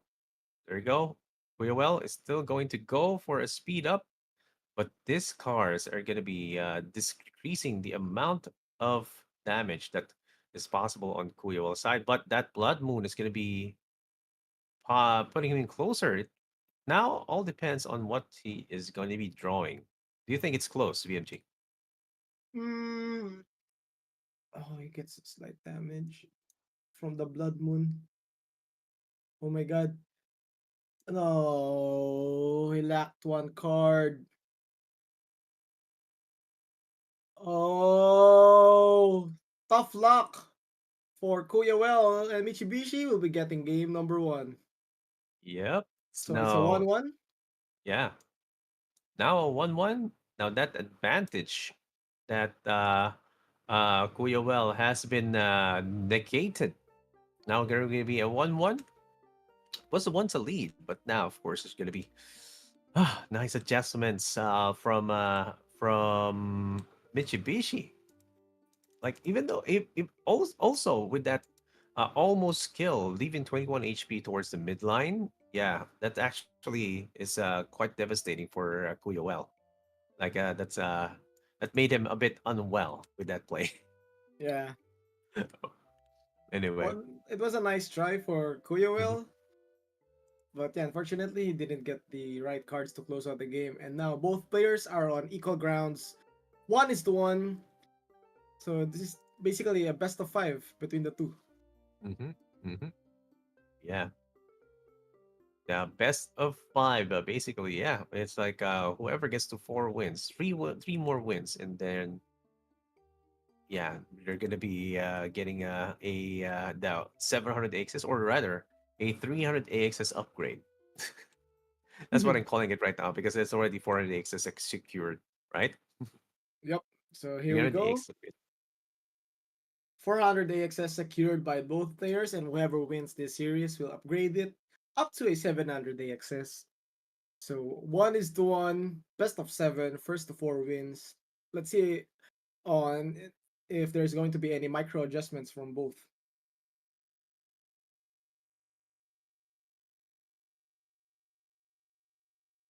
Yeah, looking at the both players, like I think I don't know. Skywell should use the Yam once again. He hasn't used the Yam, Yeah, he was actually using it like yeah, earlier, right? earlier, right? So front line, yeah, I think. Yep. Frontline Yam. It's just hard to time the Yam so well, but if he manages to pull it off, it would be closer. Hmm. Is it time for the Yam of Kuya? Well, we shall Hmm. find out. Game number two. No Yam present, but Mitsubishi changing his front to a more sustainable one, having that carrot. Why so serious? Pumpkin and parasite. I haven't seen Carrot in quite a while now, but yeah. Um, maybe this will be the play that he needs to keep on getting that advantage. Now goes on with a double Woo! parasite plus a pumpkin. Wow, Decent nice, pass nice, for nice. Kuya. Managed to dodge the 200 plus shield. So now it's Mhm, Kuya turn for a barrage. But the question is, will Michi use his cards once again, or mhm. is Kuya able to destroy any energies? Good dodge for the pumpkin.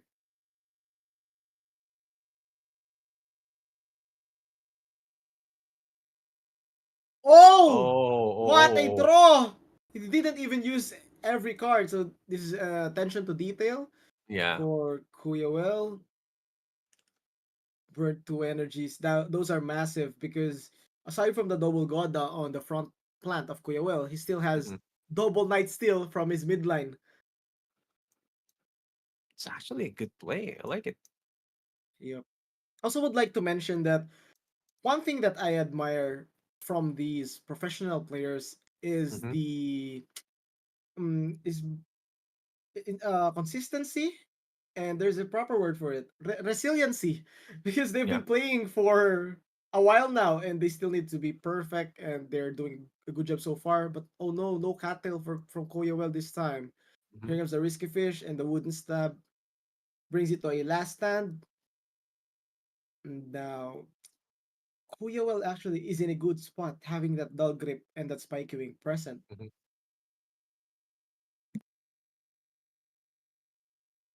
Yeah, making that last stand actually is going to be another player for Mitsubishi. And will he be able to uh, secure this spot, like this second match? But yeah, let's see.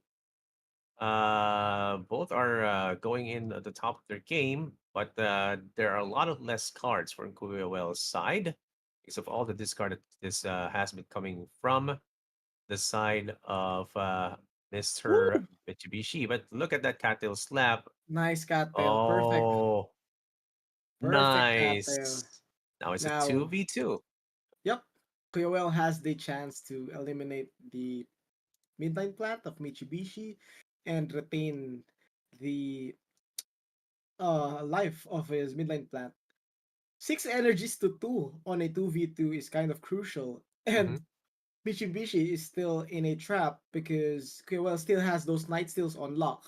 So Mm-hmm. Mitsubishi cannot use his cottontails. Mm-hmm. And here we go. Dull grip plus a risky fish.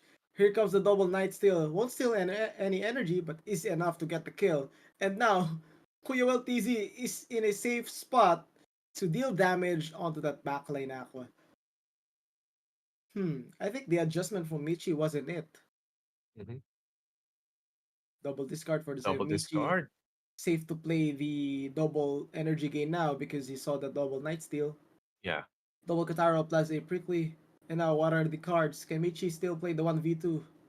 I don't think so. I don't think so, man. It's It's too far. The lead is well is two ahead. yeah, he's two ahead unless he has some protection. Now he's gonna be using that all his arsenal with the third glance and the swift escape, but it's 11 HP. What? Yeah, it's too far. It's too far, Yeah, man. It's too far, too elite. far. Now, what are the cards for the side of Kuya? Well, he has all the energy. He just needs to keep on playing those cards. And Hmm. here comes all the cards from the plant. This will be enough. So Kuya Mitsubishi has four energies, and Kuya has three cards. Oh my God! Is this? Oh wow! Oh no! Is this it again? Did he make another 1v2 possible? That was actually a bad draw for Kuya Drawing three cards on the midline plant. Oh Will he man! get the kill? Will he Oh get the no! kill? This is a bad draw. He doesn't even have any energies. Oh no! Oh no! Oh, It's a draw! it's Oh a my god! draw. Oh my god, he could have lived if he didn't waste all of his energies. Oh man, If only he had a double dull grip. that's a bad draw. Unfortunately, unfortunately, Wait, what is a draw? Is it 0-0 or is it 1-1? I think it's a 0-0. Counted as Oh 0-0. no! Oh no, Oh no, man! Oh indeed. no! Koyoel was too much in control Oh during the yeah, whole game, but a minor mistake on using all of his energies yeah. because he could have. I know he was forcing the plant to Hmm. survive, but Mitsubishi has Cottontails, so Mitsubishi is allowed to play two damage cards every time because he has the double Cottontail to retain the energy. And just like Hmm. that, uh, oh, unfortunate. Yeah, it's like this. It's like these I, guys are like I mean, it's I think also just needed one shield, right? yeah. So Yeah, he if just needed that Quill, one stroke. if he, I think one of the reasons on why he used all of his energies, he was expecting a spiky wing, Yeah. but he didn't draw any zero cost, so he wasn't able to go full shield. So no spiky wing. Unfortunate, but I hope it doesn't affect his mentality. He's been playing well. Both of Yeah. them are. And 1-1. Let's see. What is one indeed? And it's quite difficult to see this kind of a matchup, man. Like I see the both players trying their best, and you know it's so close that even got to a draw. Like this is the first draw that we got during this tournament, which is actually Yes, great. yes, sir. And now Mitsubishi realizes that that frontline wasn't it because the carrot can actually give Wheelwell some energies if timed well with the Night Steal. So he went back to his old frontline plant with a Golda Night Steal. Mhm. So I'm expecting both of them to just keep on playing three cards on the earlier rounds. Let's see. And here we go. Early cards for both. Here comes the single koi. Massive cattail value again for the side of Koyawell. Dodging the three energy burns. What a play from Koyawell right there. Yeah, massive play. Energy burns are. not going to be effective. And of course, with the Captain Slap, it's going to be drawing some more cards, thereby kind of like not necessarily negating, but yeah, it's actually negating the possible discards over the next turn because but he still has one more Captain Slap on his roster, so he may still get some more cards. And look at that, Dull Grip Oh plus a no. Goda. That's a lot. That is enough to destroy, but not necessarily put it out of the map because that front axis of Mitsubishi is going to last stand. Yeah. Yup. The question is that last stand good for Kuyawel or Mitsubishi?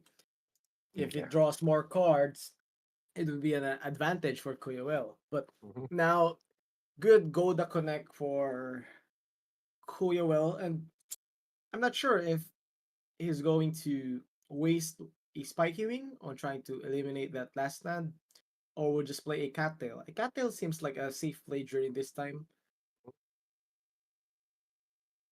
Think so. Like a cattail, yes, just to like remove and possibly get some draws, Oh! and he does get to have maximum right there. Maximum value at least. But still, getting some draws in, Scarab Curse, can get some hits, get Oh some my draws as god. well. Kuya Kuya well, Well has so many cards available. like like a while ago, he was like, okay, where are my cards? But now so many cards available to his roster. So let's see if he'll maintain this card abundance. Oh! Oh man, Still play the frontline cards! Kuya Well! I love dude, the confidence. Oh my god. who does that?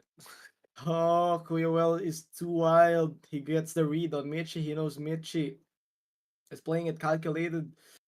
He knows Michi will be saving the Aqua cards.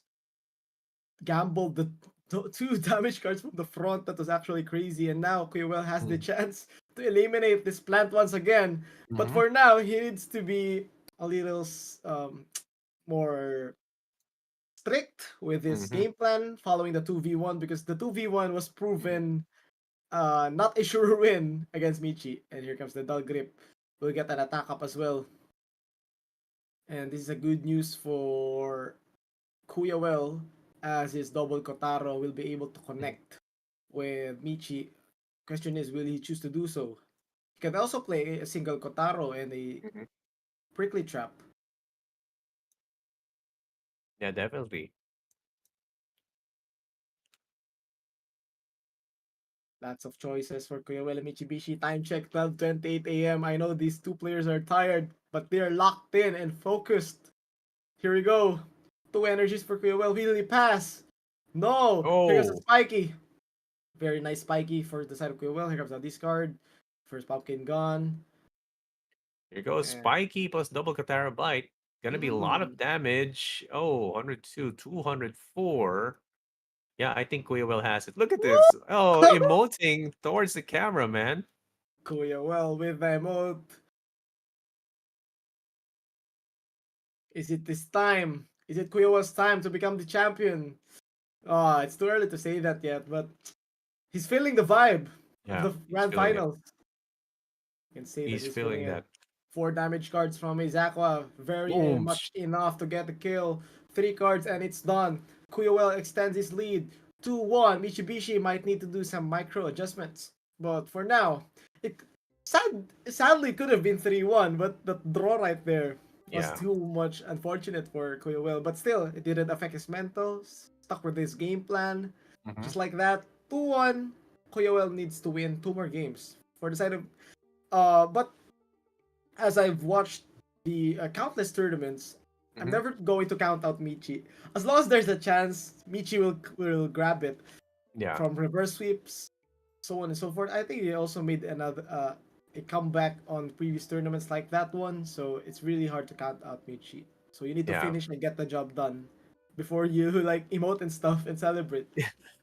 Yeah.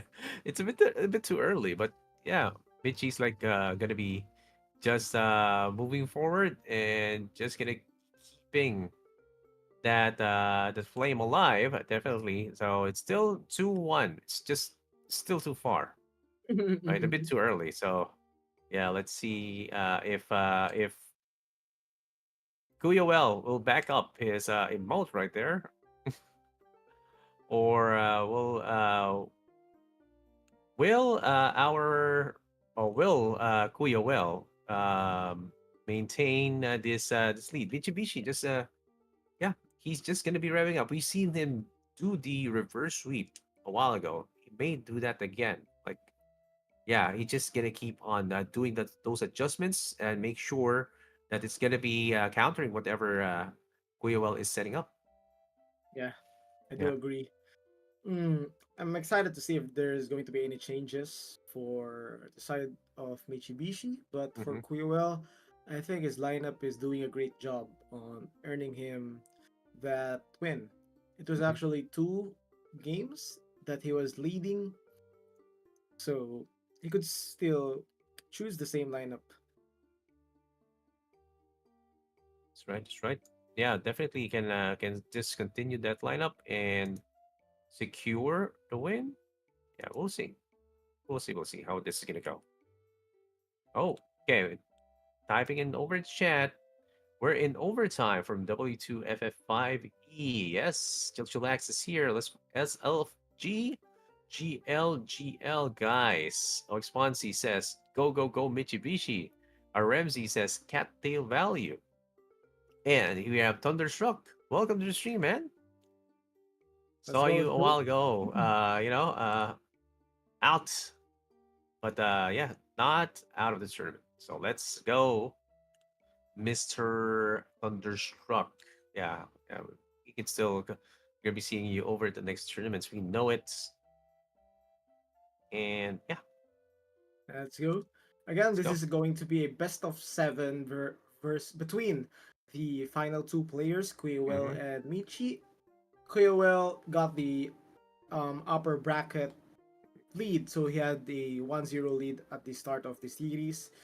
Michi won the first game, so it's tied to a 1-1. Second game was a draw, still at 1-1, and the last game was won by Quillwell, so it's a 2-1, and now we are entering game number 4.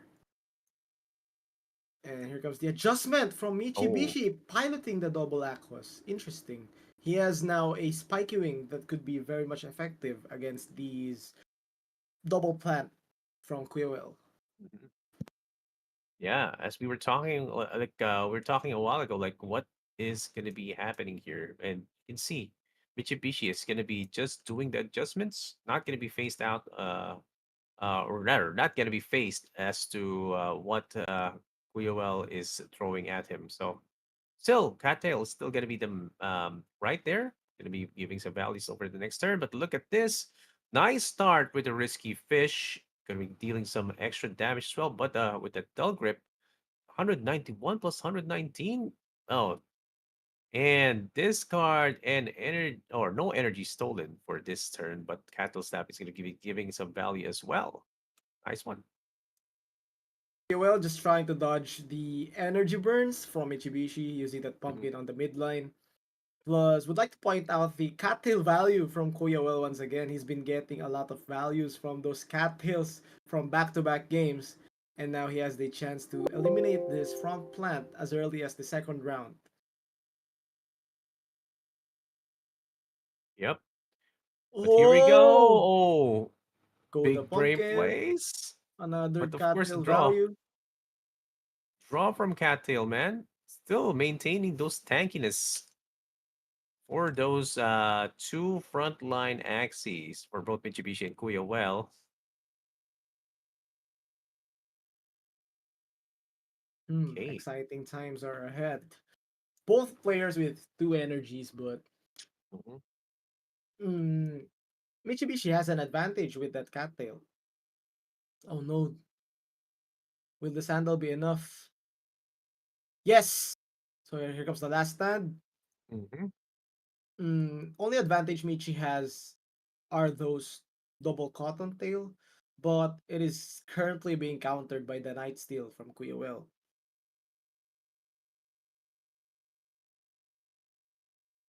So that last stand is going to be stopping it, but no. I think Kuyawel has a safe pass. Yeah. He could This is a definitely a pass right there.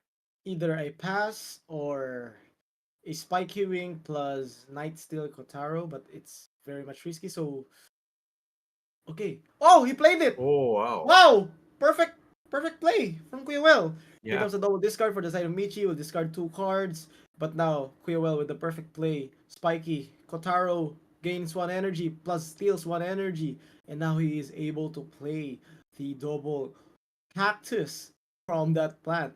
So actually, Quillwell went for the risky play, and it worked Mhm. out well. Michi Bishi can't do nothing but smile, and probably a smile of command. Yeah. And next play is gonna be double cactus, but look at this risky fish plus double koi. Gonna be speeding it up, and also Oh my god, now gaining some this energy and hurts. destroying it, man. Two v This hurts one. to watch. Yes. That Aqua had some good thoughts into it, giving Yeah. him the spike queuing advantage, but against a Kotaro, that was not it. So here comes another double discard for the side of Quillwell. Will try to force another 1v2. Oh ho. Here comes the Night Steel and the Kotaro. Here we go. Oh, What energy are the gain yet card again, draws? Will dude. Quillwell get unfortunate again? This is too close. This is gonna be another like three cards drawn from the plant. No, no, no. That's not gonna be the Ah, case. not again by Kuya Well. Not again. Managed to sustain the Uh, front, and here comes the double damage cards from the back whoosh. line. And just like Boom. that, Kuya Well will extend his lead up 3-1. Ooh, fixing his banks right. Oh yeah. 1 win away from claiming that grand finals first place spot. But then again, it's Michibishi. He Yeah, makes the impossible possible. Makes the reverse sweep come. yeah. First sweep is definitely gonna be looming for Mitsubishi side. But dude, that emote, like he was mimicking the hair of Mitsubishi right there. Yeah, all is fair, but yeah, let's see if we're gonna be seeing the continuous win from Kuya. Well, let's see if he can back it up because Mitsubishi will be coming from behind as he did over at the previous match with JL. But yeah, let's see if this is gonna be another win, guys. And here we go. Once again, we can look at the Axie pulls from both players. Kuyuel sticking with his composition, and he's been finding comfort so far, Mhm. earning him 2 wins, while Mitsubishi trying to switch it up, trying to find the correct formula on how to break the code from the lineup of Kuyuel. Will Mitsubishi find it? That's the question. Is it time to play the Dawn? Another question. I think the Dawn midline could do some damage for Quillwell, but I'm not sure. Let's see. So Mitsubishi, he knows that the double aqua isn't working, so for sure that he is going to avoid playing the double aquas once again. Definitely. So let's see what kind of adjustments they're gonna be making. As Mitsubishi actually made some adjustments a while ago, but it did not fare well against Kuya Well. So, oh man, already one win off, right? One win left for Kuya Well, and he's gonna be taking home the 700 AXS. Mitsubishi already right there, probably thinking deep as to how he's gonna be taking this win,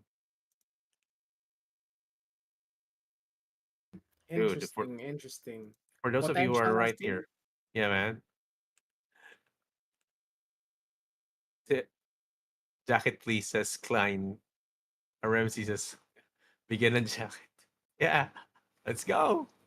Wait, it is the same, right? Okay, wow. It's the same. Mitsubishi playing the aqua once again, but so far from what I can see is Quewell TZ getting the cattail as early as round one has given him a significant advantage. The question is, what will happen if he doesn't get value from the cattail? That's what I want to see, if his lineup is still sustainable in this matchup. double cattail. Oh my god. Oh man. But that's a cattail trap. He has another cattail. Yeah. Now, with Mitsubishi seeing the first cattail, he knows Kuyawell loves playing the single cattail turn one. So is this a green light signal for Mitsubishi to play Mm. his discard cards, not knowing that Kuyawell was able to draw a double cattail at round one? If Mitsubishi manages to dodge the second cattail, he might have a chance at this. Yeah, he may have a chance at this if the second cattail is gonna be, preventing the draws over at the next turn. I mean, for the next turn, if you do have the first cattail, there's less likely a chance for the second cattail to appear. But in this case, Kuya well already has it, and we can see it. Now, of course, will Mitsubishi be conservative enough? Oh, he doesn't Oh, use the second cattail! oh, wow. Kuyawell! My god!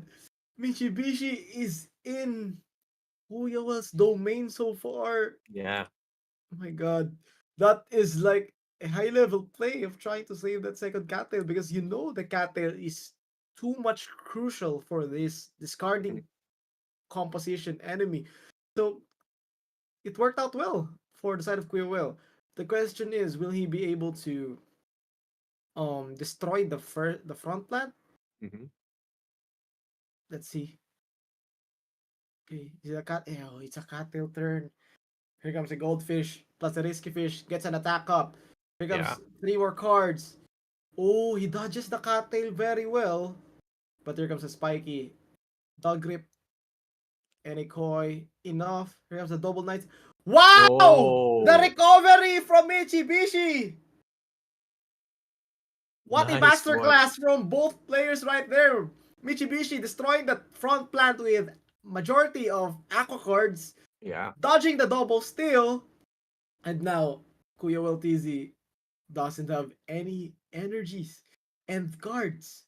This Hmm. is too different from the last time, and he doesn't have any night steal, so Mitsubishi is free to use the double cattail from here. Yeah, it's gonna be difficult as well for Ruel to be trying to get some attacks without any cards into his arsenal. But yeah, he has to make do with what he has. Yoel is in trouble. He needs to finish off this aqua right here Mhm. because the double aquas are much faster than Yeah. his backline aqua. So, and here we go, a double discard. Comes a risky and another discard. Double koi, enough to get the kill. It's a 1v2, but Kuyo doesn't have any energy. How will he play this? Hmm. Kind of Oh curious too, man. no. Let's go. Spiky applied. Yeah, this is gonna be a kind of a telltale as to how damage is gonna be applied over the next turn. It's gonna be a full ride from Mitsubishi because with that vulnerable state, it's gonna be extra damage. And just like that, Mitsubishi is going for the finish. Yep, this is it. And he forces Boom. game number 5. What a Oh play from man. Mitsubishi. Wow. Game number 5, guys. Mitsubishi coming back up. Second point. Well is now at 3 points because of that 1 point lead that he got from winning the upper bracket finals. So he still needs one more win. Like the pressure is less on him. But Mitsubishi is just slowly catching up.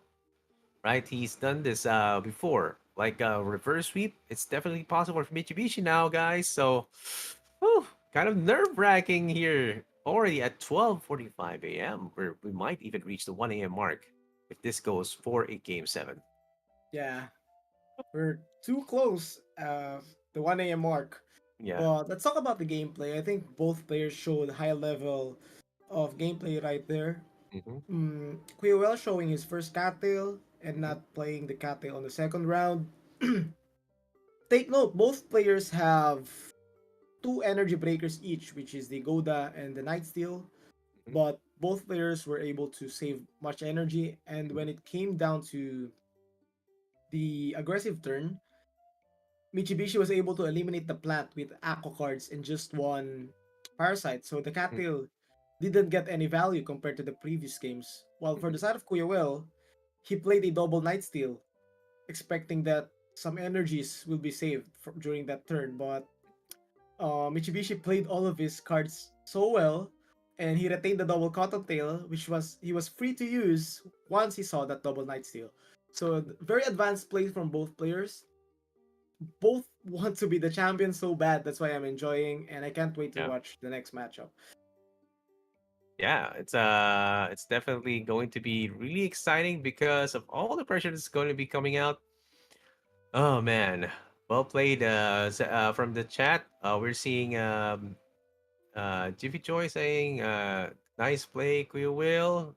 Chilchillax, fire emoji. Well played, Boss Michi from 70s 777. Jiffy Choi as well. Well played, Michi from Chilchillax. GG, well played. Yeah, these guys are like going at it, man, toe to toe. And look at this next lineup. It is still wait, still gonna be the same for Mitsubishi. Still gonna be same for Kuya. Well, wait, yeah, yeah, it's the same, right? Yep, same lineup from both. They both found success using these lineups. Mm-hmm. And let's see, I think the major factor here is if Kuyowell is going to get value from his cattail. Here comes the early turn. Oh, this is a perfect round for Michi.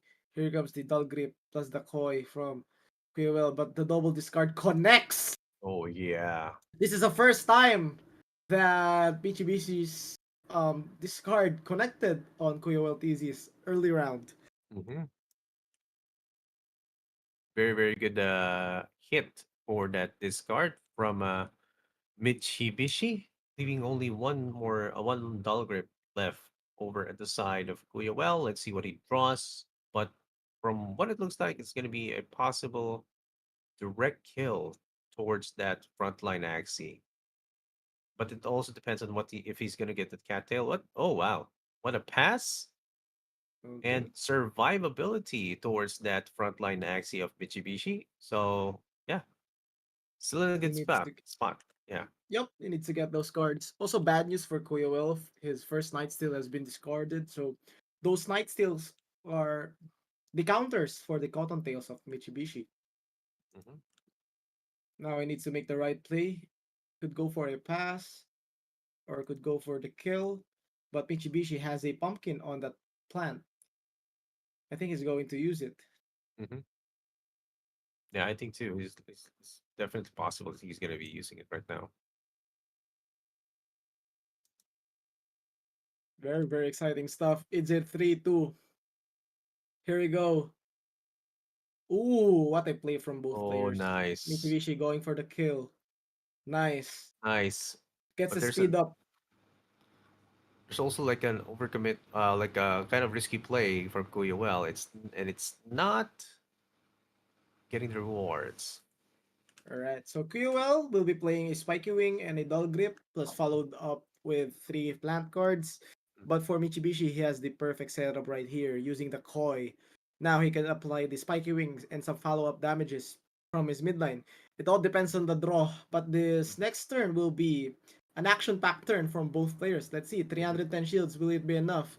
Here comes the Spiky Wing. Oh no, Oh, this I don't think this is enough. I don't know, I'm not sure. Here's the Spiky Wing and the Dull Grip. And it does get the kill! wow, Oh my god! And just like wow! that, another momentum shift! Wow!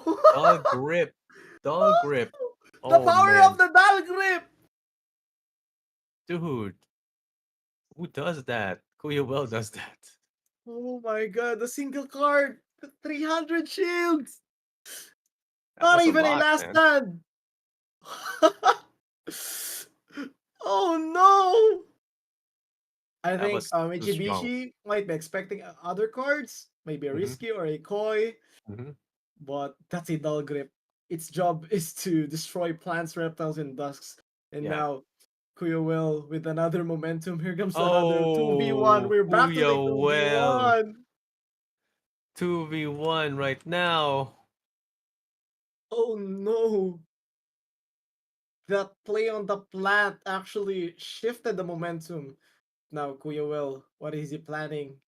Oh, Kuya Will going for the damage. He knows it's not safe if he plays a pumpkin. Mhm. So he's going for a damage play. It's a risky. He has a night steal though. He stole one energy. Oh Oh, dude. man! Ah, What are the card draws? Kuya Will needs two damage cards onto his Aqua. it This is all so depends close. on the card draw right now, guys. Yes. Oh, he has a Dark Grip. Gets the discard. What will he discard? Not the Oh Dark Grip no. though. So Kuya Will has four cards right now. Yes, yes, indeed. And if he's still gonna be faster, Oh Mitsubishi is no. still gonna be faster, but Yeah. will he survive? Mitsubishi has an attack up set up. Yeah. Will play double risky, double goldfish. Kuya Will, different from the second game, he is now able to pull off a maximum shield. And here we go. It's a 1v1. Oh no! Oh No, no. he didn't get the second risky fish. I don't think it will be still be enough, but Kuya will be the champions for the season Oh 4 of Axie man. Infinity Classic Season Oh Championship. dude, amazing performance from Kuya Well. Maintaining that lead in the upper bracket, man. Dude. Congratulations, Kuya Congratulations. He has dethroned one of the kings. And still, props to Mitsubishi for Yeah. putting on a show. Yeah. Unfortunately, for that spiky dog grip, Mhm. it changes the momentum and it went downhill from there. Well played, Yeah. Kuya Will. Well played indeed, Kuya Well. And still, congratulations for Mitsubishi for getting that 400 AXS. And 700 AXS is going to be going to Kuya Well. And the title of the Axie Infinity Classic Season Championship Season 4. Congratulations. Well deserved, man. Upper bracket, maintained that upper bracket lead. Yes, yes, sir. Okay, so with that, guys, again, thank you to everyone who wait, are we going to be going for a review? Yes, we are. Oh, we have some questions.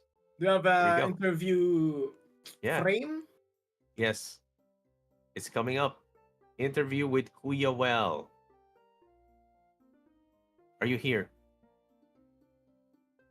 Are you here, Kuya Well? Dalawin mo yung baso. Let's go.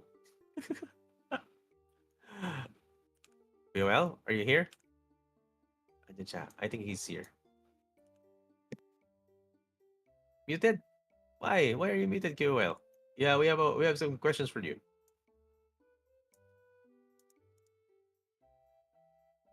Hey, Kuya Well. Kuya Well. He's right here. He's like he's maybe he's shy. There you All right, go. there we go. Can we remove the mute?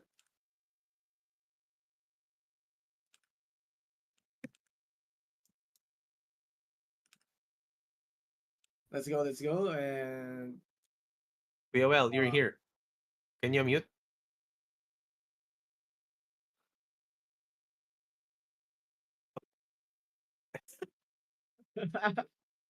I'm guessing he doesn't want to have an interview, but yeah.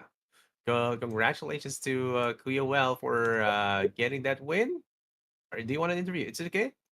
Here we go. again, let's try again. Let's Put go. on the camera. Oh my God, camera ko. Paring Are you here? Bibig! Let's There you go! go. Let's Congrats, go. Let's pre! go. Right. Nawala yung cam ko, pre. Interview. Can we put the Kuya Camera. camera? Nawawala yung camera ko. Ang problema nito. Oh, Naglolo ko yung cam ko. Encall ko muna. yeah. There you go. Hindi, wala eh. Oh, Kasi nasa iPad yung ano ko eh. Yung cam eh. Wala kasi akong cam sa PC. PC kasi ni ate to. Tsaka wala ring mic. Ah, okay. yun. Kaso, Ay, sige po. Ayan po, okay na po ba? And here we go. Kuya Well is right here. Yan. Our first question goes to VMG. Go. Let's go, let's go. So, you not only did you beat one of the reigning champions, Mitsubishi, once, but you did it twice. First of all, what was the mindset coming into your first matchup with Mitsubishi and the rematch during the grand finals? Una po kasi sa lahat, kababalik ko lang talaga sa Axie. Tagal-tagal din ako nawala, ilang season din. Kaya medyo gigil ako ngayon sa mga tournament kagaya na ito. Let's go! Let's go. Ganda. Ganda, ganda. So, ano Yeah. yung what can you say about the latest updates from Classic? Because there has been a lot of changes compared to the last time you grinded. The graphics update, the artifacts, the new effects of cards, like Una dun, nagtataka ako about dun sa artifacts, pero buti na lang nandiyan yung mga tropa ko. Mhm. Sila Andre, Warren, sila Sir Patrick, yung manager ko po. Mga tropa ko. Sa kanila ako nagtatanong about sa ganun kasi hindi ko talaga alam. Nagugulat ako, ang lambot ng Axie ko eh. You know, I have a question like Kuya Well, like did you have any scrim partners? Did you for planning Yung, your yeah. yung ka-scholar ko po, pero hindi ko siya ka-guildmate eh. Si Sherwin Oh. po, kasali rin po siya sa tourna. Kaso, Oh. kasama sa mga palad po na laglag. Oh. Kaya I pinagdiganti ko lang po. yun and I think Sherwin is saying, "Oh, palato."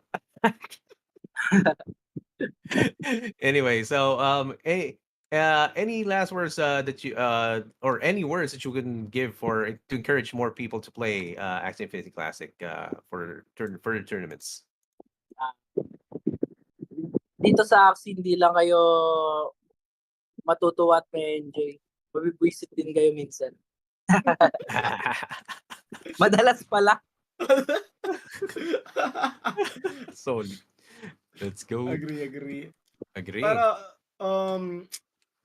so what's next for Kuya Well? Are you going to join Guild Wars in the future or for solo? Naglo-look forward po talaga rin ako sa Guild Wars. Sobrang inggit na inggit nga po kanila Andre tsaka kanila Gaebit. Kasi mga tropa ko nandun eh. Sila Dubu, Mhm. sila Chan, sila Michi. Ayan, mga tropa ko rin naman po talaga yan. Mhm. Kaso, hindi na nga po ako nakakapaglaro. Kaya, ayun, medyo naiingit lang ako minsan. Minsan. Naiingit lang po talaga ako. Kasi, sabi ko, kung nagbabatak pa rin ako sa Axie, baka nandun din sana ako. Congrats. Thank you po. Well deserved, pare. Mhm. So yan, any final See you shout soon, out? pare. See you soon. Live event. Thank you po, sir. Yes. Thank you, Bimeg. Any last words pala para sa amin? Gusto ko lang po talaga pasalamatan. Siyempre, unang-una po si Lord po. Kasi kung di po dahil sa kanya, hindi po magiging posible lahat. Mhm. And siyempre, mga nagbigay sa akin ng lakas ng loob para bumalik ulit. Unahin ko po na nag-refer po sa akin ng account is si Arya po, si Andre.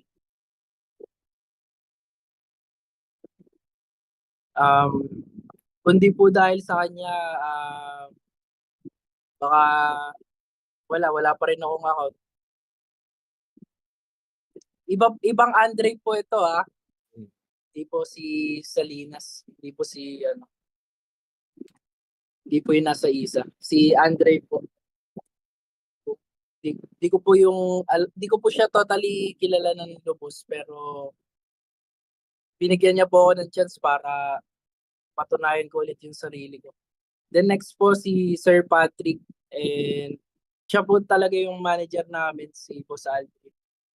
Binigyan niya ako ng chance para, yun nga po, sumubok ulit, tas pakita ko kung hanggang sa talaga yung kaya ko. Then syempre yung isa sa pinasasalamatan ko po talaga is si Warren po, si Neraw. Though buwan po ata siya ngayon, pero sobrang laking impact niya po sa pagtulong po sa akin sa pagbuo po ng box ko. Siya po kasi yung binibigyan niya po ako lagi ng mga tips kung paano yung mga gagawin ko in the next games. Kaya sobrang nagpapasalamat po ako sa kanila. Siyempre po, family ko, yung girlfriend ko po, kaso masama po pakiramdam niya ngayon. Magaling ka dyan. Yeah. Siyempre po yung mga kaibigan ko po, si Lagaeb, sila Gaeb Mitra, si Arya, si Andre, tapos yung guild po na nasa puso ko, yung BLMS po, tsaka PG. Nandun po ako ngayon sa PG, sana makapasok kami for land tournament. Yun lang po, maraming salamat po. Good luck. Maraming salamat, pare. Congrats ulit. Congrats. Thank you, Fred. Congratulations, Kuya Maltese. And I think that's about it. Any words, Sir Excelsior? Yes, and yeah, congratulations to Kuya TZ. Thank you to everyone who has been watching, and we've been we have all had a total of 6 hours of the tournament going into day 2. And thank you for keeping on supporting the Axie Infinity Classic Season Championships. Thank you to Sky Mavis for getting us here and yet again. And again, for Sky Mavis for keeping on improving and bringing back Axie Infinity Classic. So with that, I would like to say Classic's back again. And, we're here and we want you to stay competitive. See you guys. See you guys. Cut.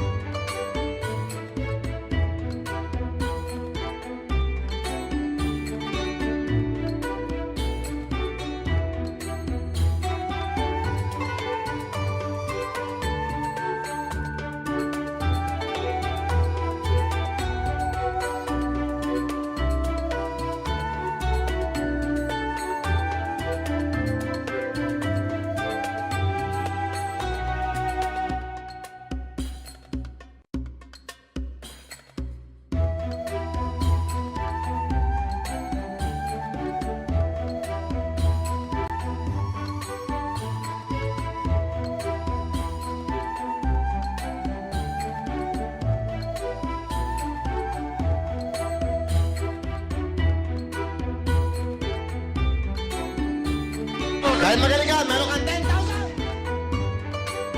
Dahil magaling ka, meron kang 10,000.